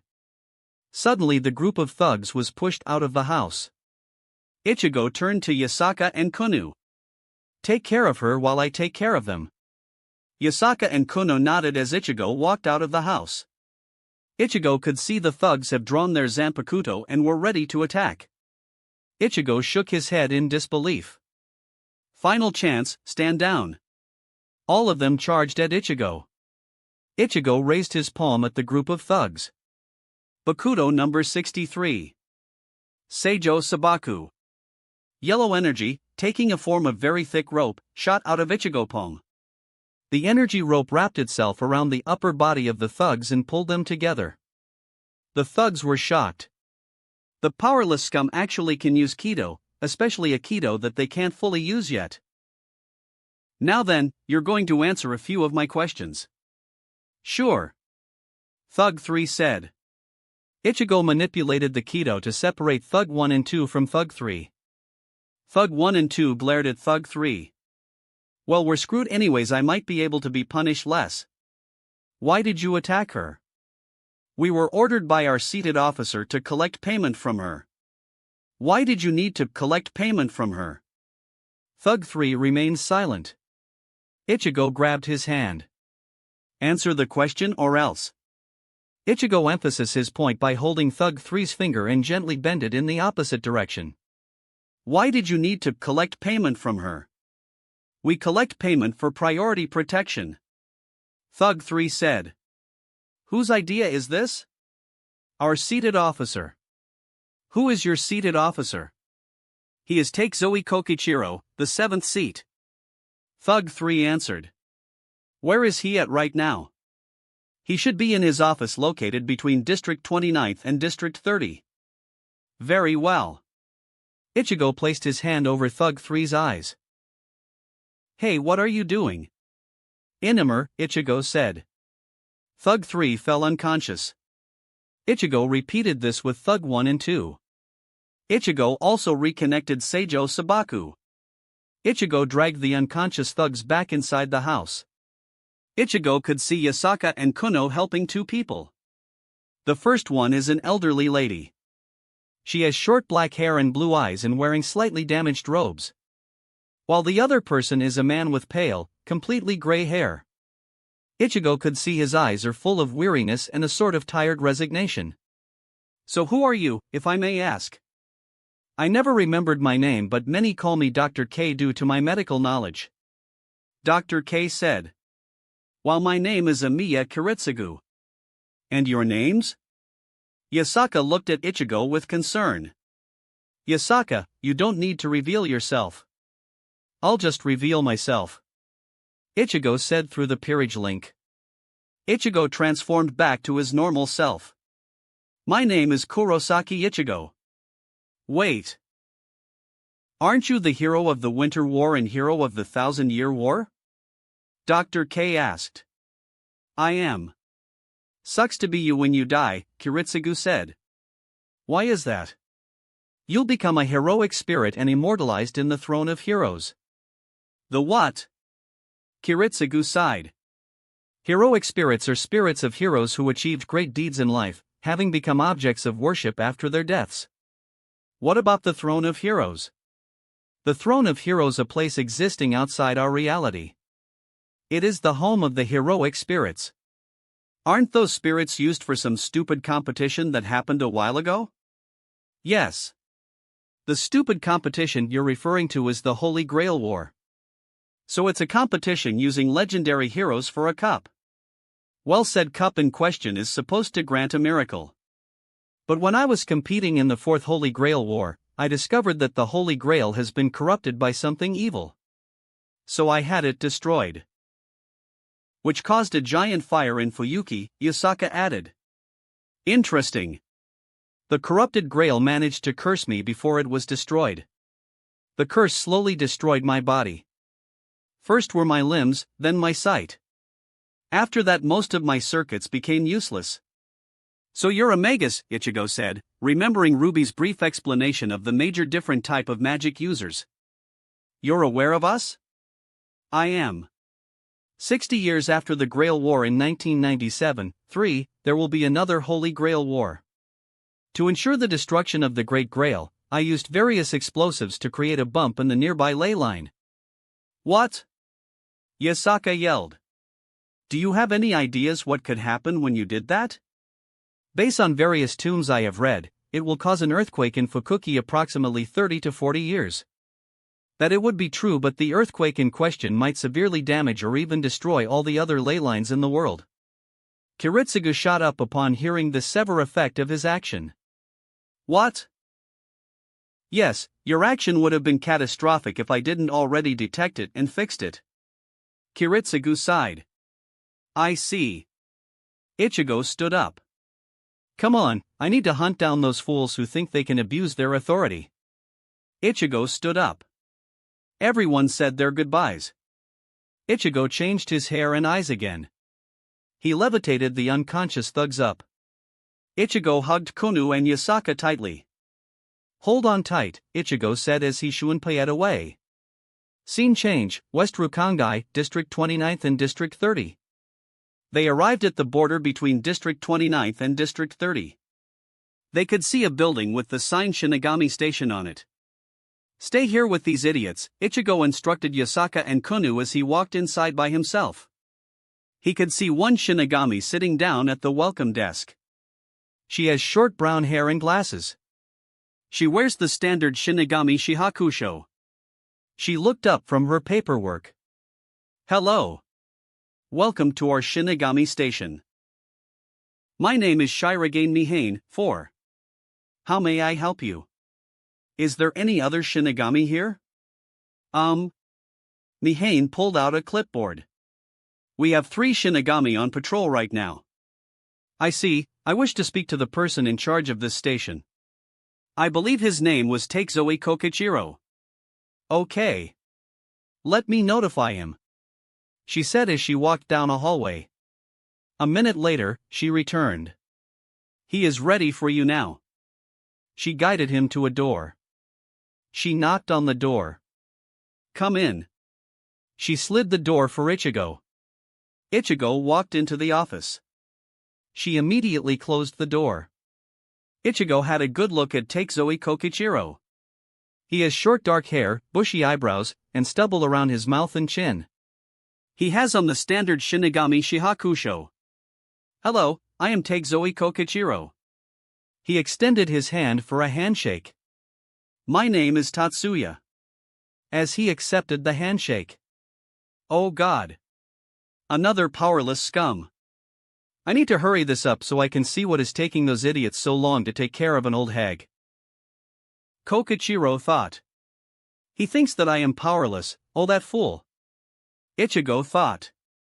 They soon let go of the handshake. So what can I do for you? I would like to start an investigation. Okay. Kokichiro pulled out a sheet of paper. Whenever you are ready. About 20 minutes ago, I witnessed 3 thugs breaking a resident's home. I ran over to see those 3 thugs were dressed like Shinigami.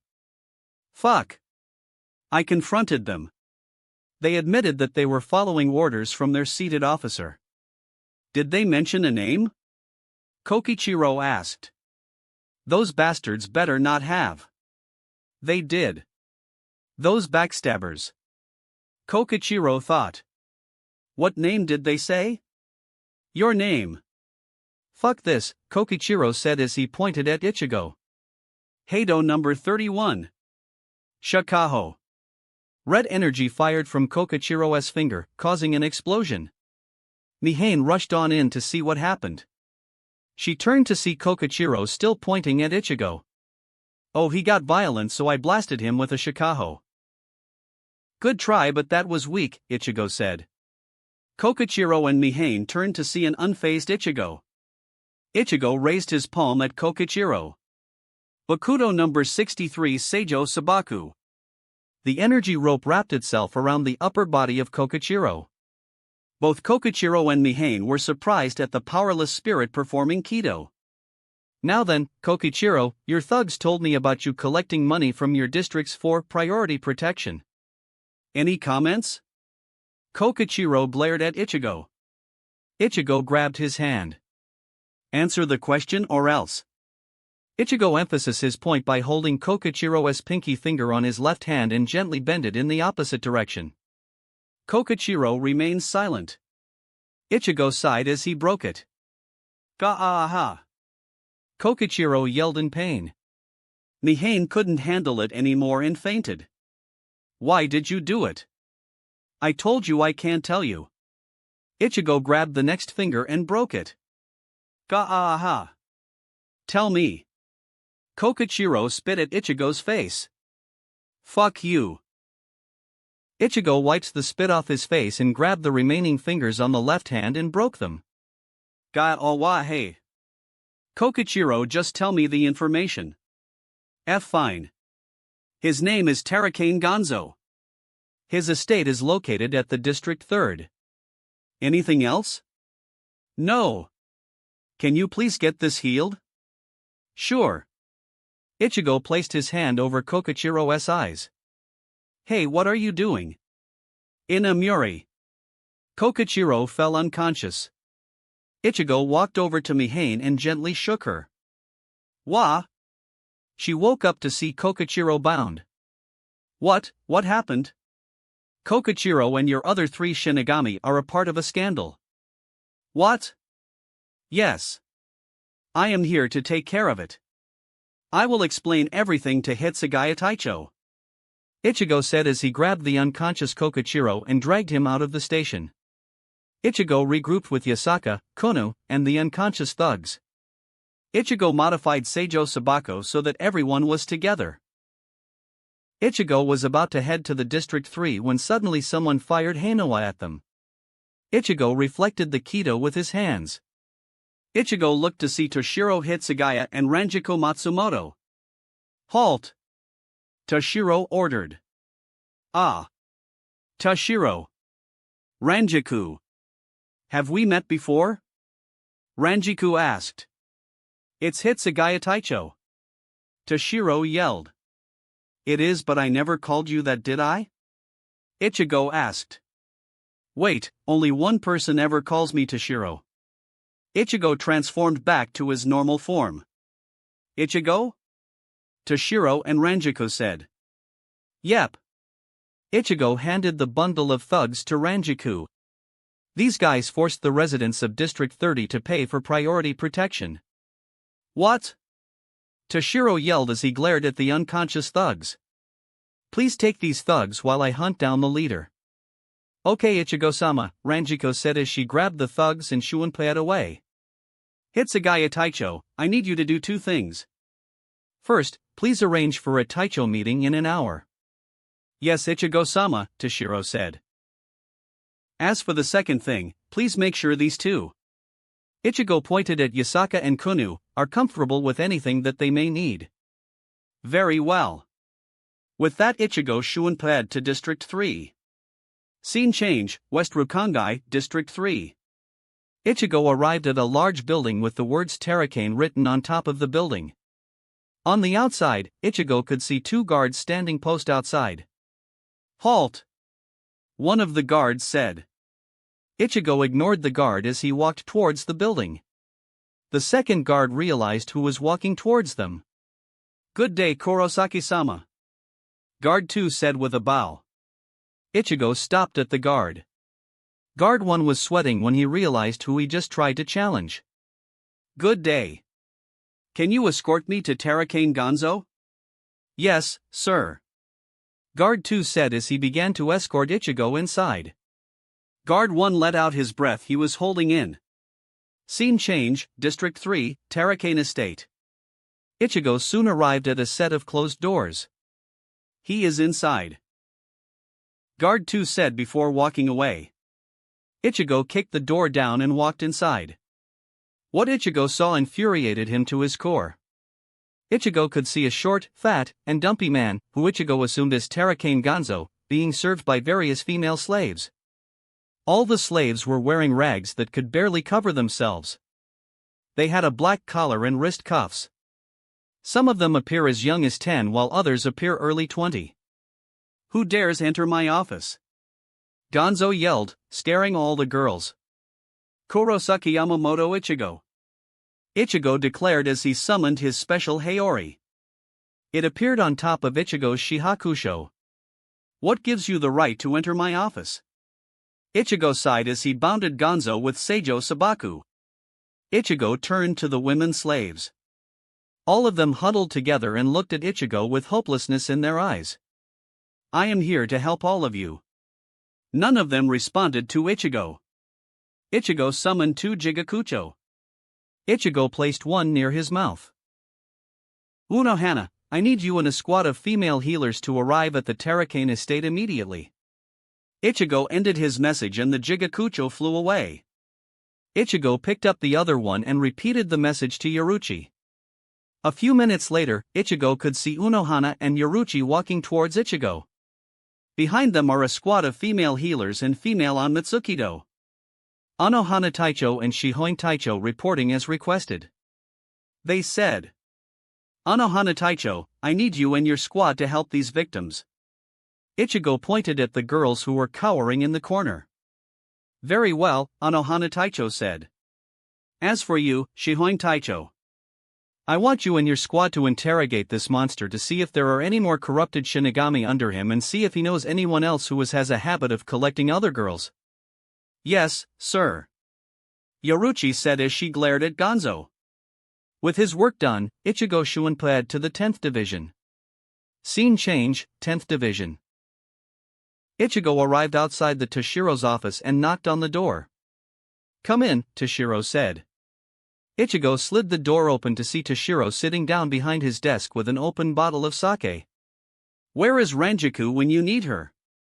Ichigo joked. Anyways, where are they? They're in our prison. What? I mean the girls. Oh. They're in my quarters right now. Okay. Ichigo turned and began to walk out of Toshiro's office. Wait, Ichigo. Ichigo stopped and turned around. Yes, Toshiro? Are you going to Kochiki Fukutecho and Abarai Fukutecho wedding? Wait, those two are getting married? When? Later today. Ichigo began to laugh maniacally. Is it at the Kochiki Manor? It is, Toshiro answered. Ichigo continued to laugh maniacally. Why do I suddenly regret mentioning the wedding? Toshiro, don't tell anyone that I know about the wedding or else I will show you how much pain Karen's boyfriend should have felt from me. I won't, Toshiro answered, starting to fear his life, especially with Ichigo knowing about his past relationship. With that, Ichigo left Toshiro's office. Ichigo could vaguely hear Toshiro groaning. Ichigo chuckled as he arrived at Toshiro's quarters. Ichigo knocked on the door. Come in. Ichigo walked. Toshiro's quarters appear to be quite Spartan. There are only a bed, a few cupboards, and a table. Ichigo cast a privacy Kido around the room. Yasaka and Kunu were still in their disguises. Yasaka was lying on the bed while Kunu was doodling on the table. I'm sorry, Ichigo said. For what? Yasaka asked. For abandoning you to take care of those thugs. Ichigo, I understand completely. Remember, I am a ruler as well. There are times when I plan to take Kuno out when suddenly I get summoned back to deal with a mess. You're right, well, I got one last thing we can do after this meeting. What? So Ichigo informed her about the Rukia's and Rinji's wedding. So are we going in our normal form or our disguise? Go normal. But we don't have a kimono to wear.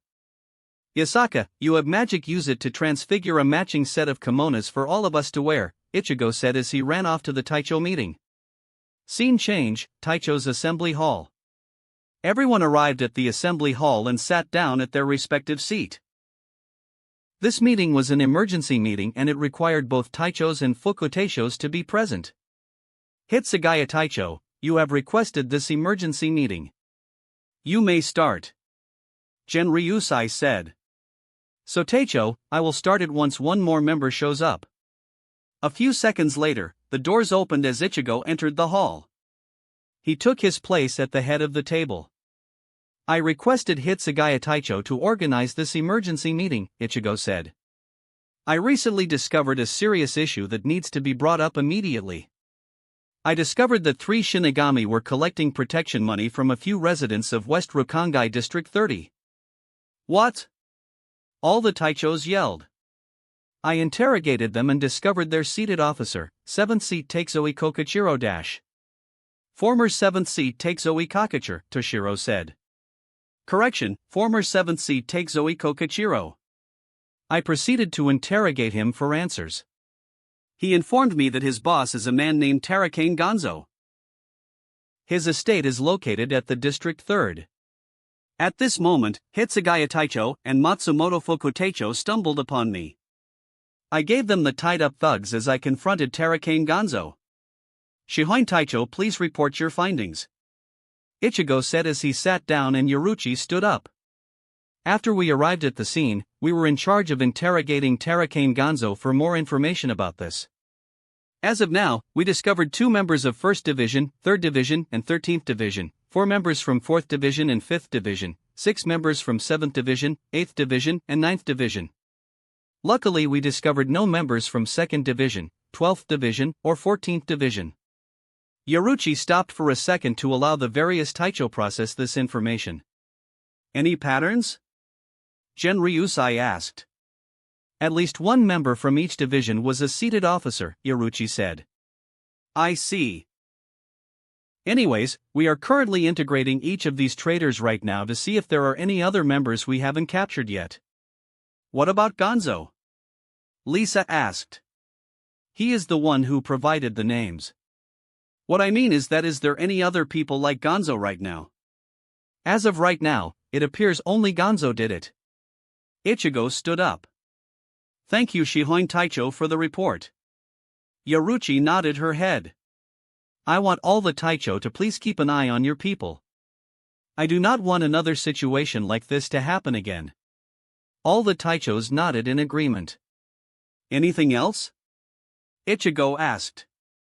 Urahara stood up. You have the floor Urahara Taicho. Ichigo sat down. As many of you were aware, we detected a Garganta opening up somewhere around District 30s. Were you responsible for that? I was. Very well. I will inform my men to call the search off. Urahara said as he sat back down. Ichigo stood back up. Anything else? No one replied. Meeting adjourned. Scene change. Toshiro's private quarters. Ichigo Shunpei'd back to Toshiro's private quarters. Ichigo knocked on the door. Come in Ichigo. Ichigo walked in to see Yasaka tying the obi for Kunu's kimono.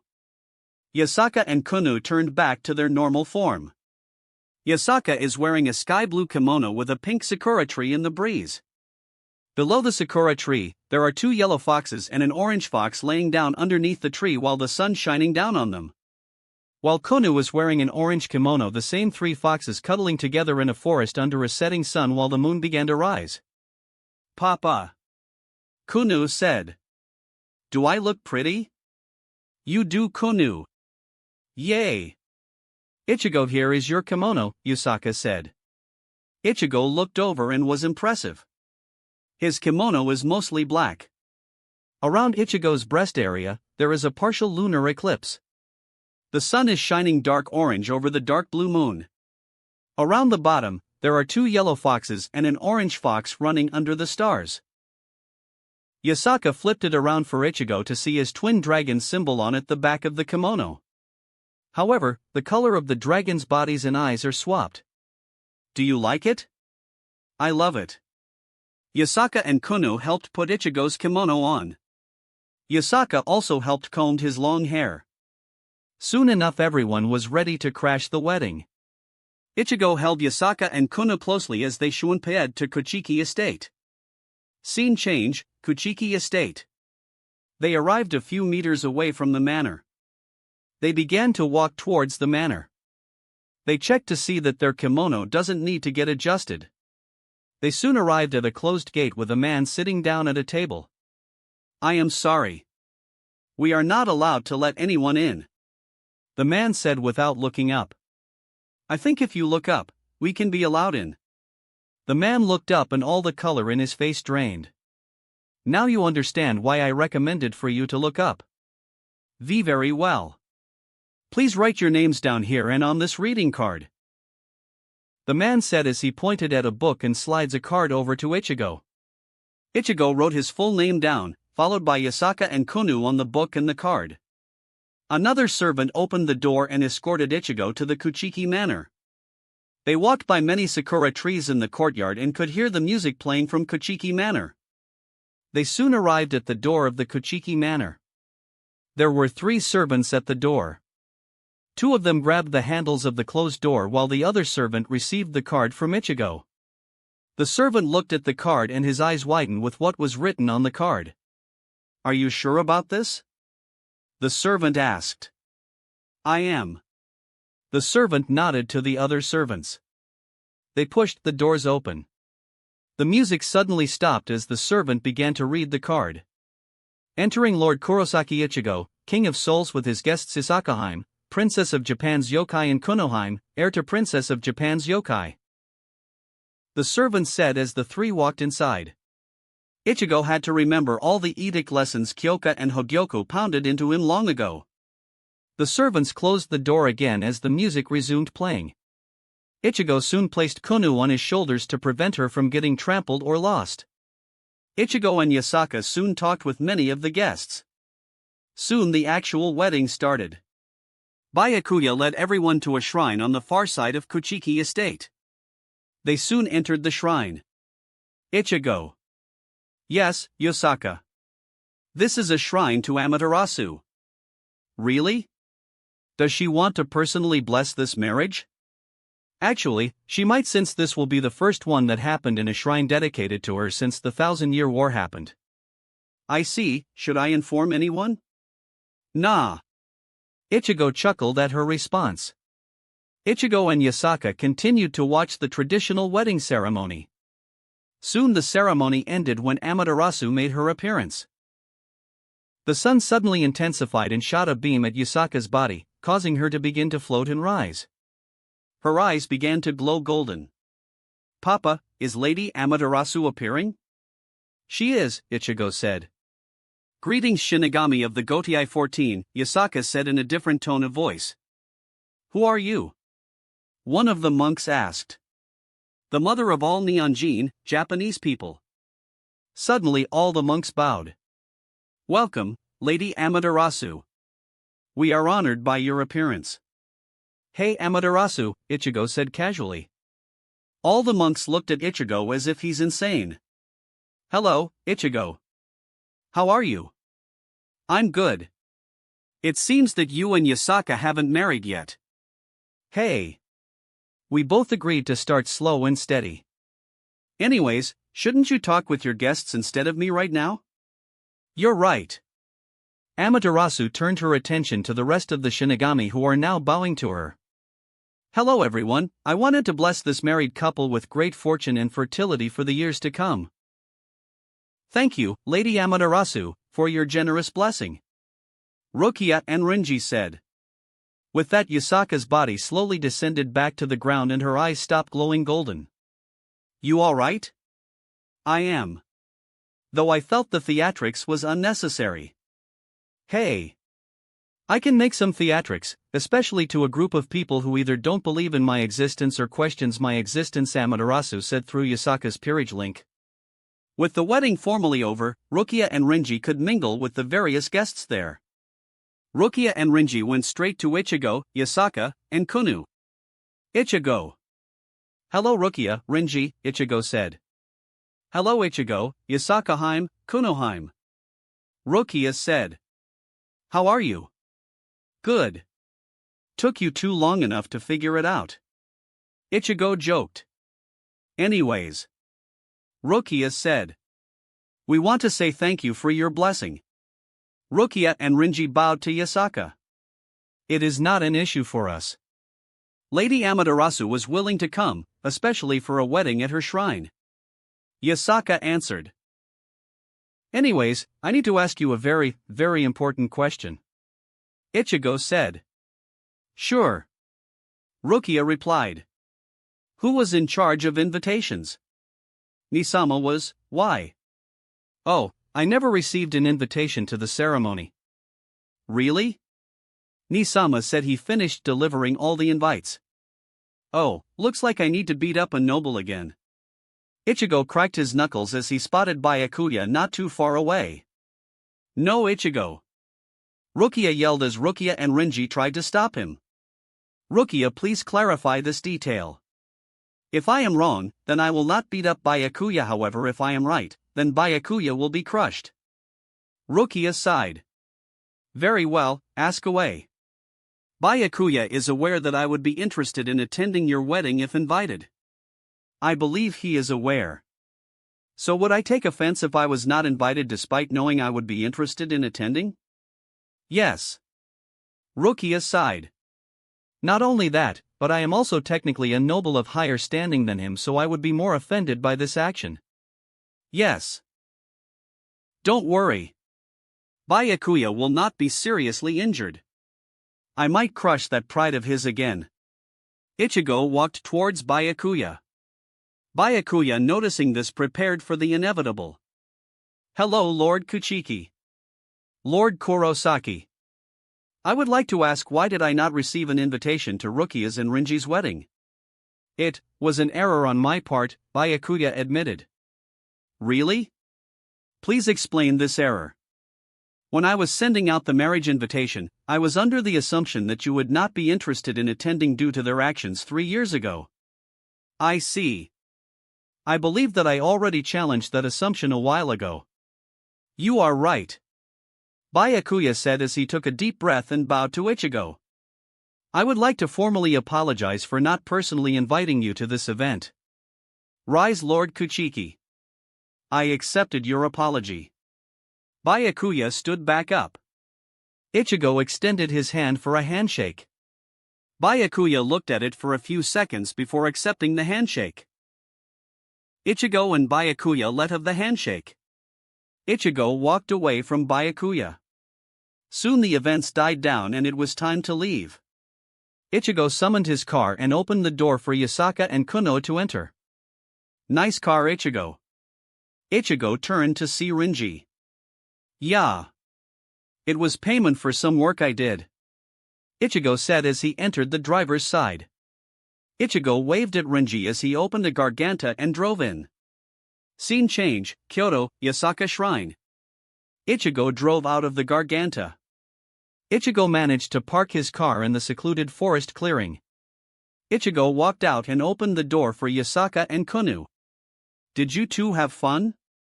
I did, though I would have wanted to spend more time with you, Papa, Kuna said. I had a good time, dear. I was able to see Soul Society for the first time. Yasaka said. Ichigo pulled out his gun and shot Yasaka and Kunu and converted their bodies back to normal. Ichigo returned to his normal body. Everyone had a quick shower and got ready for bed. EU. Office, can you two hear me? Yes, Ichigo? EU and Office said. This is a reminder that we have our date tomorrow. Make sure you two don't eat anything for breakfast. Okay, EU said.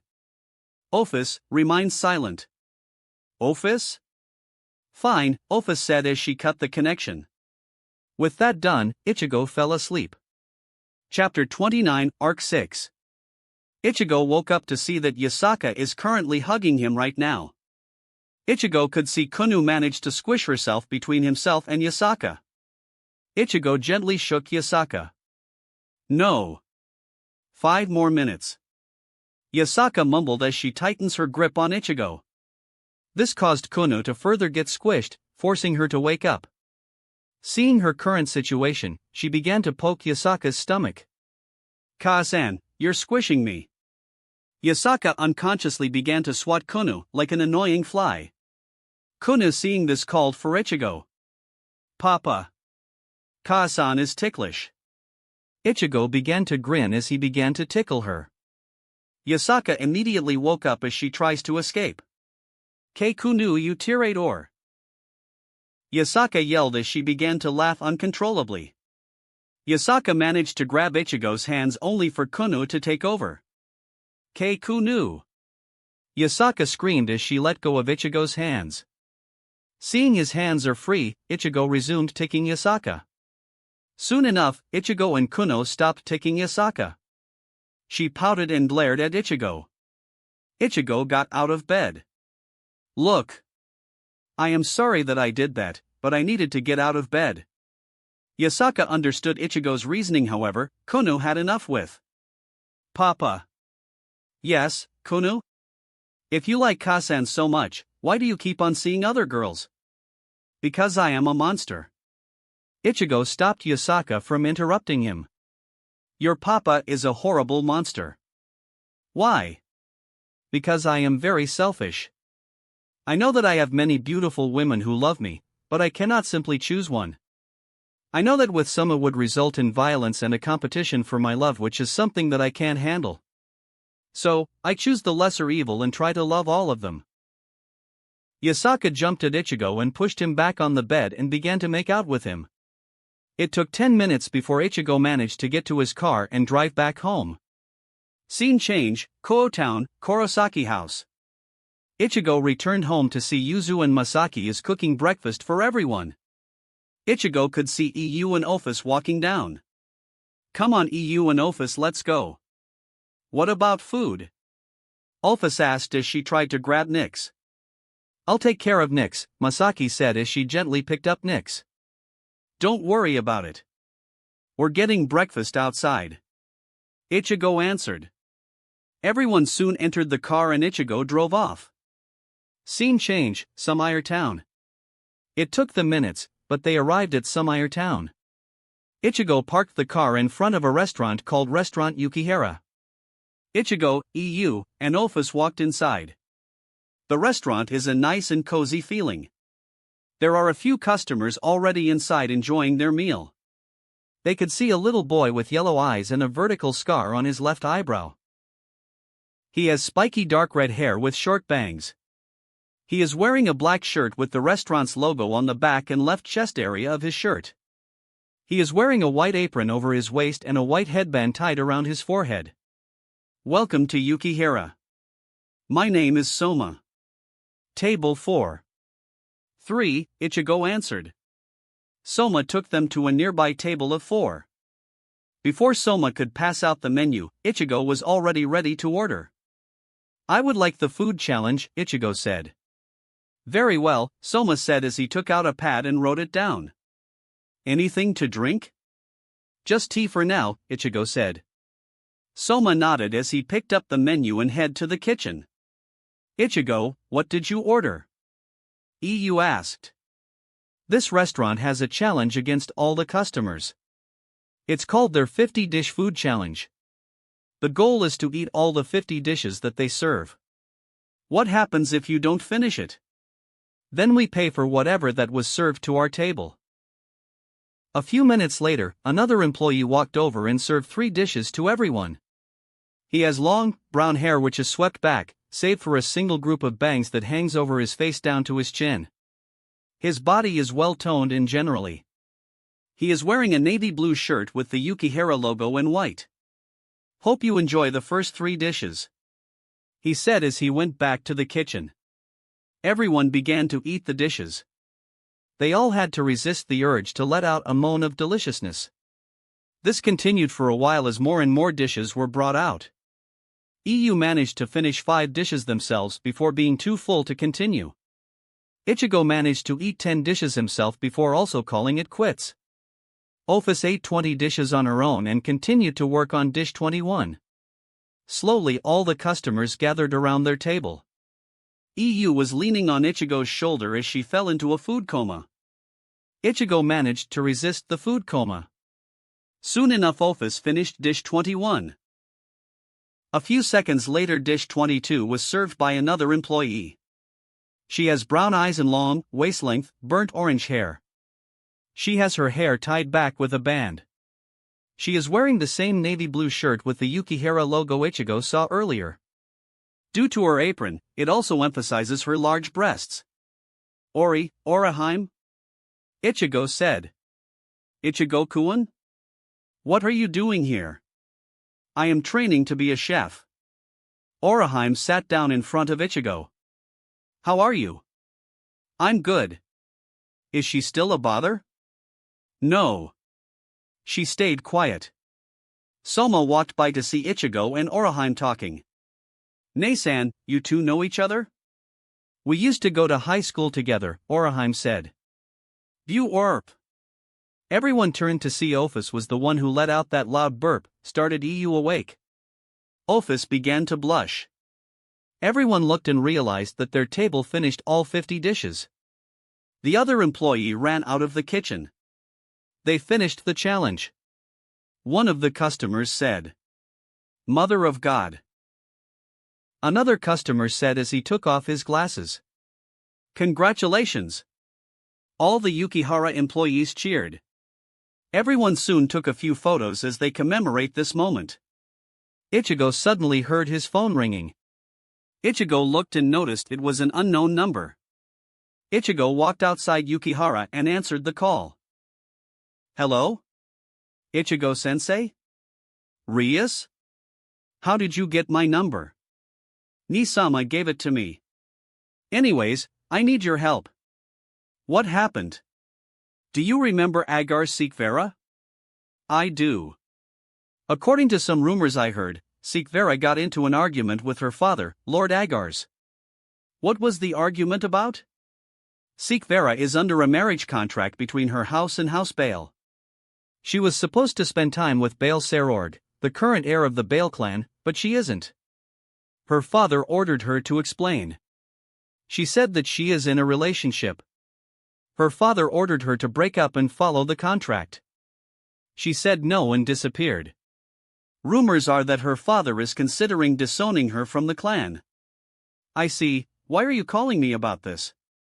I thought you were her boyfriend since you asked me for her number. Ichigo laughed at Rias's guess.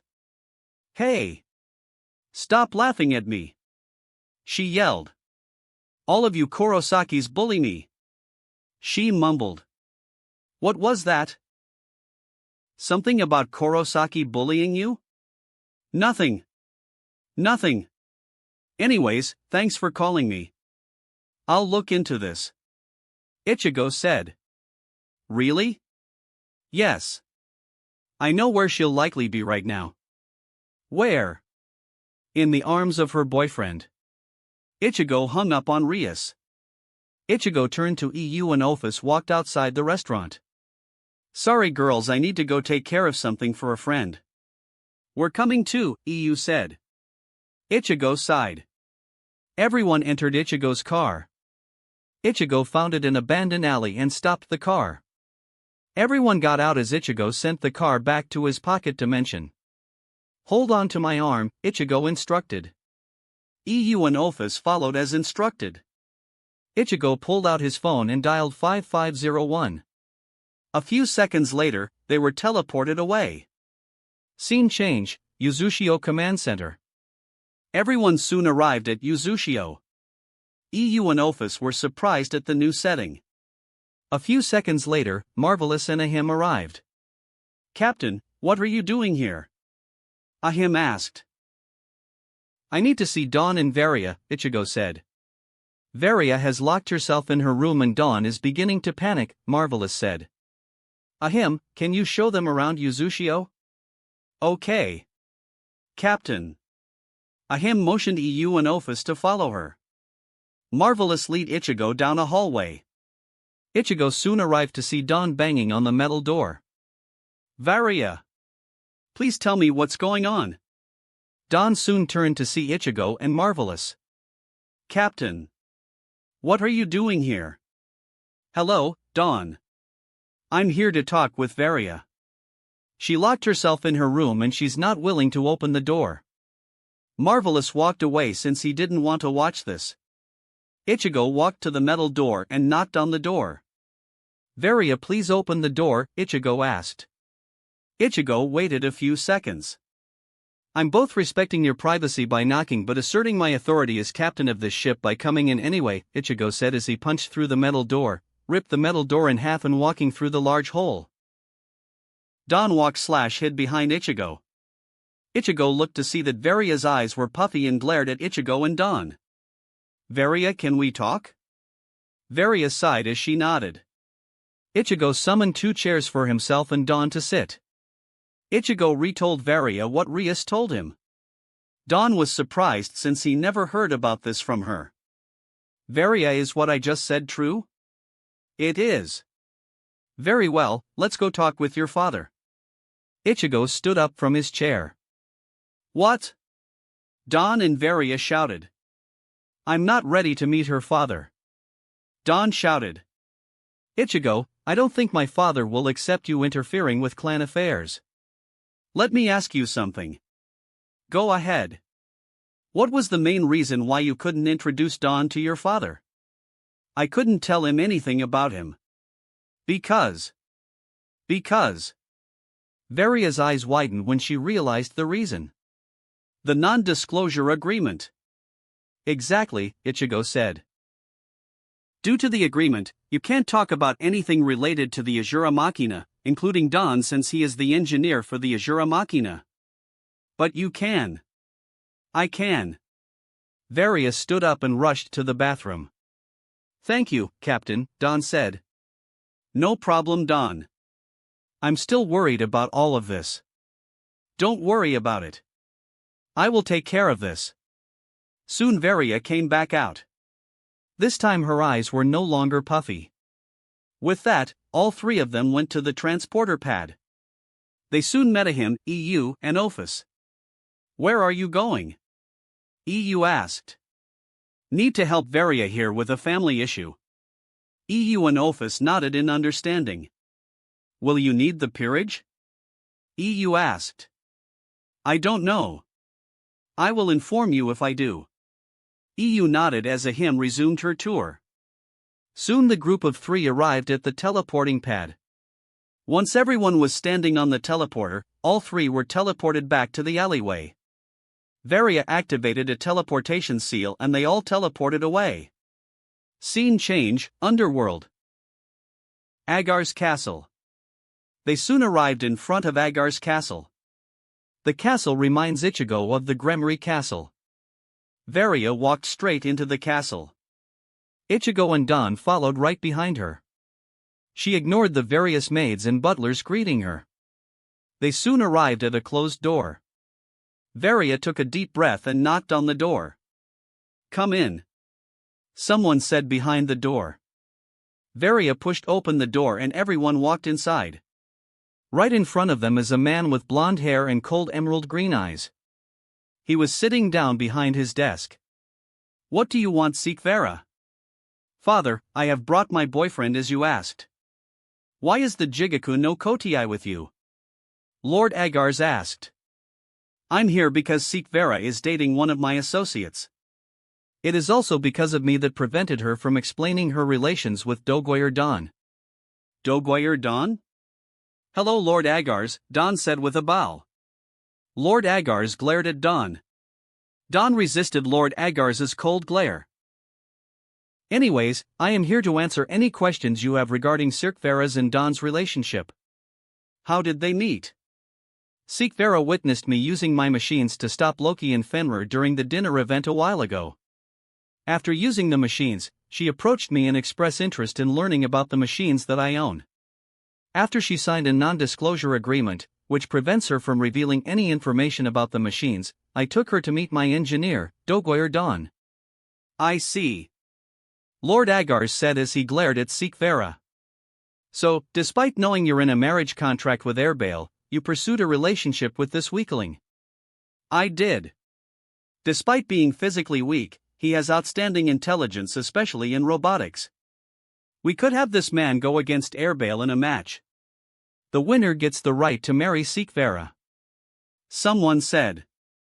Everyone turned to see a young, slender woman walk in.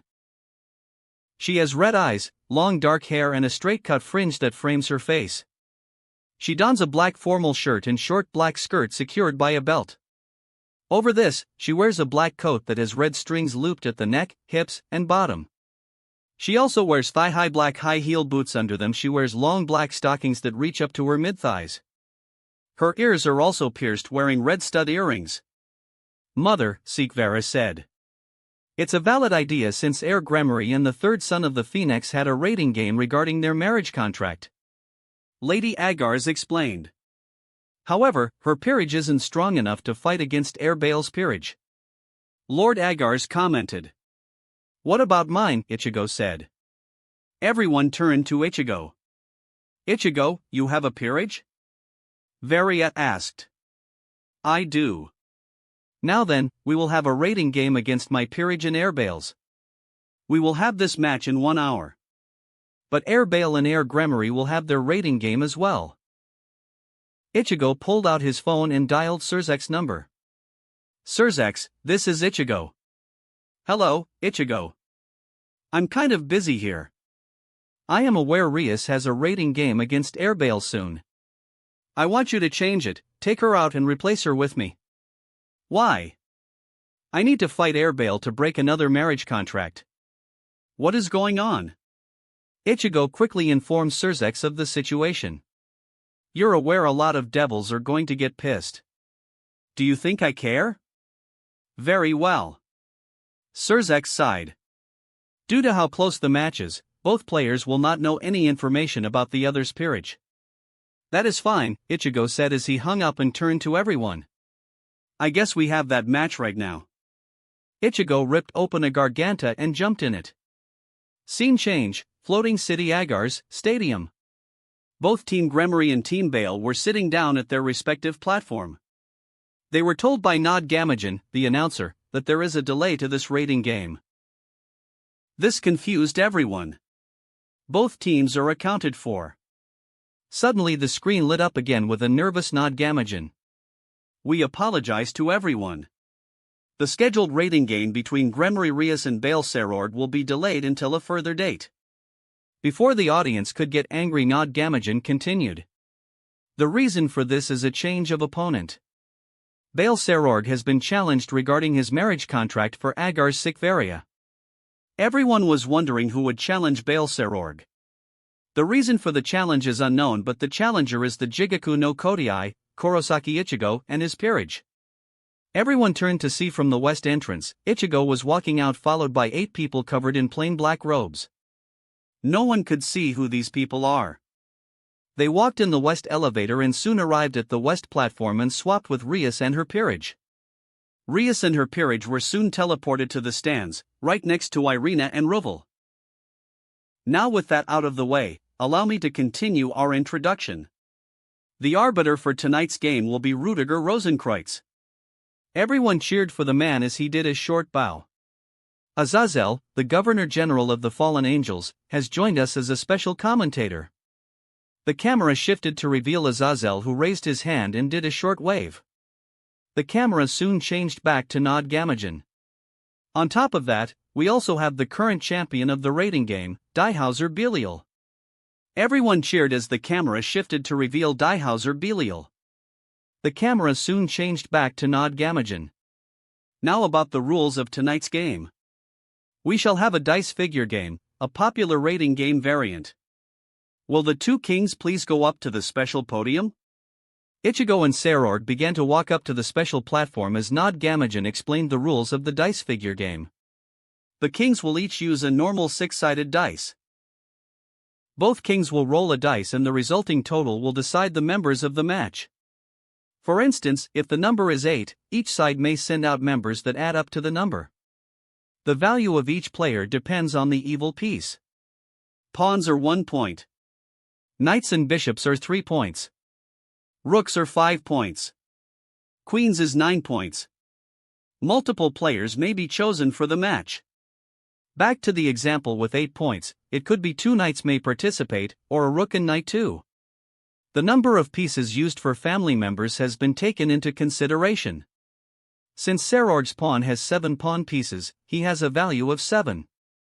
However, you cannot send out the same piece in a row, so please be careful. And, regarding the kings, the game will end if the king is defeated. The review board has determined that both kings will be 12 points. Lastly, about Phoenix tiers, thanks to the Phoenix family, each team will have 1 for the game. Now, let us finally start the game. We will now begin the rating game between Bale Serord Bale and Kurosaki Ichigo. Rudiger announced. Everyone cheered and got excited. We shall now decide the first match. Kings, please pick up the dice. Ichigo and Serord picked up their dice. Shoot. Both Ichigo and Serord dropped their dice. Player Ichigo has rolled a 3. Player Serord has rolled a 5. Total of 8. Now, which peerage member will each side choose for the first match? Not announced as a golden dome encased both teams, preventing anyone from seeing what is going inside. You have 5 minutes to plan. Please choose within that time frame. Rudiger said. Ichigo turned back to see 2 of them already stood up. Ichigo walked over and gave them each a hug. Good luck. The 2 nodded as they walked past the podium and into a large circular plate. A green seal appeared underneath them as they were teleported down to the battlefield. Scene change, Pocket Dimension, Plains. The 2 hooded peerage members appeared on one side. On the other side there stood 2 other peerage members. On the right, it appears a young man with blonde hair and silver eyes wearing a set of light armor. He is armed with a sword. While on the left it appears an enormous guy who is about 3 meters, around 9 feet, tall. He has a good build and his arms are thick till his fingers. His face resembles a monster rather than a human, with his skin being tan in color. His eyes are pale blue-gray. The participants from each team are now entering the battlefield. Rudiger said.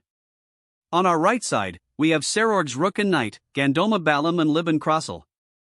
Everyone cheered for them. On our left side, we have. Nod said. The 2 peerage members took that as their cue to reveal themselves.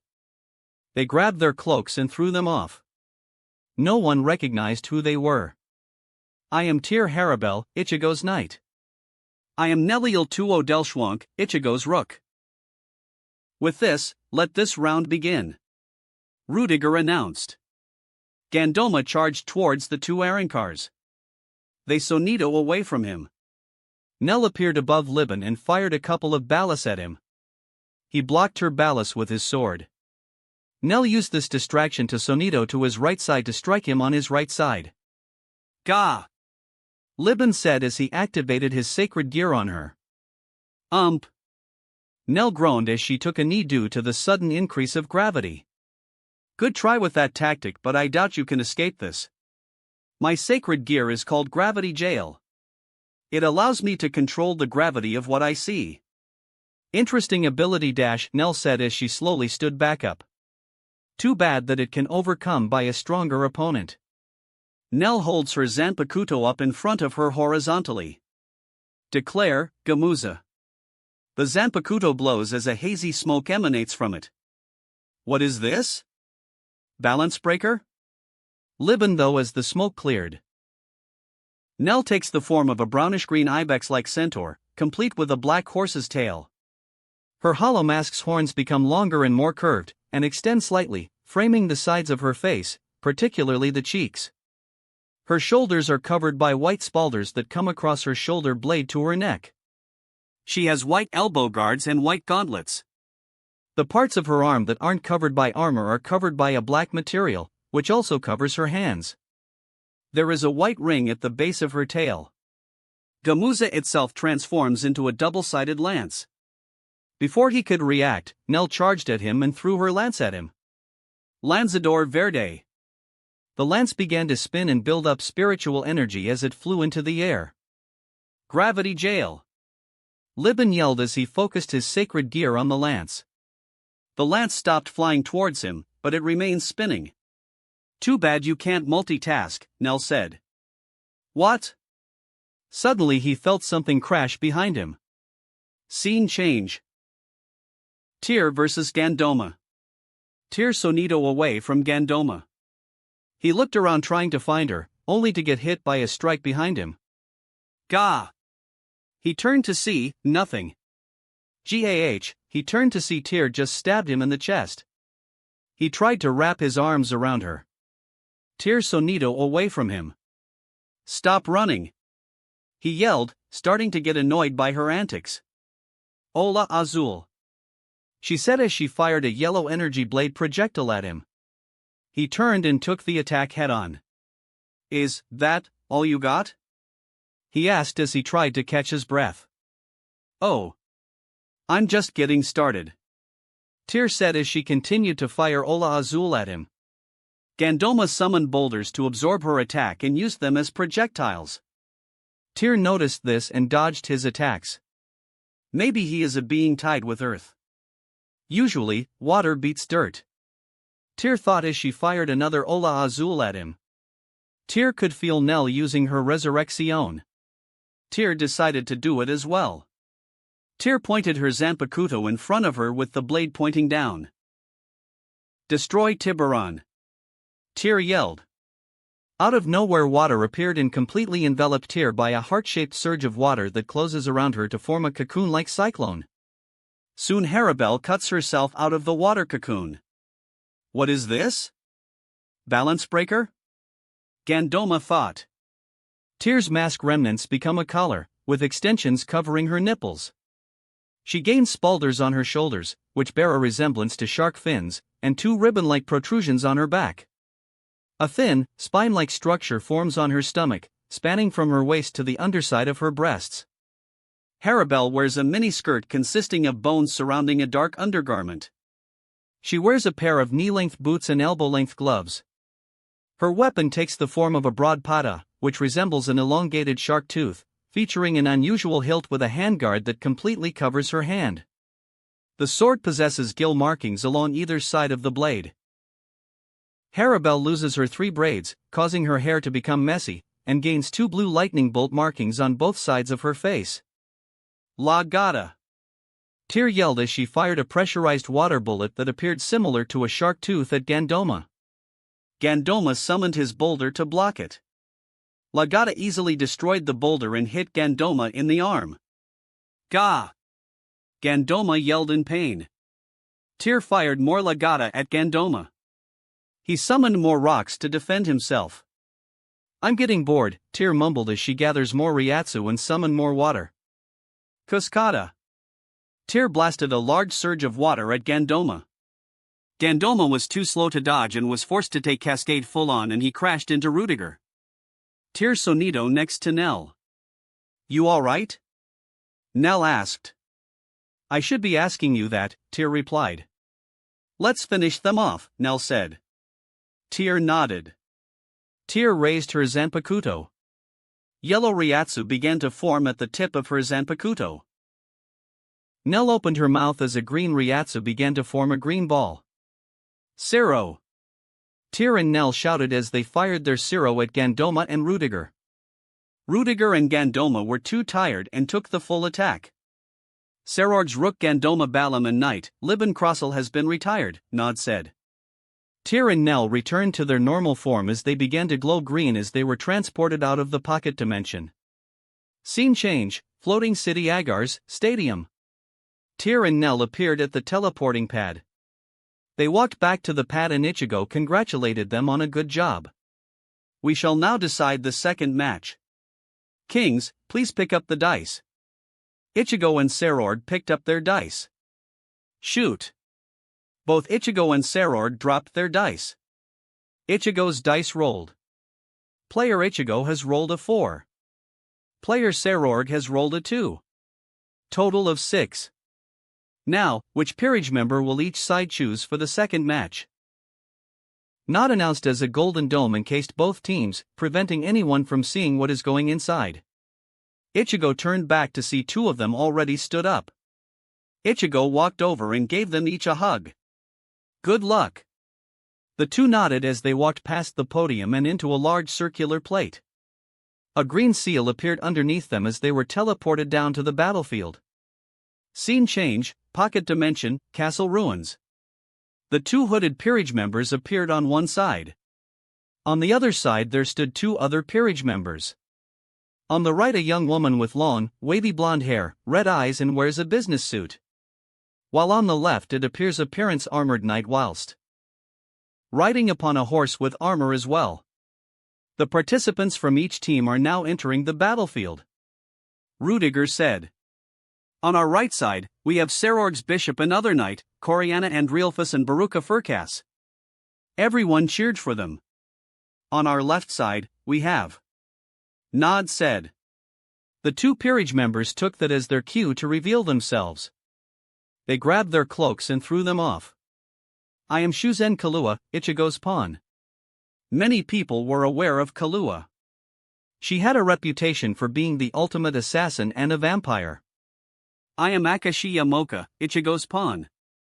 With this, let this round begin. Rudiger announced. Kahlua and Mocha both dashed towards the 2. Mocha kicked Coriana with a sidekick, sending her flying through a castle pillar. Mocha walked toward Coriana, only to be attacked by a flock of birds. Coriana stood up and transfigured more of the rubble into larger birds. Attack! She ordered her birds. The larger birds joined the previous flock of birds. They pecked and clawed at Mocha. Mocha tried to swat the birds away. However, they managed to dodge Mocha attacks. Enough! Mocha yelled as she activated her wealth of power. Her hands transformed into razor-sharp bat wings. Mocha shredded all the birds around her. Coriana, seeing this, ran away from Mocha. She tried to regroup with her fellow peerage member. Coriana suddenly stopped. In front of her was Mocha, standing there with the bird's blood on her sharp bat wings. Mocha swung her blood-covered hand at Coriana, despite being so far away from her. All the blood flew off Mocha's hand and landed on Coriana. Aiawa! Coriana screamed from the sudden blood being plastered on her. Mocha ran towards the distracted Coriana and roundhouse kicked her into the castle wall. Know your place! Mocha yelled. Sarorg's Bishop Coriana Andrealphus has been retired, Nod said. Mocha looked at the other side of the arena to see what is going on with her sister. Scene change: Kahlua versus Baruka. Kahlua rushed at Baruka and swung with a punch. Altabrow, Baruka's horse, dodged her attack and then Baruka would try and strike her with his spear. Kahlua would dodge his spear strikes. This continued for a few rounds. When Baruka was going for his counterattack, Kahlua responded differently. She grabbed his spear and used it to throw him off his horse. What the? Baruka yelled from the sudden change. Altabrow, seeing its master on the ground, charged at Kahlua. Kahlua moved her back leg to the right and she wrapped her arms around Altabrow's neck. Kahlua lifted Altabrow and slammed it down to the ground. Baruka was shocked to see his precious horse manhandled by this young woman. How strong are you? Baruka asked. What? Kahlua asked, confused about Baruka's reaction. Altabrow is my precious destrier, weighs over 2,000 pounds, 907.1847 kilograms. Oh. Kahlua walked over Baruka. Please admit defeat so you can take care of your horse. Baruka sat there before using his spear to push himself up. No. If I were to give up now, I would lose my honor as a knight and bring shame to my king. Baruka created speed, duplicated himself as they charged towards Kahlua. Kahlua sighed. Kahlua dodged the attacks by dancing around the speed clones before grabbing the real one and slamming him to the ground, creating a small crater. Kahlua gently kicked Baruka to see he moved. I think he is done, Kahlua said. Sarorg's knight Baruka Furcas has been retired. Nod declared. Mocha met up with Kahlua as they began to glow green and were transported out of the pocket dimension. Scene change: Floating City Agar's Stadium. Mocha and Kahlua appeared at the teleporting pad. They walked back to the pad. Ichigo has Mocha a quick kiss on the lip. Kahlua pouted for not getting a kiss. Ichigo cracked a small smile as he kissed her on the cheek. We shall now decide the third match. Kings, please pick up the dice. Ichigo and Sarord picked up their dice. Shoot. Both Ichigo and Sarord dropped their dice. Player Ichigo has rolled a 1. Player Sarord has rolled a 2. Total of 3. Now, which peerage member will each side choose for the second match? Not announced as a golden dome encased both teams, preventing anyone from seeing what is going inside. Ichigo turned back to see one stood up. Ichigo walked over to her and hugged her. Good luck. She walked past the podium and into a large circular plate. A green seal appeared underneath her as she was teleported down to the battlefield.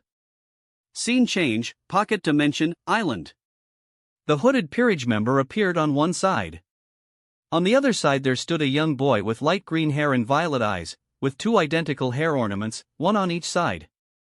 The participants from each team are now entering the battlefield. Rudiger said. On our right side, we have Sarord's other bishop, Mistita Sabnok. Everyone cheered for them. On our left side, we have. Nod said. She grabbed the cloak and threw it off. I am Yasaka, the leader of the yokai, Yasaka announced. Everyone in the audience was shocked at seeing the leader of the yokai standing there.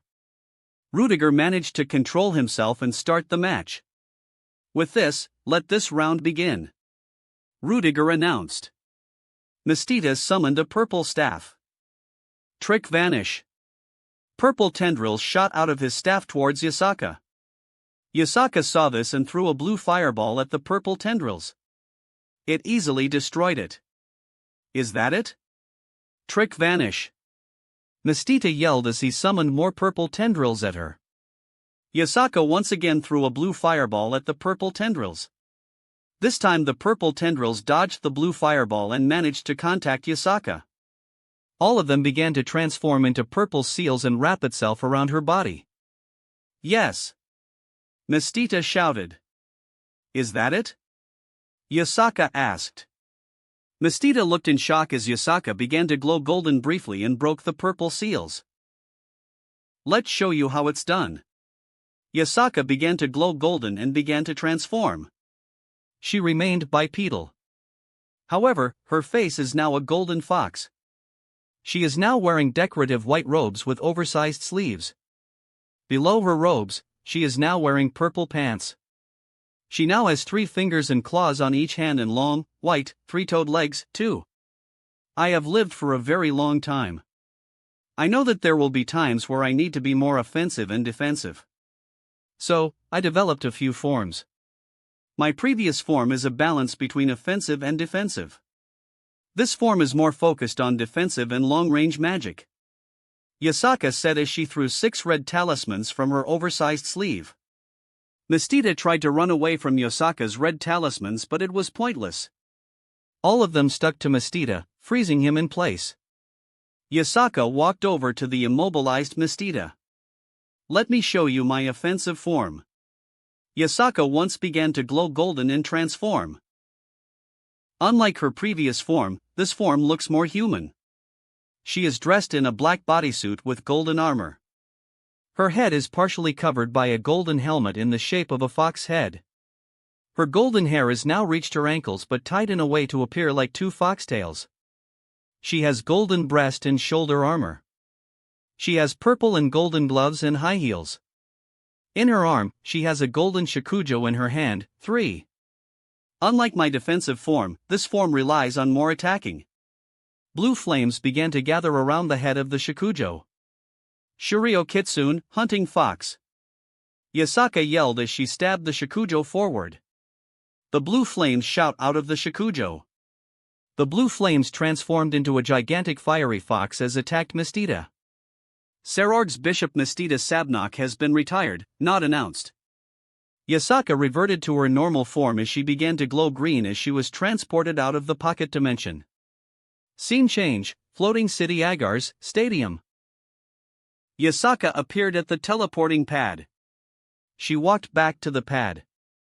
Ichigo gave Yasaka a quick kiss on the cheek. We shall now decide the 4th match. Suddenly a beautiful woman with blonde hair tied in a ponytail and blue eyes stood up. I challenge Kurosaki Ichigo's queen. She said. What is this? Sarorg's queen, Kisha Abaddon, has challenged Kurosaki Ichigo's queen. Rudiger yelled. Ichigo shrugged his shoulders as he walked back to his seat as a hooded figure stood up. Good luck, Ichigo said as he hugged her. She walked past the podium and into a large circular plate. A green seal appeared underneath her as she was teleported down to the battlefield. Scene change, Pocket Dimension, Forest. The hooded peerage member appeared on one side. On the other side there stood Kisha Abaddon. The participants from each team are now entering the battlefield. Rudiger said. On our right side, we have Sarorg's queen, Kisha Abaddon. Everyone cheered for them. On our left side, we have. Nod said. She grabbed her cloak and threw it off. To those who don't know me, I'm Euclawood Hellscythe, EU said. At this moment, everyone could see Kisha messed up big time. With this, let this round begin. Rudiger announced. Kisha and EU didn't move. If I remember correctly, the House of Abaddons is known for its ability to create and control portals, EU said as she walked towards Kisha. EU took out her pen. She transformed the pen into a reddish-orange scythe. Kisha blasted EU with a variety of magical attacks. Some of them were elemental base spells. EU casually blocked them with her scythe. Attack me, Kisha said. As you wish, EU said as she disappears from view. Keisha looked around, trying to find EU. Suddenly she felt a blade by her neck. EU revealed herself behind Keisha with her side's edge an inch from her neck. Please admit defeat. I'm sorry. But I can't. Keisha said as she summoned her portals. She used her portal to escape from EU. Keisha appeared a few feet away as she rubbed her neck. EU turned to face her. Magic bind, EU said. Keisha could suddenly feel something wrong. Keisha tried to summon her portals. None of them showed up. Keisha looked at EU with a fear. I temporarily bounded your magical abilities. It will remain bounded until the end of the match.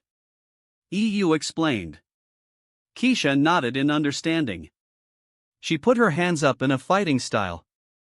EU charged at her and began to repeatedly swing her scythe. Keisha tried to block or dodge the attacks as much as she could. Keisha took a lot of hits from EU. Soon enough EU's scythe was right next to Keisha's neck. This time EU cut a little into her neck. Saraorgus forcefully retired his queen, Keisha Obadan, not announced. EU returned her scythe to a pen and released the magic bind on Keisha. The two queens glowed green and returned to the stands.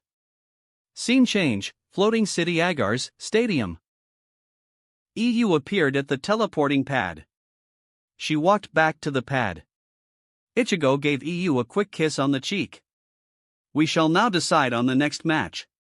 We do not need to roll, my next piece will be my other rook, Ladora Bune, Saraorg announced. Very well, Ichigo said as he turned to see one of his remaining cloaked servants standing up. Ichigo hugged her as she walked to the teleportation pad. She glowed green before being sent down to the battlefield. Scene change, Pocket Dimension, Beach. The hooded peerage member appeared on one side. On the other side there stood a tall and lanky man with dark green hair and red eyes. The participants from each team are now entering the battlefield. Rudiger said. On our right side, we have Saraorg's remaining rooks, Ladora Bune. Everyone cheered for them. On our left side, we have. Nod said. She grabbed her cloaks and threw it off. I am Kurosaki Masaki, Ichigo's pawn. With this, let this round begin. Rudiger announced. Ladora transformed into a western dragon with black scales. Ruorr. Ladora roared and spit out a stream of fire at Masaki. Masaki summoned her Quincy shield and blocked the attack. Ladora stopped spitting fire at them. Masaki counterattacked. High-League File. Masaki yelled as she began to fire High-League Files from her shield. Due to her High-League Files were created from the Ladora's fire that the shield absorbed, the High-League Files is on fire. Guruor. Ladora roared in pain. Masaki's High-League Files were a mix of holy energy and fire. The holy energy made it easy to penetrate Ladora's skin while the fire cauterized the wound, making the High-League Files stuck. Ladora began to scratch and claw himself to remove the arrows. Masaki, seeing this, realized the holy energy from the High-League Files was doing serious damage. Masaki vanished her shield. I am going to remove the High-League Files, Masaki announced as she slowly focused on the High-League Files stuck on Ladora's body. She disintegrated all the High-League Files that are stuck on Ladora's body to Ryatsu. Ruhar. Ladora roared in appreciation. Don't thank me yet since we are still combatants. Masaki gathered the Ryatsu from all the disintegrated High-League Files and transformed it into a dragon. Masaki's dragon appears to be a typical Eastern dragon, with a long, serpentine body, deer-like antlers, flowing whiskers, and a lupin face. In this form, he has smooth, silver scales with an aqua mane. Say hello to my friend Haku, 4. Roar. Haku roared at Ladora. Roar. Ladora roared back. Haku lunged at Ladora. Haku used his long body to wrap itself around Ladora's neck, beginning to strangle him. Ladora tried to grab Haku. Haku spits out water at Ladora's mouth. Soon enough, Ladora collapsed and was unconscious. Masaki turned to Haku. Thank you, she said as Haku disintegrated. Serorg's Rook Ladora Bunahas has been retired, Nod said. Masaki glowed green before being teleported away. Scene change, Floating City Agar's Stadium. Masaki appeared at the teleporting pad. She walked back to the pad. Ichigo gave her a quick kiss on the cheek.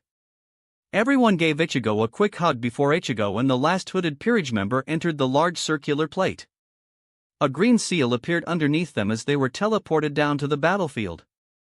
Scene change, Pocket Dimension, Final Destination. Everyone appeared at an empty dimension. The only thing there was a floor for them to battle. Other than that, there is nothing there. Ichigo and the last hooded peerage member appeared on one side.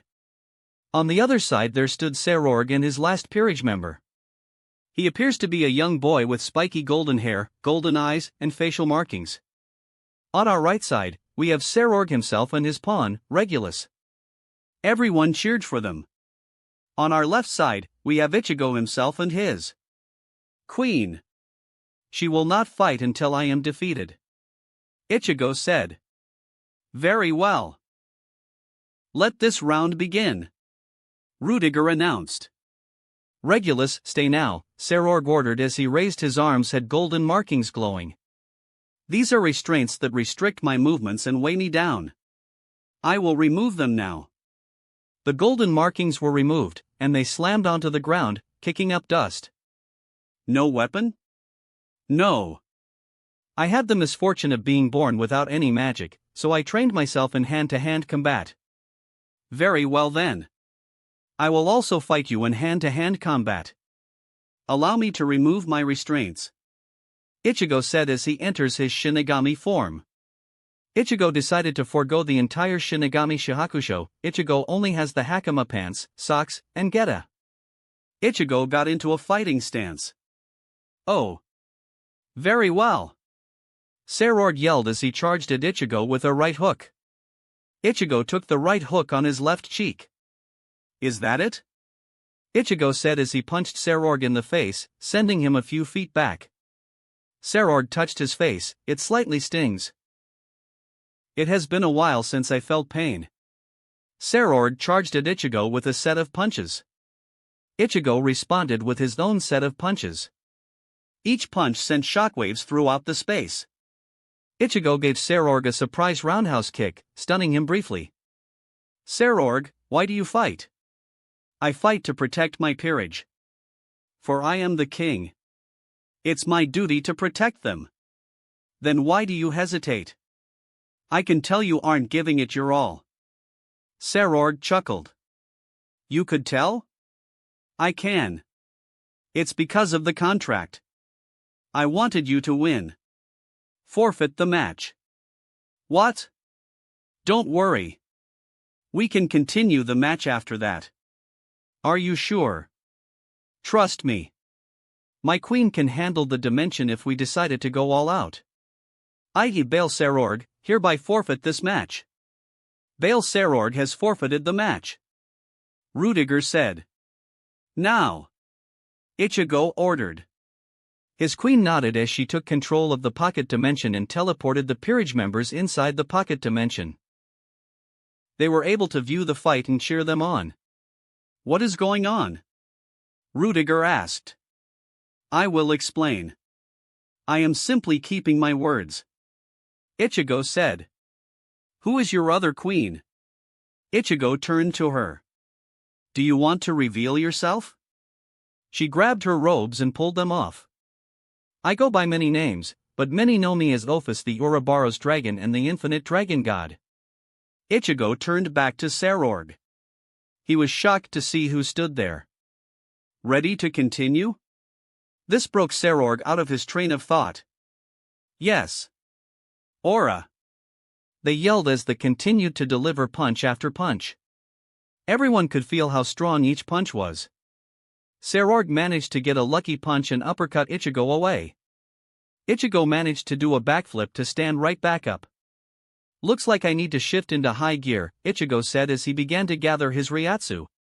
Ga-aha! Ichigo yelled as he forced his Ryatsu into his arms and legs.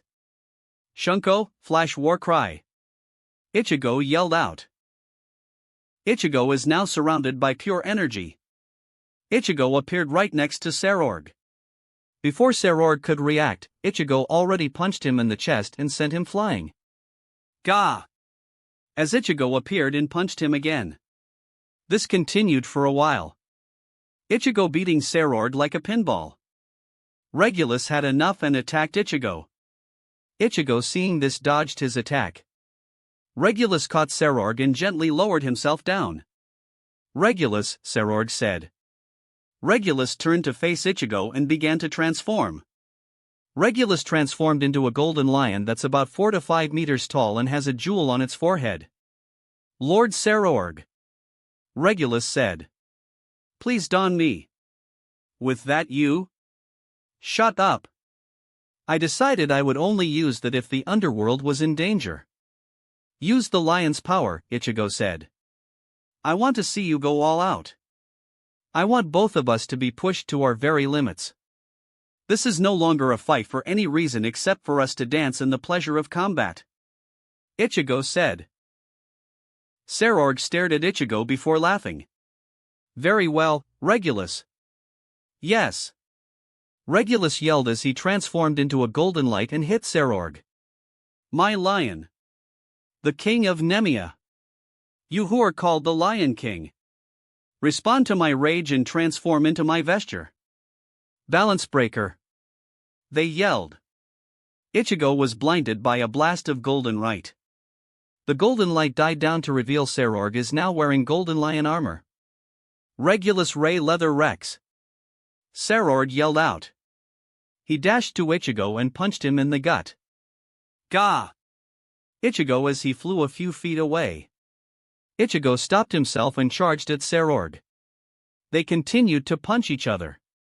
Each of them mirrored each other punches. Each impact caused its sonic boom. I need to go faster. Stronger. Ichigo thought to himself. Ichigo remembered his conversation with Yaruchi about his shunko. Flashback, Chapter 17. Interesting, Yaruchi said. What? Ichigo said as he dismissed his shunko. Your shunko isn't showing affiliation to an element, Yaruchi said. So? Ichigo asked. My shunko showed an affiliation to lightning due to my Zanpakuto, Yaruchi said. I theorized that due to your status as a hybrid or Zangetsu, not affiliation with an element, which is preventing your shunko from evolving, Yaruchi said. What if I have mastery of other elements? Ichigo said. With this ability in mind, you could evolve shunko beyond what Suifoam and I had done, Yaruchi said. Thanks, Ichigo said. Flashback, end. Ichigo decided to test the idea out. Ichigo pushed himself away from Sarorg. Script V, the Ventus. Ichigo yelled as winds began to gather around. Sarorg stopped and stared, curious about what Ichigo was going. Ichigo pushed all the Ryatsu from Script V, the Ventus, into shunko. His entire body is wrapped around in wind. Kansei. Hey shunko, complete. Hurricane Flash War Cry. Ichigo said as he charged at Sarorg and restarted their brawl. Ichigo noticed he was faster than Sarorg. Why? Why is Ichigo stronger than before? Sarorg thought to himself. Because my king, Ichigo, is advancing, learning new techniques and evolving old ones, Regulus answered. I see. Sarorg understood the reason. Regulus, can you teach me your techniques? I will, my king. Regulus roared. Gaha! Sarorg yelled as the armor began to glow. Sarorg raised his right hand to the sky. Lightning began to spark from the right hand. Leo Breaker! Sarorg yelled as he charged toward and punched Ichigo in the chest. Gagahaha! Ichigo yelled from the pain and the electricity. Sarorg allowed Ichigo's body to drop. Sarorg was breathing heavily. Ichigo managed to shunpayet away from Sarorg. Ichigo was also breathing heavily. They both noticed that the other was breathing heavily. One last attack? Ichigo asked. One last attack. Sarorg agreed. Ugagahe! Ichigo and Sarord yelled. Both Ichigo and Sarord raised their right hand to the sky. Sarord's right hand, lightning once again began to gather around it. Ichigo had the wind from Heiei Shunko gather around Ichigo's right hand. They stared at each other for a few seconds before they charged at each other. Leo dash. Rasen, spiral, dash. Breaker. Heiei, hurricane. They let out one final punch. Upon impact, everyone felt the strongest sonic boom yet. They stood still to see who would fall first. All the wind Ichigo gathered suddenly disappeared. Regulus and Sarord defused. Regulus stood next to Sarord as he stood there unconscious. Regulus stared at Ichigo. Tell Sarord to contact me if he needs help finding ways to get stronger. Very well, Regulus said. Ichigo turned to Ophis and she teleported everyone out of the pocket dimension. Scene change, Floating City Agar's Stadium. Everyone exited the dimensional pocket and returned to their respective sides. Everyone in the audience was clapping and cheering. Ichigo turned around from everyone in his peerage and entered the elevator down. Ichigo walked out of the arena. Everyone then covered themselves with the robes from earlier. Ichigo could see various reporters running towards him. Ichigo briefly activated Script V, the Ventus again. Ichigo forced the reporters to part the sea. They soon arrived outside. Ichigo summoned his car. Everyone got inside before the reporters could exit the building. Ichigo opened a Garganta and drove straight in. He dropped the car off as he immediately entered another Garganta. Ichigo returned to Agar's castle and helped Lord Agar's write a marriage contract for Sekvera and Dawn. With the soon-to-be-married couple happy, Ichigo opened another Garganta and returned home. Scene change, Kuo Town, Kurosaki household. Ichigo returned home to see everyone is sitting down for dinner. Yuzu and Karen made curry for dinner. Ichigo could see Yuzu and Karen asking everyone about the rating game. They weren't able to attend because Masaki didn't allow them to skip school for the event, even though Surzex was willing to excuse them. Eventually, Ichigo joined them for dinner. Ichigo, when is my date? Mocha asked. It will be tomorrow after school. Why can't I skip school for our date? Yuzu and Karen had a day-long date with you. Yuzu and Karen had a day-long date with me because they didn't have a school that day. As for you, you already skipped school today. I don't want you to miss school too much, especially since you just transferred to the school. Ichigo said.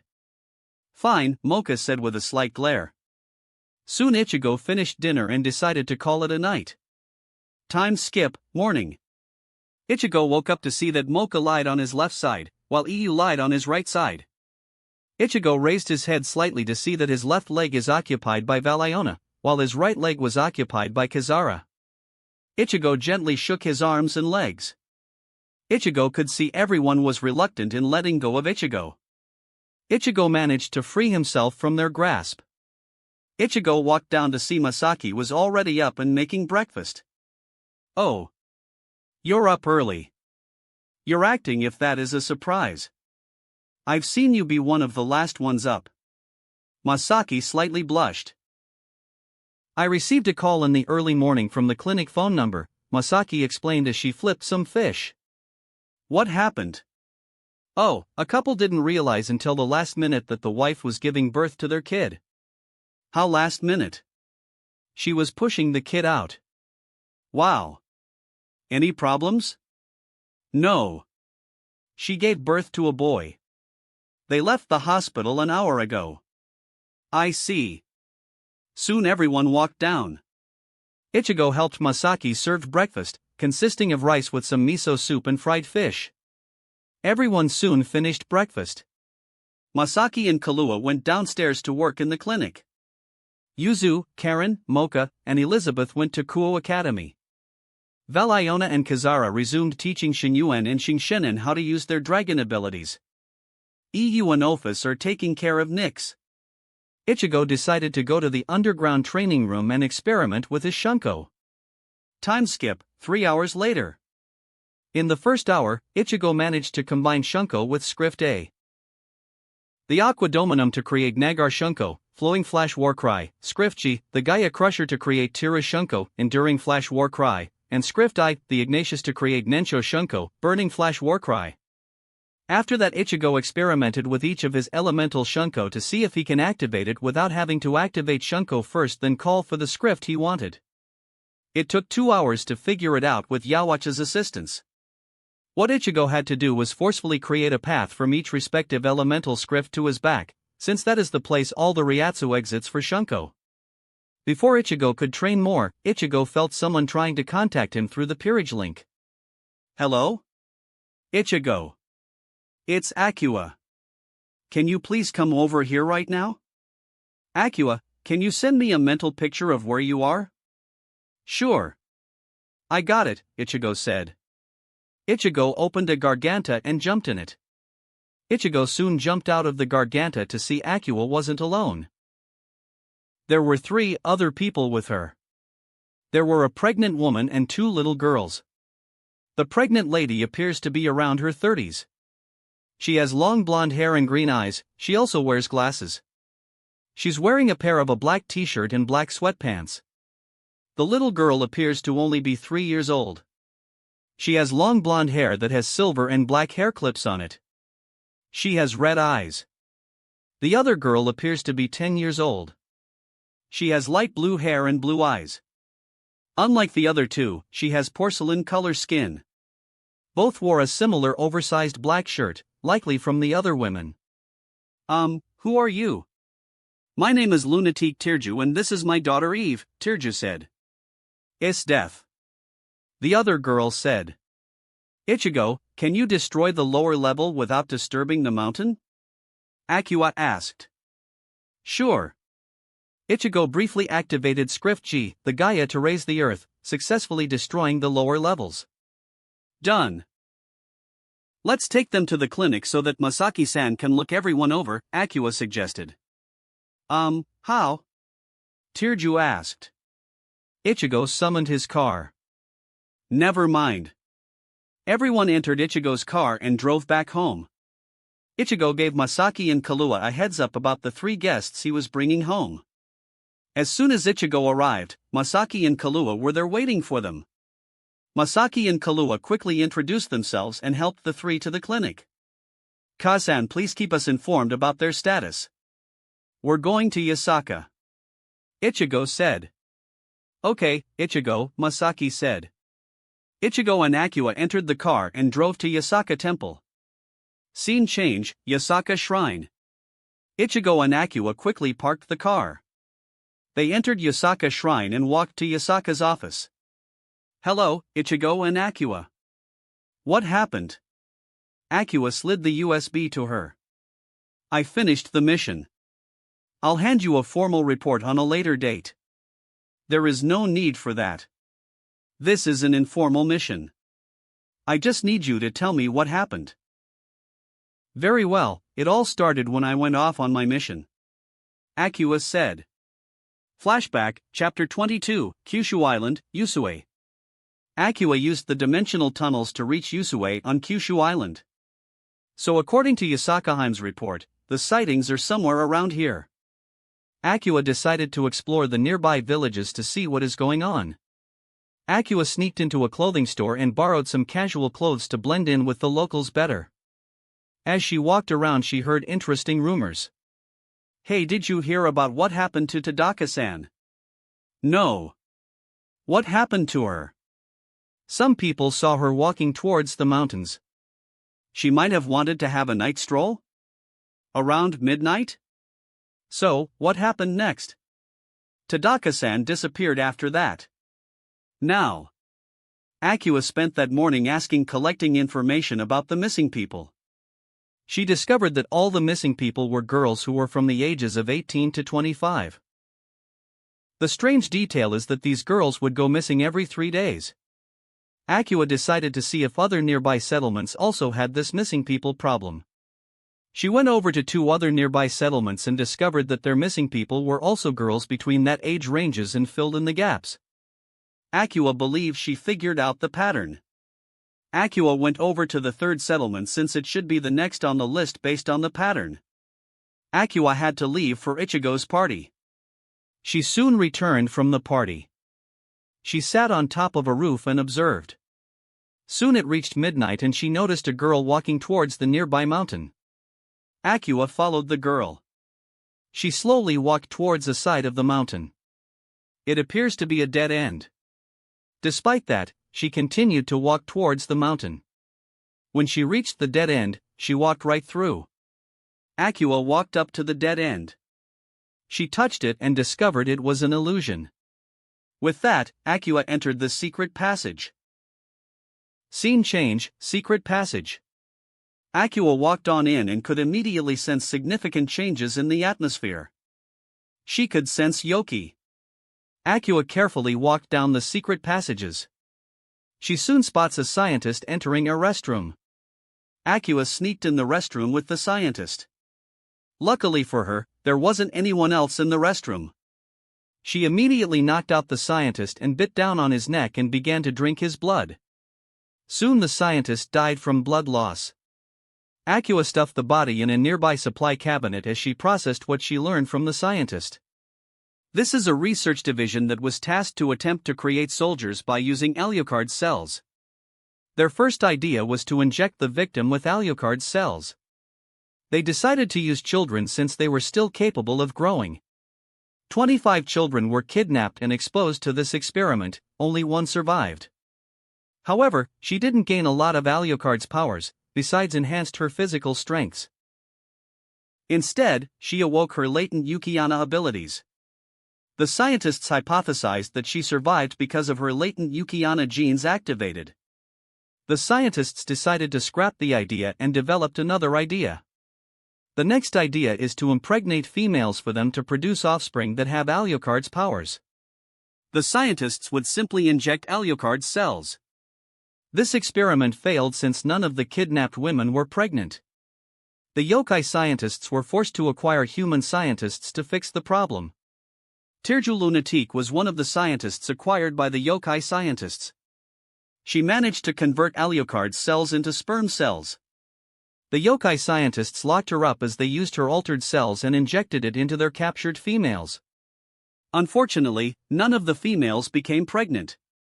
In their rage, they killed all the other human scientists and dragged Lunatique out of her cage. From there, they injected her with the altered cells. A few days later she was pregnant. The scientists constantly observed Lunatique. 9 months later, Tirju Eve was born. The scientists allowed Lunatique to take care of Eve for 2 years. During this time, Lunatique had blood and tissue samples taken to discover how she became pregnant compared to the other girls. They weren't able to discover the secret. After that, Eve was taken from her and Lunatique was once again injected with the altered sperm and she was once again pregnant. She is currently 7 months in. With Akua's new knowledge, Akua ran down the corridor and slaughtered everyone in her path. She soon arrived at an office. She saw on the deck there was a computer.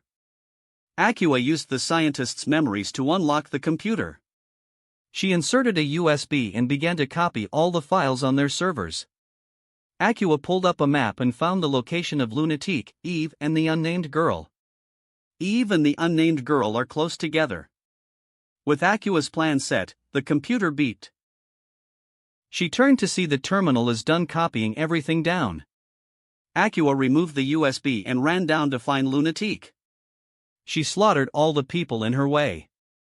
She soon arrived in Lunatique's room. She destroyed the prison doors. Akua could see Lunatique sitting on a couch reading. Akua quickly explained the situation to Lunatique and helped her get out of her room. Akua found a wheelchair for Lunatique to sit in. Akua pushed her down a few hallways. Occasionally they would encounter more guards which Akua would easily kill. Soon they arrived at a large cell. Akua destroyed the door and entered. They could see 2 chambers that are small enough for a person. Akua destroyed both chambers and helped the 2 girls out. After quickly reuniting with her mother, Akua led everyone outside. Flashback end. I see, For now, Lunatic Tirju, Lunatic even is death will be under your care till further notice, Yusaka said. Okay, Ichigo said.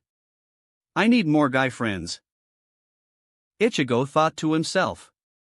Ichigo and Akua left her office and returned home.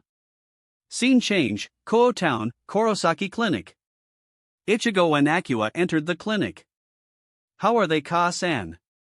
Well, Tirju appears fine, likely due to the scientist's fear of causing harm to the child. Wait. She knows? Akua asked. I allowed her to hear your story, Ichigo said. Fine. What about the girls? Both Eve and his death appear to be malnutrition based on how thin they are, Masaki said. I see. Let me see if Yusaka knows anything that can help. Ichigo said. Yusaka. Yes, Ichigo? I was wondering if you know anything to help with malnutrition. Well, we do have nutrition potions, but those are recommended for young adults and above. I see. Ichigo ended the peerage link. According to Yusaka, there are things to help with malnutrition, but those are recommended for young adults and above. I guess I need to look over those nutrition books. The clinic door suddenly opened as Mocha, Yuzu, Elizabeth, and Karen walked in. Mocha! Akua yelled as she ran down the stairs and tried to tackle Mocha. Mocha sidestepped and Akua crashed into the door. Ow! Why did you do that, Mocha? You can come and give me a hug like a normal person, Mocha replied. Come on. You know we're not normal. Oh God, we another one. Yuzu, Karen, Masaki, and Ichigo though as they remembered Ishin doing this. Mocha, change into something comfortable for our date tonight. Okay. Mocha ran upstairs. Date, with my Mocha, without my permission. Akua yelled. Ichigo decided to ignore her as he began to walk upstairs. Ichigo could hear Mocha yelling and throwing her clothes around. Ichigo knocked on the door. Come in. Ichigo walked in to see her room is a mess. What's the issue? I have nothing to wear. You don't, then these must not be clothes. Ichigo said as he picked up a shirt. It was a black shirt. In the center of the shirt is a white coffee mug in the shape of a bat with the words I love Mocha around the coffee mug. Mocha turned to see Ichigo holding the shirt. You still have this shirt. Mocha began to blush bright red. The shirt was a present from Ichigo. I do. It doesn't fit me anymore. Ichigo summoned his staff. To make the shirt grow bigger, just think about how large you want the shirt to be and say Kakudai Suru, enlarge, Mysteria said. Kakudai Suru, enlarge, Ichigo said as he tapped the shirt with his staff. The shirt grew into Mocha's new size. Ichigo gave her the shirt. Thank you, Mocha said. Ichigo walked upstairs and pulled out an old shirt Mocha bought for him. It was a gray shirt with a small black bat flying while holding a red strawberry with its talons. Just like Mocha's shirt, Ichigo enlarged the shirt. Ichigo put the shirt on with black pants. Ichigo walked out and Mocha saw the shirt. Mocha and Ichigo soon left the house and entered Ichigo's car. Scene change, Fuyuki City. It took 20 minutes before Ichigo and Mocha arrived at Fuyuki Arena. Ichigo, what are we doing here? We're here to watching a boxing match. A boxing match, why? To help cheer for an old friend of ours. Old friend? Ichigo maneuvered Mocha so that she remained clueless about the event. Ichigo guided Mocha to their front row seats and sat down. The stadium was crowded. From their spot, they could see the announcer and the judges. Suddenly all the lights were turned off and a spotlight was turned on. Standing in the ring was the announcer.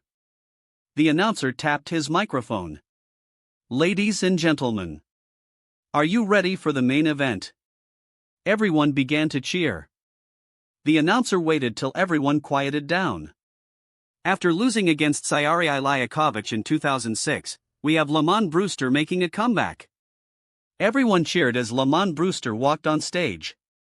Now then, we have a rising contender to the stage. Give it up for Yasutora Sato.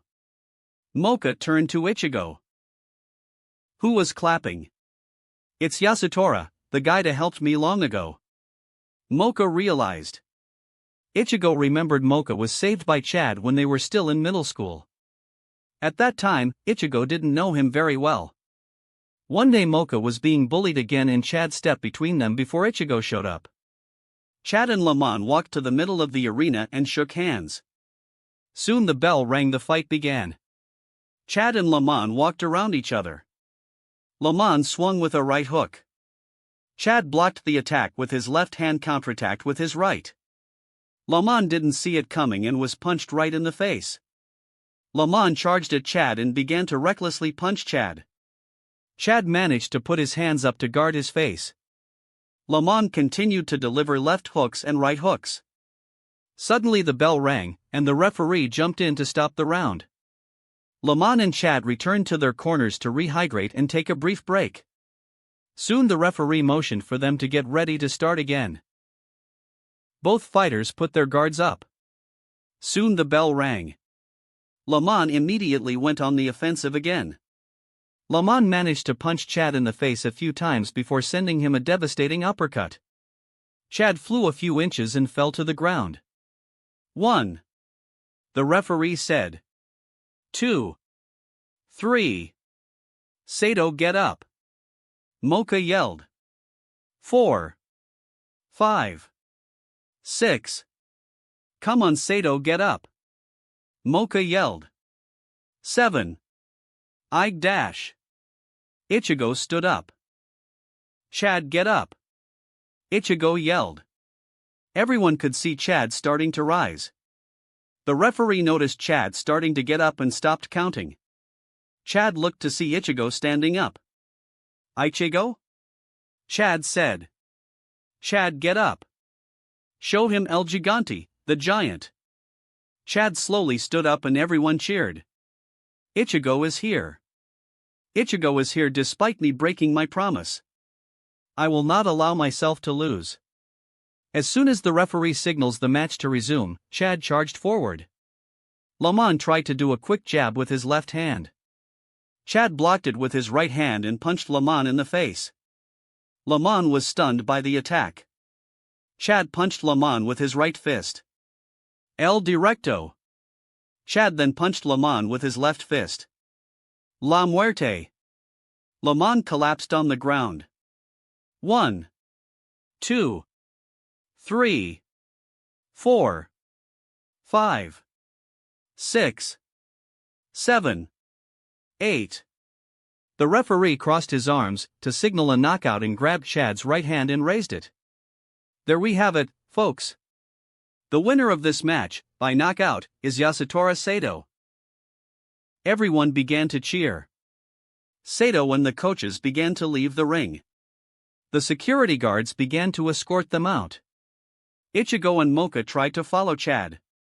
The security guards noticed them and tried to block them off. Allow them through, Chad said. The security guards looked at the coaches who nodded. The security guards made a small hole for Ichigo and Mocha to get through. They soon arrived at Chad's hotel room. Ichigo, I'm sorry. I'm sorry for leaving you. Chad. Chad ignored him and continued to ramble. I know I broke my promise to watch your back, despite you risking yourself for me. Chad, Ichigo said. Chad looked up to see Ichigo extending out his hand. I understand why you did what you did. You, Orihime and Uriel listened to my father when he told you to leave me alone. If I were to blame anyone, it would be him, not you. Thank you. Chad reached out and shook Ichigo's hand.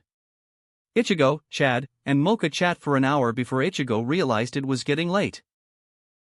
Ichigo gave Chad his address and phone number before they left. Ichigo and Mocha returned home to see Iu, Yuzu, Karen, Elizabeth and Ophis already sleeping on Ichigo's bed. Mocha and Ichigo changed and joined them in bed. Scene change, unknown location. A young woman was staring out of a window. She has shoulder-length violet hair. She also has long bangs that reach her chin, covering the right side of her face, making where only her purple left eye is visible. Mistress, the preparations are ready. A hooded figure said. Very well, she said. The hooded figure backed away and left. It's time to complete the contract, the girl said as she moved her long bangs to reveal a red eye with a pentagram inside a circle on it. Chapter 30, Arc 7. Scene change, Kurosaki household, early morning. Ichigo was fast asleep. He was surrounded by all his wonderful girls. Peacefully he was enjoying his sleep when suddenly Ichigo woke up. He felt someone contacting him through the peerage link. Hello? Ichigo. I'm sorry for waking you up at this hour, but I need you to come over here right now, Yasaka said. Okay, Yasaka, Ichigo replied. He carefully untangled himself from the girls, without waking any of them up. Once he managed to get out of bed, he quickly put on some clothes and opened a garganta to the Yasaka shrine. Scene change, Yasaka shrine. Ichigo jumped out of the garganta to see Yasaka dressed in an oversized t-shirt with the number 15 on the side. Is that one of mine? Ichigo said. Yasaka blushed as she whacked him on the shoulder. Anyways, what's so important that you needed to call me?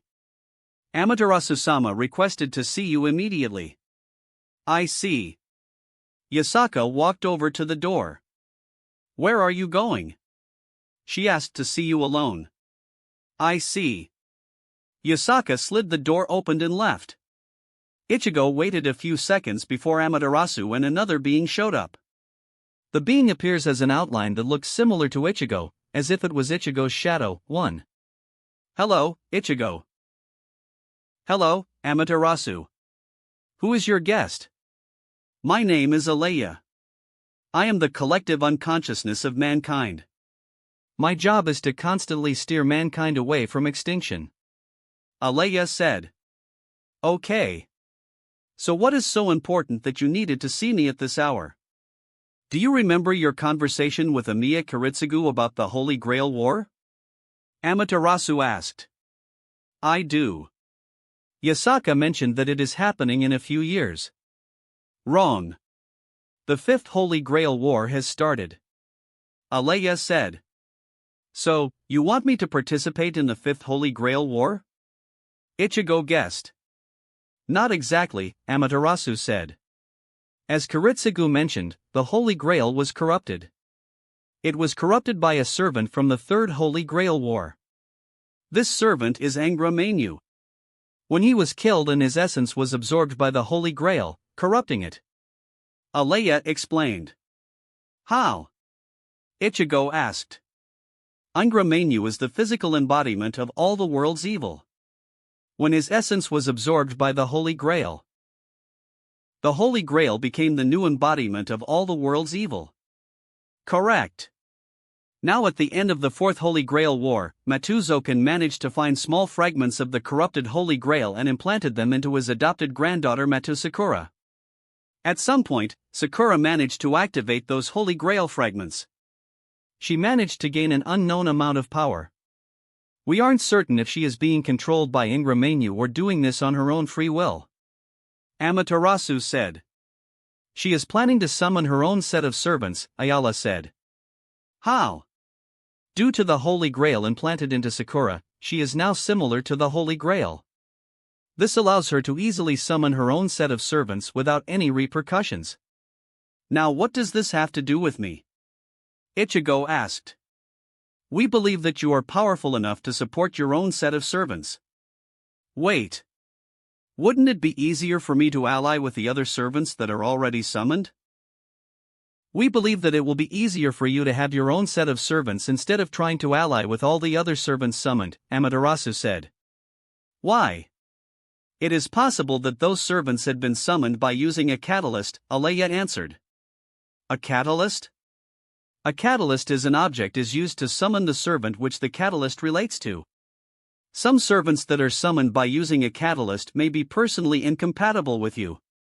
An example is you using the wrong catalyst and summoning a killer who supports Sakura's cause, Amaterasu said.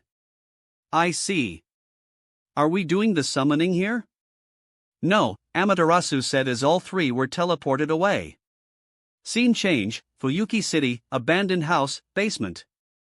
Ichigo, Amaterasu, and Alea appeared in an empty basement. Where are we? An abandoned house in Fuyuki, Amaterasu answered. So how am I going to summon these servants? Ichigo asked. You need to use your blood and create this giant summoning circle. Alea handed Ichigo a sheet of paper with a detailed summoning circle on it. Ichigo turned the page over to see a chant. You are to say the chant and began to slowly direct your Ryatsu to the blood, Alea instructed before they disappeared. Ichigo sighed as he summoned Kokugitsu and slit his left wrist. Ichigo used his blood bending, a subset of water bending, to create the elaborate circle. It took a few minutes before Ichigo completed the circle. Ichigo stood in the center of an 8-pointed star. Each edge of the star is connected to a smaller circle. Each smaller circle had a different image in the middle, each representing a servant's class. Ichigo changed into his Shinigami form. Everyone ready? Yes, Ichigo. We have prepared Ryatsu for the ritual and the servants. Kyoka reported. Ichigo took a deep breath as he focused his Ryatsu towards the summoning circle and began to read the chant Alea provided. For the elements silver and iron. For the foundation, stone, and the Archduke of Contracts. Granted by the blessings of Alea. Close the gates of the cardinal directions. The summoning circle began to glow red. Come forth from the crown and follow the forked road to the kingdom. The summoning circle began to glow brighter. Fill. Fill. Fill. Fill. Fill. Repeat 5 times. But when each is filled, destroy it. The energy from the summoning circle began to glow brighter. Set. Heed my words. My will creates your body, and our swords will forge our new destiny. If you heed my call and obey my will and reason, then answer me I hereby swear. That I shall be all that is good in the world, that I shall defeat all that is evil in the world. You 7 heavens, clad in the 3 great words of power, come forth from the circle of binding. Guardian of the scales. Ichigo finished the chant. The entire room glowed bright red and kicked up a lot of dust. Soon the summoning seal stopped glowing red and the dust settled. Ichigo could see the outline of 8 servants.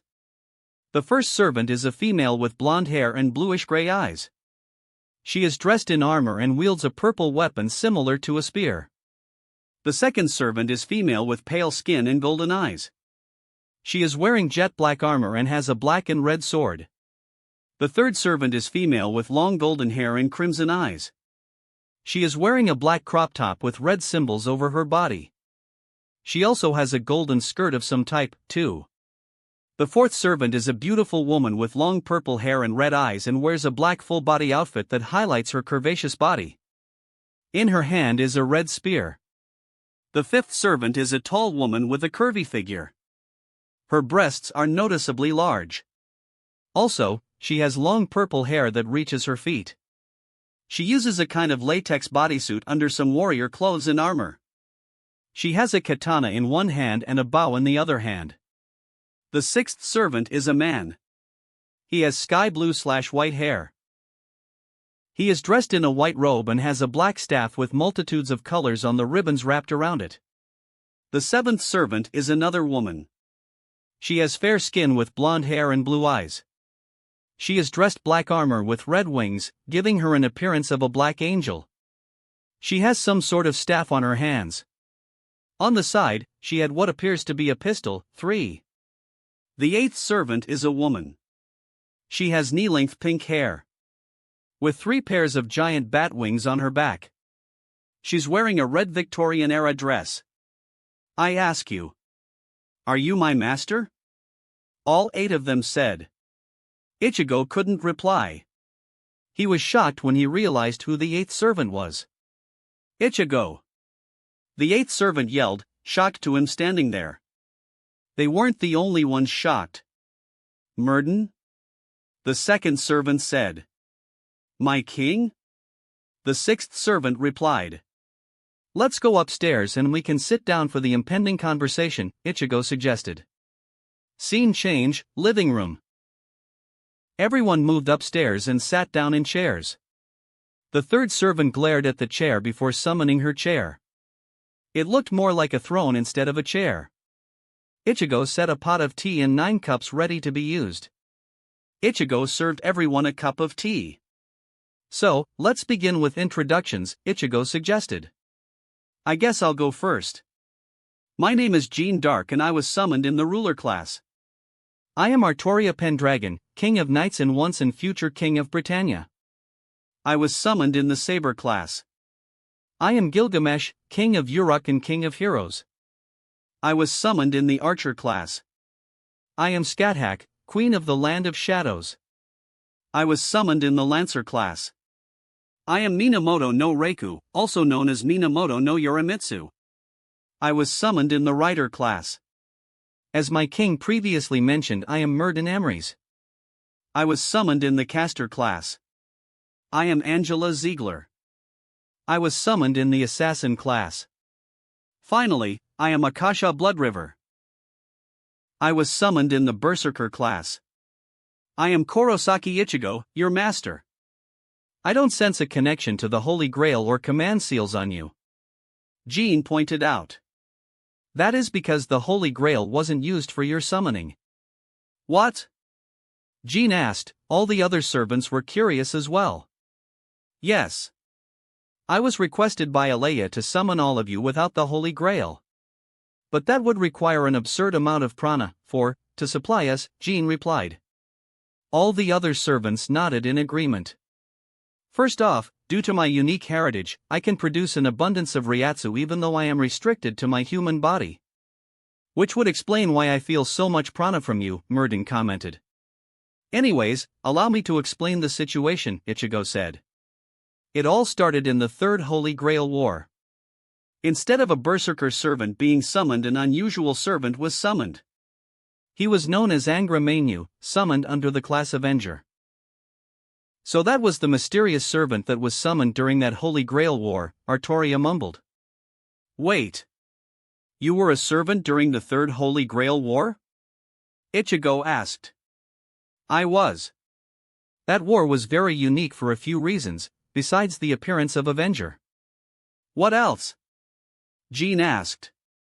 Due to a unique situation with my master in the Third Holy Grail War, the hero known as Artoria Pendragon was split in two. How did that work? Scathach asked. Many Magus families can only pass down their traits to one heir. However, my former master's family had a special trait that allowed them to pass their trait down to 2 twins, making them both heirs to their family's magic. They both were there for the summoning of their servant. Due to this trait, it split the servant into 2, 1/2 of a servant for 1/2 of a master, 6. Artoria explained. So, what are you then? Scathach asked. I am a version of Artoria Pendragon who was strict king, who many believe was a tyrant. While the other version of Artoria Pendragon was a kind king, who many believe was a saint. This is why I was allowed to be summoned, Murden said. What do you mean? Saber asked. I am technically still alive. I am currently trapped in a place on the reverse side of the world. Due to this I can technically not die and cannot be summoned as a servant. But you are here, Ichigo stated. I am here temporality. Your true caster servant allowed me a few days to be here before she comes here. Murden explained. What are you here then? Artoria asked. I am here to reunite the two halves back together. How? Murden replied with a smile. Damn foresight, Artoria said, glaring at Murden. Back to the explanation, when Angra Mainyu was killed, his essence was sent to the Holy Grail, Ichigo said. And he ended up corrupting the Holy Grail. Scathach guessed. Correct. This was discovered in the Fourth Holy Grail War. Amiya Kiritsugu, master of Artoria Pendragon, discovered the corrupted Holy Grail and destroyed it. Despite his efforts in destroying the Holy Grail, it managed to survive, Artoria concluded. Correct. Fragments of the corrupted Grail managed to survive Artoria's noble phantasm Excalibur. Artoria looked quite surprised. What happened next? Akasha asked. Those remaining fragments were collected and implanted into a girl and corrupted her. She is planning to summon her own set of servants to help her destroy the world. Ichigo said. So any questions? The Holy Grail will no longer grant wishes, Artoria asked. Correct, Ichigo answered. Ichigo waited for a few seconds before continued to talk. Anyways, knowing the situation, are all of you willing to help me fix this mess? I am, Jean said. So will I. Everyone said except for Gilgamesh. Gilgamesh? I will not, Gilgamesh said as she stood up on her throne, causing it to dissipate. I am Gilgamesh, king of Uruk and king of heroes. If you wish for me to serve you, then defeat me in combat Kurosaki Yamamoto Shiba Ichigo, king of souls, hero of the Winter War and Thousand-Year War. Gilgamesh declared, using Ichigo's full name. Ichigo sighed. Very well, we shall fight. Kyoka appeared with the trainer in her hands. She pointed the trainer at everyone and sent them inside the trainer. Scene change, trainer. Everyone appeared in an empty plane. Where are we? Gilgamesh asked. This is something I call a trainer. It is a pocket dimension that allows us to go all out. Interesting. Gilgamesh noticed something above Ichigo's head. It has 2 bars. One bar is red with the words HP on it, while the other one is blue with the words MP on it. What are those bars above you? The HP bar represents your health and MP bar represents how much magical energy you have left. But the MP bar is irrelevant since we are connected to you, unless the trainer can limit the maximum magical energy we can have, Ichigo said as he summoned Kokugetsu. Stride forth to the gates of heaven and use your might to tear the heavens asunder. Charge forth to the gates of hell and destroy the chains of the damned. Enter the doors of your humanity and use your strength to shatter fate. Zangetsu. Ichigo released Zangetsu. Shall we begin? Very well, Gilgamesh said as she summoned a pair of golden twin blades from a golden ripple. Jean, a countdown please, Ichigo asked. Very well, Jean said. 3, 2, 1, go. Ichigo and Gilgamesh charged at each other. Impressive, Artoria said. Yes. Each of them has amazing sword-wielding abilities, but they are both at a disadvantage. Reiku commented. How? Akasha asked.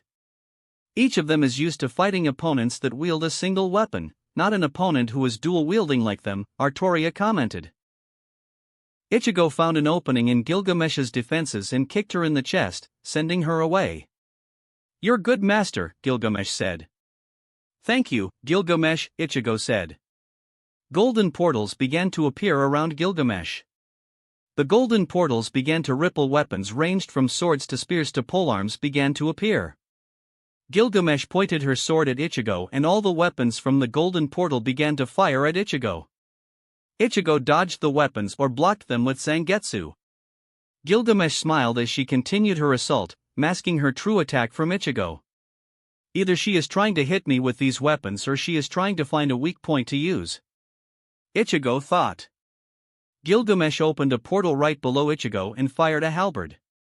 Ichigo managed to jump away. Gilgamesh used this opportunity to fire a golden chain toward Ichigo's back. Ichigo dodged the chain. To Ichigo's surprise, the chain turned and began to chase Ichigo. As the chain began to get closer to him, Gilgamesh continued to fire more weapons at Ichigo. Ichigo instinctively used Zangetsu to block the chain, only for the chain to move around Zangetsu and wrapped itself around Ichigo's arm. Before Ichigo could react, the more chains flew out of Gilgamesh's portal and wrapped itself around him. Oh, Gilgamesh said as she floated to Ichigo. Ichigo shook the chains trying to see if the chains would break. I guess that's it. She gently stroked Ichigo's face. I wouldn't bother if I were you. These chains are not any ordinary chains. This is Enkidu. It is designed to prevent gods who are trapped in these chains from escaping. The more divine you are, the stronger the chains become. I see, Ichigo said. So master, can you escape Enkidu or will you admit defeat? Gilgamesh asked. If I wasn't a divine being, Enkidu wouldn't be as strong as it is right now. So according to Enkidu, I must be divine enough to be considered a divine being. It might be due to me being a Shinigami. Since Shinigami is translated into death god. What if I was a hollow? Would Enkidu register me as a divine being or a beast? Ichigo decided to see if his theory was right. Soy la furia que destruye el cielo. I am the fury that destroys heaven. Ichigo said. Ichigo's hollow Ryatsu began to gather and surround him. Gilgamesh took a few steps back. So you do have some more tricks left. Gilgamesh commented. Courage la furia que destruyó los 9 círculos del infierno. I am the rage that destroyed the 9 circles of hell. Ichigo said as the hollow Ryatsu began to form into a black and red pillar. Gilgamesh noticed that Enkidu was beginning to shake. Yo soy el que se atreva de desafiar el destino. I am the one who dared to challenge fate. Ichigo said as the hollow Ryatsu began to form an egg around Ichigo. Enkidu! Gilgamesh yelled. More chains shot out and wrapped around the hollow Ryatsu egg. Resurrección Luna Nueva. Resurrection of the new moon. Ichigo yelled. Enkidu and the hollow Ryatsu egg exploded. Broken links flew all over the place, before turning into golden Ryatsu. Gilgamesh, it's round 2. Ichigo roared at Gilgamesh as he lunged towards her. Gilgamesh created more golden portals and fired more weapons at Ichigo, at a significantly faster rate. Ichigo used Sonido to easily dodge the attacks. Gilgamesh tried different techniques to hit Ichigo. But all of them continued to fail. Ichigo reappeared right behind her and fired a Zero at the surprised servant. Gilgamesh fired a weapon to cancel out the Zero. Before she couldn't counterattack, Ichigo charged towards her and began to attack her with his twin Daidos. Ichigo's attacks were too fast for her to react. Getsuga Jujisho! Ichigo yelled as he swung his swords down. Gilgamesh couldn't do anything as Getsuga Jujisho hit her. The attack exploded upon contact. He stood there waiting for the dust to clear. The dust cleared and Ichigo was surprised that Gilgamesh was still standing, though she was out of breath and most of her armor was destroyed. According to her HP gauge, she had only 1 HP left. Master! This is the most pleasurable fight I had for a long time. Even if you lose this, I will serve you on your mission. Gilgamesh said. Thank you, Gilgamesh. Now then. Gilgamesh yelled as she stuck out her hand as a new weapon appeared. The new weapon has an abnormal shape that doesn't match any weapon Ichigo knows. While it has a grip, handguard, and is the same length as a long sword, the section that should contain a blade deviates from the normal form of an edged weapon. The blade itself and the tip of the sword spun in a spiral shape are dull. It has the shape of a cylindrical, drill-shaped pillar made up of 3 independently rotating segments engraved with crimson cuneiform lettering that spin slowly in an alternating direction like querns, the middle segments spinning clockwise and the top and bottom segments spinning counterclockwise. What is that? This is my most powerful and precious weapon inside my gate of Babylon. Prepare your final attack, master. For this final attack will split the heaven and the earth. Ichigo took a deep breath as he focuses all his remaining energy into this final attack. Gilgamesh, you ready? Oh master, I am, Gilgamesh said as she raised Ie. Ichigo scratched his wrists on top of his horns. Ichigo began to fill his twin data with as much Ryatsu he can. Ichigo also began to form a grand race Zero on top of his skull. Gilgamesh twisted her hips as she brought Ie back, ready to stab it forwards. Ie's 3 cylinders began to spin rapidly and gather red energy around it. Getsuga Luna Negra! Ichigo yelled as he fired his fusion attack. Inuma Elish! Gilgamesh yelled as she stabbed Ie forward. The red cyclone shot out towards Getsuga Luna Negra. The 2 attacks collided with each other. Everyone could see the ground began to crumble and the sky began to fall apart. Ichigo, both of your attacks are beginning to destabilize the pocket dimension. Kyoka screamed. I am ejecting everyone right now. With that, everything glowed green then black. Scene change, living room. Everyone reappeared outside trainer. Everyone okay? Ichigo asked. Yes, master. Everyone responded. Ichigo turned to Kyoka. Is the trainer okay? I'm not sure. It is showing me an error message. Kyoka handed the trainer to Ichigo. Ichigo noticed there was a notification on the screen. Error. Saved data corrupted. Beneath that was an OK button. Ichigo clicked the button. The notification disappeared. Ichigo handed the trainer back to Kyoka. Ichigo. I'm going to run some tests on the trainer to see if it is safe to use. Kyoka said. Thank you, Kyoka. No problem, Ichigo. Kyoka returned to his mindscape with the trainer. Ichigo turned to Gilgamesh. What was that attack? Enuma Elish is my strongest attack. It is an anti-world noble phantasm. If I use it correctly, I can destroy a whole world, as I demonstrated in the trainer. Wow. Anyone else has something crazy like that? Ichigo asked. I might have something else, Gilgamesh admitted. What else? Well, my sword Zenki can release a tsunami that can destroy the world, but it requires to be deployed for 7 days. Anything else? I don't know. What do you mean you don't know? It is impossible for me to know everything in my Gate of Babylon. Gate of Babylon? It's the storehouse that I had built to store all the treasures in the world that I have collected. I see. Ichigo turned to his other servants. Anyone else has anything as overpowered as EA and Enki? I might, Akasha said as she stepped forward. Before I can explain, Master, can I have some blood? Very well. Ichigo tilted his head to one side as Akasha walked up to him. She licked his neck a few times before biting down on his neck. Master. Scathach said. Yes, Scathach? Why are you allowing Berserker to drink your blood? Because she asked. Scathach stared at Ichigo. She is technically my girlfriend/mother-in-law and she is a vampire, Ichigo admitted. But as servants, we already get energy from you, Scathach replied. Akasha soon stopped drinking his blood. The wounds immediately healed itself. There is a reason, Scathach. Berserker said as she licked the remaining blood from her lips. She then took a knee facing Ichigo. I, Akasha Blood River, summoned under the class of Berserker. I swear this to you, my master.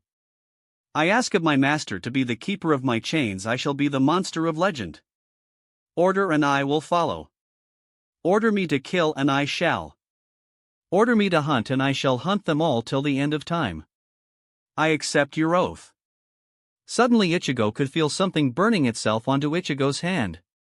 Ichigo looked to see a crimson 5-pointed seal on it. Ichigo looked at Berserker in confusion. Allow me to explain. Berserker stood up. In the Throne of Heroes, there are a few alternative versions of Alucard/Dracula from different universes. Normally I am impossible to summon me since I don't have a legend. During a conflict long ago, in this universe, I designed my Rosario to be capable of stealing the body and powers of my universe's Alucard. This in turn allowed me to seal the other powers from these alternate versions Alucard/Dracula when I was summoned. Akasha admitted. All the servants looked at Akasha as if she was an abomination. Getting back to the question at hand, Ichigo said. What overpowered noble phantasm do you have? It is called Armada de Sange, the Blood Army. For me to use this noble phantasm, it is under a 2-man rule. A 2-man rule? Gilgamesh asked. It is a safety procedure that requires the actions of 2 people to advance, in this case, Master and myself. What does it do? It set free 2.5 million corrupted minions to do what I wish. All of them are obedient to me. My minions can be killed off, but they will regenerate and rejoin the group. If my minions devour anything that has blood, the victim will be transformed into another minion and join the Armada de Sange. Berserker explains. I see, Ichigo said, understanding Berserker's noble phantasm. Since we are now talking about noble phantasms, everyone please share yours, Ichigo asked. Saber presented her sword. This is Excalibur. It is considered an anti-fortress noble phantasm. By using your energy, I can unleash a large blast of energy, similar to your Getsuga Tensho. My main noble phantasm is Gibalg. Scathach spun her spear a few times to emphasize her point. I can use it in two ways. Scathach stabbed the spear forward. When I stab my opponent, Gibalg is an anti-unit noble phantasm. It will automatically adjust to hit my opponent's heart. It is very difficult to dodge due to its ability to reverse cause and effect. Making it where your opponent's heart is being pierced caused you to be stabbed by Gibalg.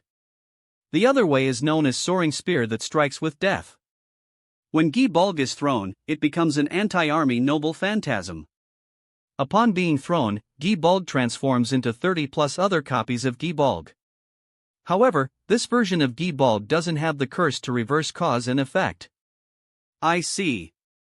What about your another one? My other one is called the Gate of Sky. It is also an anti-army noble phantasm. This one allows me to open a gate to the land of shadows. Everyone is sucked into the gate and is instantly killed. I'll go next, Reiku said. I have one anti-army noble phantasm, Reiku said. The first one is called Ox King Stormcall. I can temporarily summon replicas of Sakata Kintoki, Watanabe no Tsuna, or Abe no Sutake, and Yuzui Sadamitsu, and all of us will attack the enemy. I don't have one, but I am knowledgeable in magic, Midrin said. Can you cast various spells around this location to prevent others from detecting this location and not being aware of the magic being used here? Sure, Murden said as he began to cast spells. Then I will go, Jean said. I have two noble phantasm. The first one is a barrier noble phantasm called Luminosite Eternelle, Eternal Brightness. It projects a barrier to protect all behind me. Over time it slowly heals everyone. The strength of Luminosite Eternelle correlates to my flag. The more damage the barrier takes, the more destroyed my flag becomes, which slowly weakens Luminosite Eternelle. I see. What is the other one? It is a suicidal noble phantasm. What? It is called La Pucelle, the Maid. By sacrificing my life, I can summon the fire which killed me to destroy something. However, the target of my flames must be something I need to destroy to save something. I see. Ichigo stood up. I swear to you, on my pride and as your master, I will never force you to use that noble phantasm. Thank you, master. I guess it is my turn, Angela said. Everyone turned to Angela. She hasn't spoken ever since her introduction. I have two noble phantasm. It is a barrier type called Heroes Never Die. It allows me to fully heal anyone, even if they are dead. However, there must be a body present to do this. Interesting. But what is the other one? It doesn't have a name. But it allows me to call for my 4 pets. Angela took out 6 capsules from her bag and threw them out. Black smoke was released from the capsules. The black smoke cleared to see 6 woman people appeared. All of them were dressed in similar armor as Angela. The first one appears to be a cyborg ninja wearing red and black armor. 5. There are a few gaps that reveal she has lightly tanned skin and blood red eyes. The second one also has matching brown eyes and hair. She has a scar across her left eye. Her suit follows the others with her black and red design. She also has a pistol on the right side and some sort of bracelet on her left wrist. The third one has pale skin, golden eyes, and violet hair.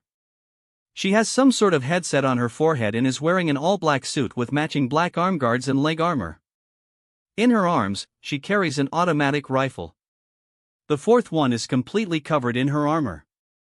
She has a skull mask on her face. The rest of her head is covered by black robes that are connected to her suit. She is holding 2 shotgun-looking guns in her arms. Hello, my pets, Angela said with a smile. Hello, mistress, how may we serve you? All of them said. While I remain your mistress, he will be your master. Treat his orders like they are my own. Angela instructed. Yes, mistress. They said. Good girls. What are their names? Ichigo asked. The first girl took a step forward. My name is Genji Shimada. I can be considered a saber but also an assassin. Genji stepped back as the next girl stepped up. I am Hana Song. I can be a writer. Hana stepped back as the next girl stepped up. I am Amelie Gillard. I am an assassin. Amelie stepped back as the next girl stepped up. I am Gabriela Reyes. I can be considered a berserker. Gabriela stepped back. Wait. Based on your noble phantasm, you're a healer. How did you end up as an assassin? Ichigo asked. Assassin let out a smile that promises a lot of pain. Genji. Chair. Bridget immediately ran behind Assassin, took off her armor and went on all four. Angela sat down on Genji's back. Allow me to tell you a story, Angela said. In the far future, science has evolved far into the future. We have these robots called omics. They are highly advanced robots with artificial intelligence capabilities. We were in peace at this time. I was a doctor at this time. I was experimenting with many medical fields. Some of those included nanobiology, genetic engineering, cloning, and many more different fields. This all changed when something caused all the Omnics to start attacking everyone.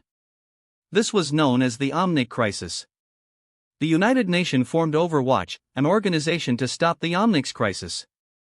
Due to my abundant medical knowledge, I was recruited to be a founding member of Overwatch. Despite joining Overwatch, I never fought against the Omnics. I was in charge of first aid. Despite my knowledge, many people died in my care. Each of their deaths took their toll on me. During my free time, I would further experiment and invent things to stop my patients from dying. Many experiments would have been labeled as inhumane and I would have been thrown in prison if my experiments would have been discovered. Soon the Omnic crisis was stopped by Overwatch. Angela paused as she took a sip of tea.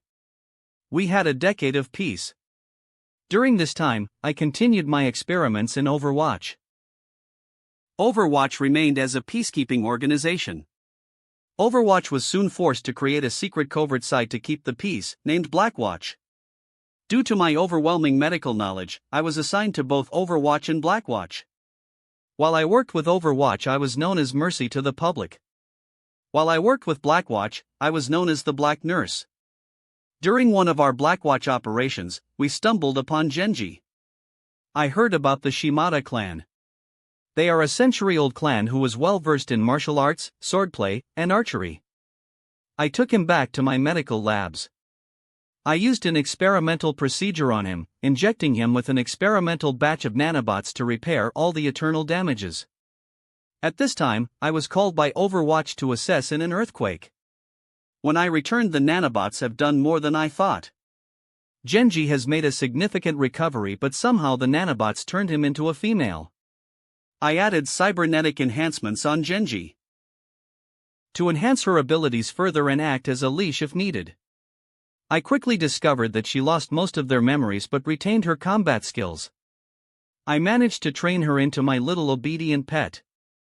Angela stood up. Genji, switch with Gabriela. Genji stood up and walked away as Gabriela took Genji's place. Angela sat back down. I began to hear rumors of Blackwatch's existence. I decided to leave Overwatch and Blackwatch before the secret was truly revealed. My pet Genji decided to follow me. In the underground, I was known as the Witch Doctor due to my vast knowledge of healing, willing to heal anyone for a price and absolute secrecy around my existence. I was legend and myth to the medical community. A few months later, I was contacted by Talon, particularly an Omnic named Maximilian. He wanted to hire Genji to train their agents to counter both Overwatch and Blackwatch. In exchange for loaning out my pet to Talon, I received more funding and full access to all the scientific knowledge in Talon's possession. A year later, an old friend contacted me. It turns out to be Gabriel Reyes. He was suffering from a mutated version of cancer. He approached me because nothing the doctors could do could stop it. I agreed to attempt to cure his cancer. The experiment was considered somewhat a success. Gabriel was forced to become Gabriella. Gabriella gained control over the uncontrollable cancer. She can now create and destroy those cells. This allows her to regenerate her body at an exponential rate as well as destroy almost anything organic-based. Upon discovering the results of my experiment, Gabriella entered a state of anger. She managed to recreate her guns and began to attack me. Luckily, Genji managed to subdue her long enough for me to begin another experiment, mind control. I managed to gain control of Gabriella's body due to my nanobots inside her body. I placed Gabriella into intensive mind control sessions. Soon enough, Gabriella was my new obedient pet. However, it resulted in a few things. By upgrading the nanobots in Gabriella's body, it gave her temporary ability to camouflage with her surroundings, which allowed Gabriella to turn back to Gabriel. Angela stood up. Gabriella, switch with Amelie. Gabriella stood up and walked away as Amelie took Gabriella's place. Angela sat back down. Despite having Gabriella as their mole in Overwatch and Blackwatch, Talon were always stopped by them. Talon figured out their biggest threat in Overwatch, Gerard Lacroix. They sent many different assassinations attempts at Gerard Lacroix. All of them were stopped by various Overwatch agents, including Gabriella. She reported to Talon on how each assassination attempt failed. Due to my contribution to Talon, I was allowed to attend the Council of Leaders. I remembered that Gerard Lacroix had a wife. So I suggested that we should kidnap his wife, Amélie Lacroix-Gillard, and transform her into a sleeper agent. All of them loved my idea and had Gabriella arrange a false lead to get Gerard Lacroix to leave France. With him out of the way, I tasked Genji to kidnap Amélie. I submitted her to my amazing brainwashing. It was difficult to add the sleeper agent element to her mind. I was forced to constantly test the sleeper agent element. It took a week before I had the sleeper agent element correct in her mind. I managed to have her be a sleeper for 2 weeks before she would wake up, kill Gerard before returning to a predetermined location for Genji to pick her up. With the trap set, Gabriella discovered Amelie's location. Gerard sent a rescue team to rescue her. 2 weeks later, Amelie's sleeper program activated. She swiftly killed Gerard with a bullet in the heart and the skull. Amélie quickly ran to the designated meeting location to meet with Genji, who rescued her. After that, I further strengthened Amélie's mind control. Unlike the others, Amélie never killed anything before. So, I decided to force her to watch her assassination of Gerard and made her feel the pleasure of killing. I made her kill animals first, then criminals, then the innocent. By the time I was done, Amélie would kill anything without hesitation. Genji and Gabriella trained her to be a worthy pet for me. Angela stood up. Hannah, switch with Amélie. Amélie stood up and walked away as Hannah took Amélie's place. Angela sat back down. Now then, Hannah here was my next little pet. I was exploring Korea at the time, when Hannah found me through the Kangpai gangster. She begged me to help her with the Mecha Mobile Exoforce of the Korean Army tournament. The Mecha tournament was the Korean Army's attempt in finding suitable pilots for the Mecha squad. When the Omnic crisis was still going on, the Korean faced a colossal Omnic monstrosity that rose from the depths of the East China Sea. The Korean Army fought it by using its mecha. These mechas were controlled remotely. Despite their efforts, they weren't able to destroy Colossal Omnic because it would return to the sea. A few years later, the Colossal Omnic would evolve and rise back up and attack. The public called that Omnic the Giant One. The fourth time, the Giant One tried to interfere with the Mecha Squad's remote controls. Luckily, they were able to force Giant One back to the sea before Giant One managed to gain full control of the Mecha Squad. This forced the Korean Army to find pilots to control the mecha suits. With the assistance of various Korean video game companies, they were able to create a mecha suit simulation. The Korean Army gathered the best 96 video game players in Korea. Hannah was one of those players. The Korean army decided to make it a 1 versus 1 match by using the mecha suit simulator. Little Hannah struggled against her first 2 matches. So she decided to come to me for assistance. I decided to help her since it is good to have friends everywhere. So I gave her a new drug to help increase her brain processing capabilities and reflexes. Hannah managed to defeat the other completers. Hannah would contact me for more of the drug. I sold her the drugs.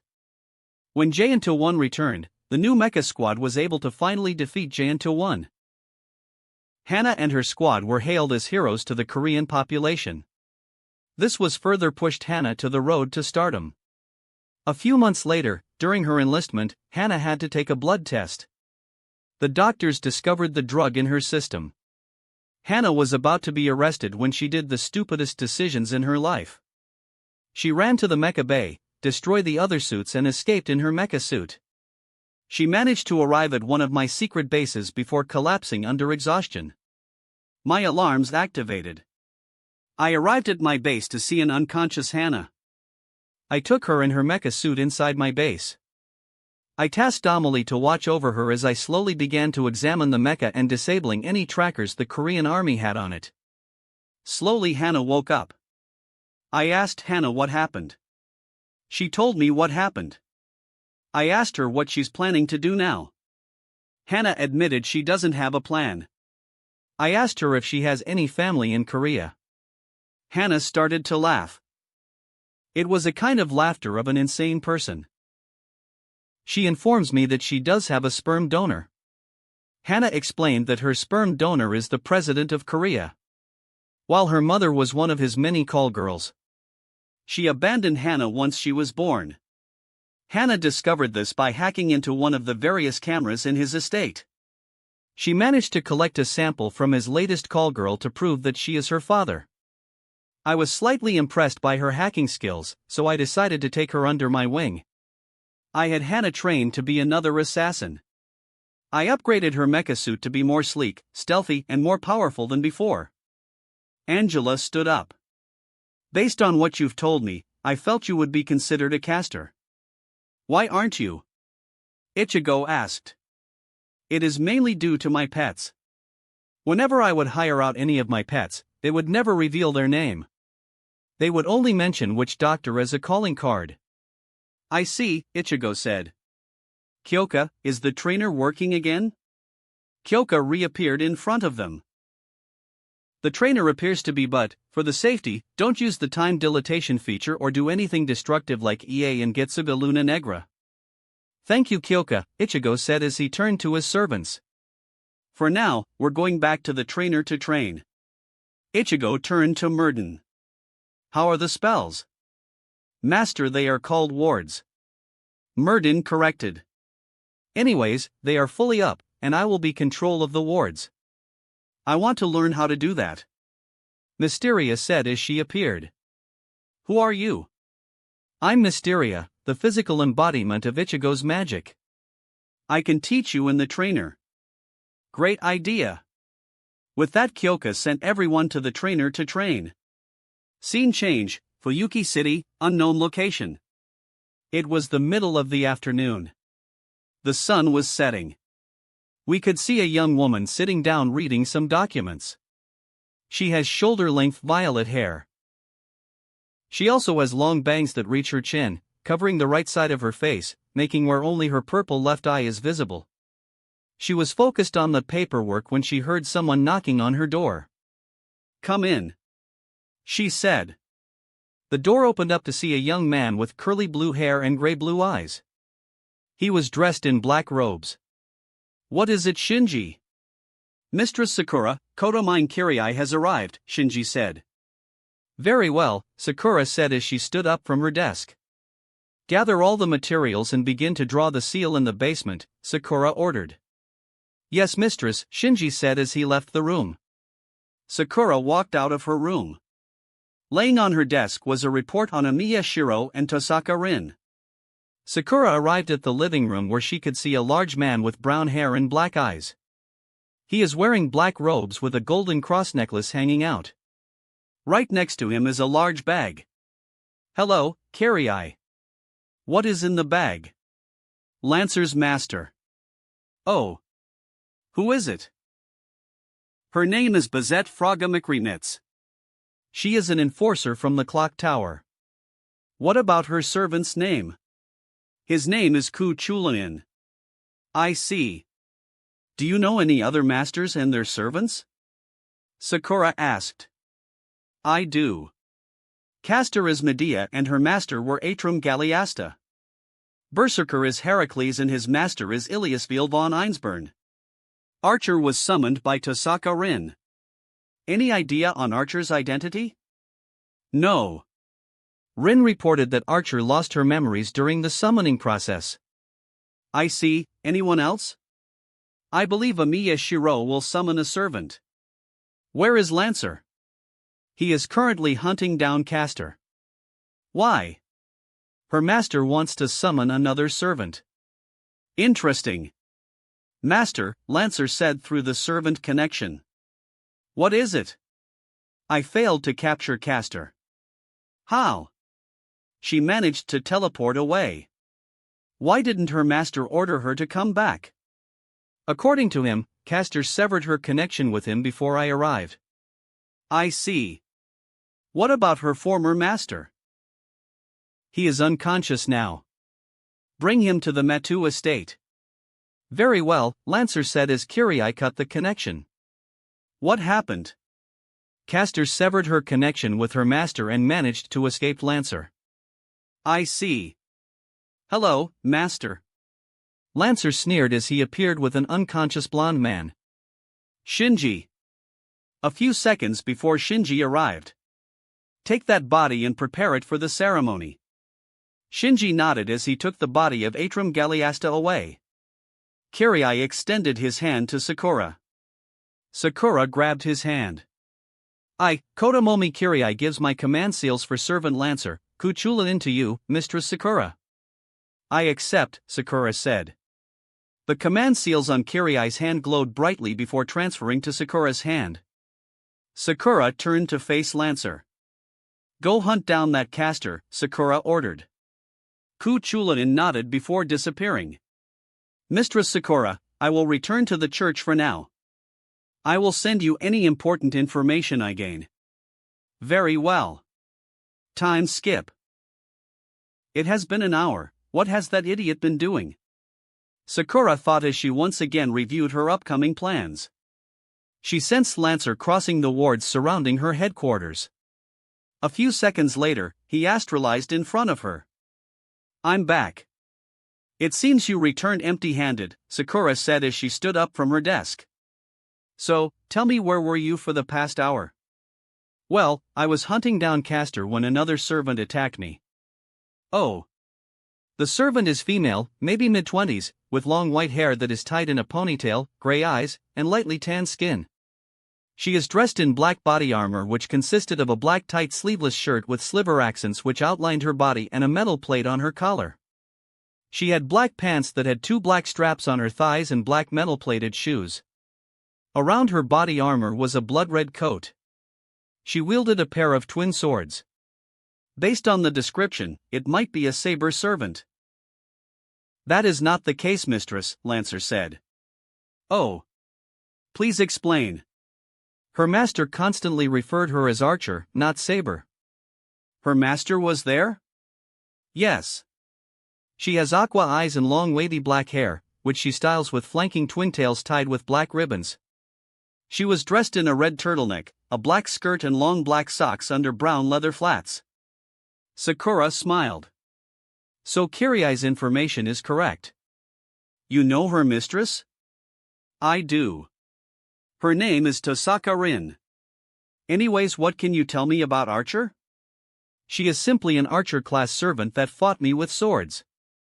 What happened next? I was about to use my noble phantasm when I spotted a witness. I chased that witness down and killed him. After that, I continued to hunt down Castor. Somehow that witness was still alive. So, I chased him down and tried to kill him. Right before I killed him, he summoned a servant. Oh, really? Yes. He managed to summon a saber. She was wearing shining armor with an old-style dress, made from old-fashioned blue cloth, underneath. Her weapon appears invisible. What about the master? He is a teenage boy with auburn hair and golden brown colored eyes. He was wearing a blue and white long-sleeve baseball jersey t-shirt and blue slim straight jeans. So Shiro is also a master. Sakura chuckled. Suddenly she heard someone knocking on her door. Come in. Mistress, I finished the task you asked of me, Shinji said as he walked to the living room. Good work. Thank you, mistress. Come on, let's start the summoning, Sakura said. Lancer, come along. Sakura, Lancer, and Shinji walked downstairs to the basement. When they arrived, they could see a large 7-pointed star with circled at each point. All but 2 circles have a body in it. Sakura raised her hand with Lancer's command seals on it. Lancer. I'm ordering you with this command seal to stand in the circles without a body. Sakura ordered. The command seal glowed red as Lancer was forced to walk over and stand in the circle. Lancer. I'm ordering you with this command seal, you will not move from that circle and accept all the effects of the ritual. The command seal glowed red. She turned to Shinji. Shinji, walk over and stand with Lancer in the circle, Sakura ordered.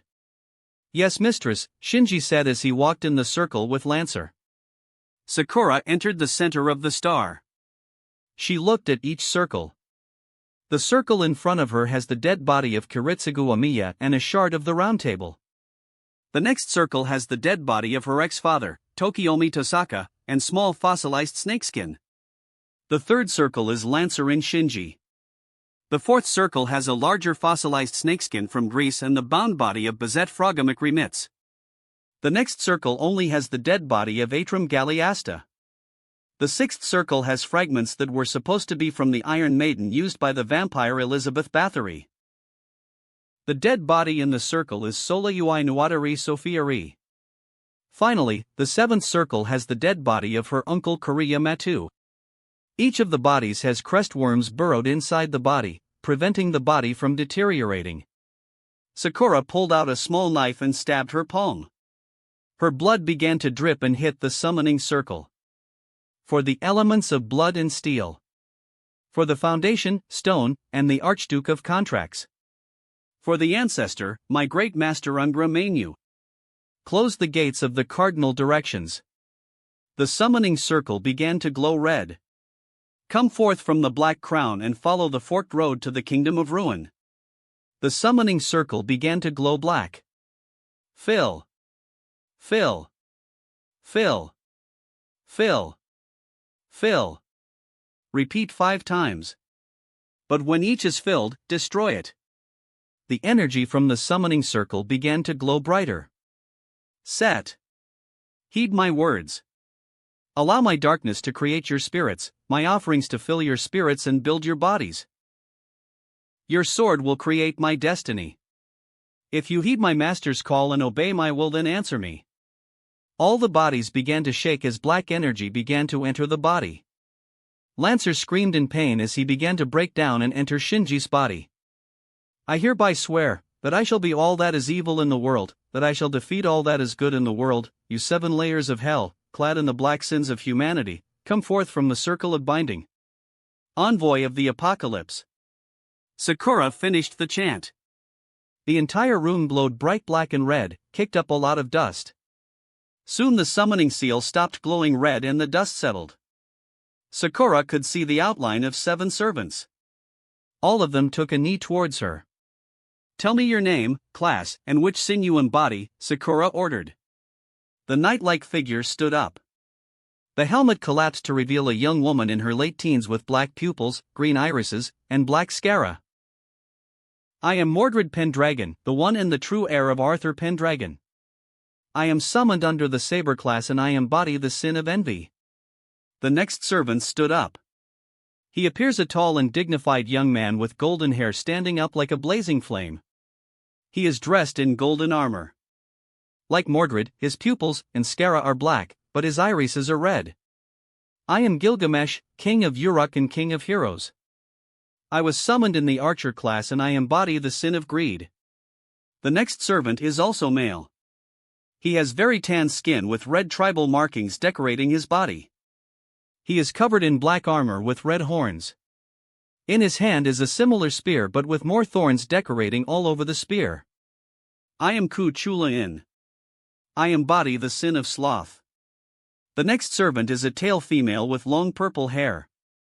She has black pupils, pink irises, and black scara pink eyes. She is dressed in a revealing black dress. Her legs are covered with a dull golden color scales. Behind her is a long snake tail with the same dull golden color. Hello, mistress. I am Medusa. You look very delicious. Medusa said. Thank you for the compliment, but finish the introduction. Oh. I am summoned under the writer class and I embody the sin of gluttony. The next servant appears a tall male with huge, rolling eyes and oily, glistening cheeks. His garments consisted of a luxurious robe of ancient design, sanguineous scarlet patterns adorned the pitch-black fabric. He donned an inky black cassock, and an evil aura reeled about it. Also, the patterns dyed crimson red on the cloth was as if stained with blood. It appears I have been given another chance to find you my Jean. Who are you? Sakura asked. I apologize.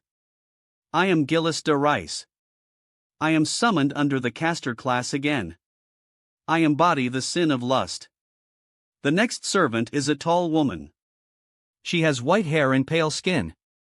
She has a small mask covering her eyes. She is dressed in a revealing version of a Victorian-era dress. In her hand is a metal staff. I am Elizabeth Bathory. I've been summoned under the class assassin and I embody the sin of pride. Sakura nodded as she turned to the last servant. Her last servant is another male. He is very masculine. He is over 2 meters tall. He has a light tan skin covered in innumerable scars to show the immense amount of training in battle it has weathered. In his arms, he wields a large black and red battle axe and a small shield. Your name? Sakura asked. Eric. Berserker. Wrath. He said. Berserker, you will begin to dig underground from each point to make a circle, Sakura said as she pointed out each point on the map. Gra. Berserker nodded before he dematerializes to start his mission. Sakura turned to the other servants. I want each of you to fortify my headquarters. This house has a few wards in place. I want each of you to add more wards and destroy any spies around the house. Sakura ordered. Yes, mistress. They said as they dematerialized and began their mission. Sakura stood there alone. She touched her eye. I will complete my mission, master. Of course, you will, my dear. Someone said in her mind. Master? Yes, dear. Sakura's shadows began to expand and grow to form an outline of her, but both of her eyes were crimson. Master. Sakura took a knee and bowed to her master. Rise, my dear. The master said. Sakura stood up. If I may ask, how are you here? It was due to the summoning. I managed to give a fragment of my mind to help guide you and a bit of my power in case you need to fight. I'm a demi-servant now. Yes, my dear. Anyways, your plans are coming together perfectly. Thank you, master. Be warned, Alea is aware of our plan and has sent her player against us. The master warned. A counter-guardian? I do not know. But they will be a challenge. I see. Thank you for the warning, master. Sakura said as her master disappeared. Scene change, Ichigo's base. Ichigo and all his servants spent a few hours in the trainer. Ichigo discovered that Scathach was a master in using a spear, so he asked her to begin teaching him. She accepted Ichigo's offer. Ichigo and Scathach began to train while Artoria and Gilgamesh began to train together. Gilgamesh helped Artoria to sense incoming attacks while blindfolded. In return, Artoria showed Gilgamesh how to use Mana Burst with her weapons. Murden taught Mysteria different spells that he knew, many of which were forgotten. Akasha discovered that she had a normal form, her Victorian dress, and a battle mode. Akasha's pink hair remained the same but is covered by a black fedora with a wide floppy brim. She is dressed in a white suit, leather riding boots, and an intricately knotted black cravat, covered by a full-length and black frock overcoat with a cape. In her hands were 2 handguns. The one in her left hand is a white handgun with Helsing .454 Casolotto engraved in black ink, while the one in her right hand is a black handgun with Jesus Christ is in Heaven Now engraved in white ink. Akasha focused on getting used to her battle form. Angela and Reika trained together. Angela had her pets fight alongside with her against Reiku and her allies. Ichigo, something slammed into the wards. Mysteria shouted. Everyone regroup, Ichigo ordered. Everyone stopped their training and gathered around Ichigo. We're going to exit the trainer and see what bumped into the wards. All the servants nodded as they exit the trainer. Scene change, Ichigo's headquarters. Everyone exited the trainer with their respective weapons drawn. Ichigo opened the door to the house. Immediately Hana and Gabriella charged out just in case the enemy tries to assault them. With the close clear, everyone else exited the house. Everyone find out who or what crashed into the wards, Ichigo ordered. Everyone nodded as they spread out. I found who crashed into the wards, Gilgamesh said. Everyone gathered around Gilgamesh to see a beautiful woman with long blue hair and nice-shaped ears. She wore a bluish-purple robe, which is stained with blood. Master, what are we going to do with her? Gilgamesh asked. Her name is Medea, Jean informed him. How do you know that? As a ruler, I can know the identity of all servants I see, Jean explained. I see. Angela, can you do a basic checkup? Very well, Angela said as she kneeled next to Medea. She appears to suffer stabbing wounds from a long object with many serrated edges. Can you heal her? This is easy. Does she appear to be allied with Sakura? Ichigo asked. It doesn't appear so, Angela reported. Let's bring her inside the house, Ichigo said. Is that wise, Master? Artoria asked. If she is an enemy, we can easily overpower her. If she is friendly or neutral, then we gain an ally. Ichigo reasoned. I suggest having her in the trainer to prevent anyone from discovering her location, Murden suggested. Everyone nodded. Kyoka pointed the trainer at them and returned them to the trainer. Scene change, trainer. Everyone resumed their training regimen. Angela instructed that Gabriella in charge of them as they fought against Ryder's team. Angela remained by Medea as she continued to monitor her condition. 10 minutes later, Angela noticed Medea began to wake up. Master, she is waking up. Ichigo ended his training with Scat Hack and walked over to Angela and Medea. Where am I? Medea asked. You are safe, Ichigo said. Who are you? My name is Kurosaki Ichigo. We found you outside our headquarters and took you in. Ichigo said. Medea looked to see a lot of servants training around her. Are you their master? I am. How? Normally only 7 servants can be summoned in a Grail War. Well. This Grail War had another conflict above it. Above it? Ichigo quickly explained to Medea about his mission. Interesting.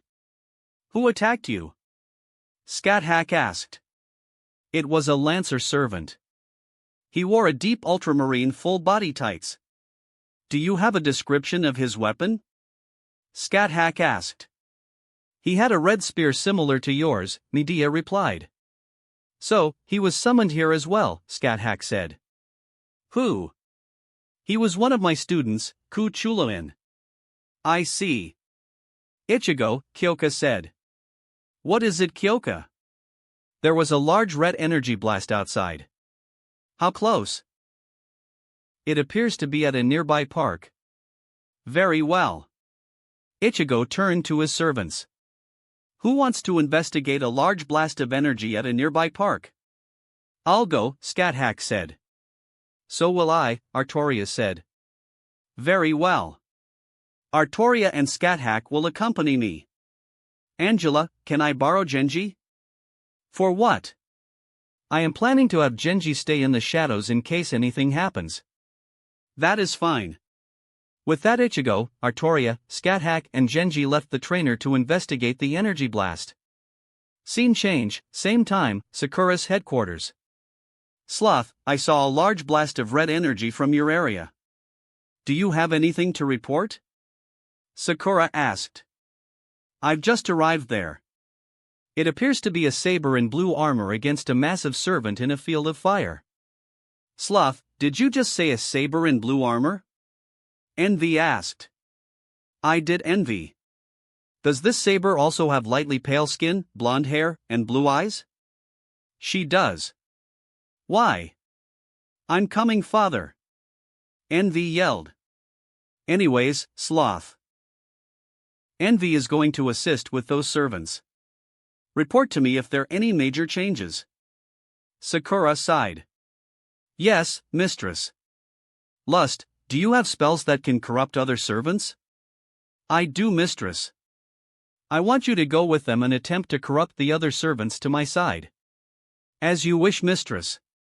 Pride, greed, and gluttony be prepared to assist envy and sloth. If possible, provide cover for lust if needed. Yes, mistress. They replied. Me? Wrath asked. Continue what you are doing. Okay. Wrath said. For a second, Sakura thought Wrath sounded disappointed. She shook her head as she read over Kirai's reports on the servants in the war. Scene change, park. Ichigo's servants will be using their names, Sakura's servants will be using their sins, and the servants summoned will be using their class. At the park, we could see a few people. We could see a dark-skinned colossal, statue-like man with messy black hair and red eyes. In his arms is a large stone-shaped sword. He is surrounded by fire. Next to him is a little girl with crimson eyes and long white hair. She is dressed in a purple winter coat and hat. Her name is Iliasfiel von Einsborn, Ilia for short. It survived an A-rank noble phantasm without a scratch, Rin said. On the ground are two more people. Shiro, what was that? Saber asked. Archer's arrow, Shiro replies. I've changed my mind about you, Rin. Your archer is impressive. That is enough right now. Return to me, Berserker. Ilias said. You're running? Rin asked. Yes, I changed my mind. I don't care about Saber, but your archer has piqued my interest. Berserker walked towards the albino girl. So, I'll let you live a while longer. Berserker suddenly turned around and let out a roar. A red spear suddenly struck Berserker. Gah! Berserker yelled as he grabbed and pulled the spear out of his chest. Everyone stared at the new servant. Oh. You are a very tough servant. Sloth said. Who are you? Ilia asked. I guess keeping my identity doesn't matter. I am Ku Chulian and I embody the sin of sloth.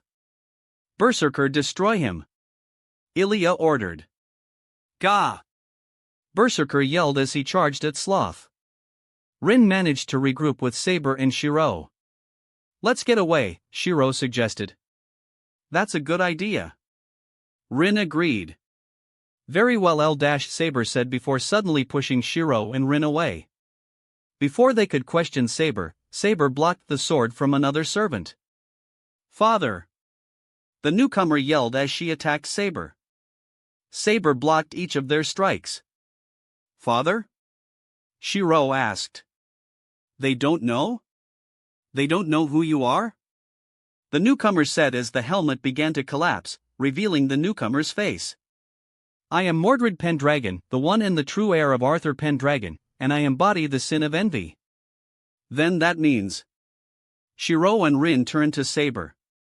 I am Artoria Pendragon, king of knights and once and future king of Britannia. Saber said as she pointed her sword at Envy. Despite being my child, you will never be my heir. Saber declared. Rah! Envy yelled as she continued to attack Saber. What should we do, Archer? Rin asked. We either disappear or continue to fight, Archer replied. Can you help Saber? No. They are too close to each other.